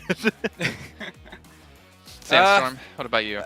For myself, definitely not what I expected when it came to seeing these being the top 5 teams to qualify to the grand finals, but honestly, roller coaster of emotions. Since week 1 in Group Red, seeing the Group of Death, seeing Group Yellow, and then all of them coming against each other throughout the survival stage and the last chance. Definitely best PUBG Mobile Global Championship today, and I cannot wait to see what's going to happen in the grand finals. And if there's going to be a back-to-back-to-back world champion in Nova, or are we going to see a new name? Yeah, it would be nice to see a new name, but then again, it would be nice to see the triple 3 in a row, which is what triple means. I know. Grand final victory for Nova Esports, but obviously have to wait about a month until then. January 6th is when things are going to be kicking off in Jakarta, in Indonesia, to find out who will be the #1. We'll see you guys then. Hope you guys have a great time off, but make sure you're back here for the grand finals.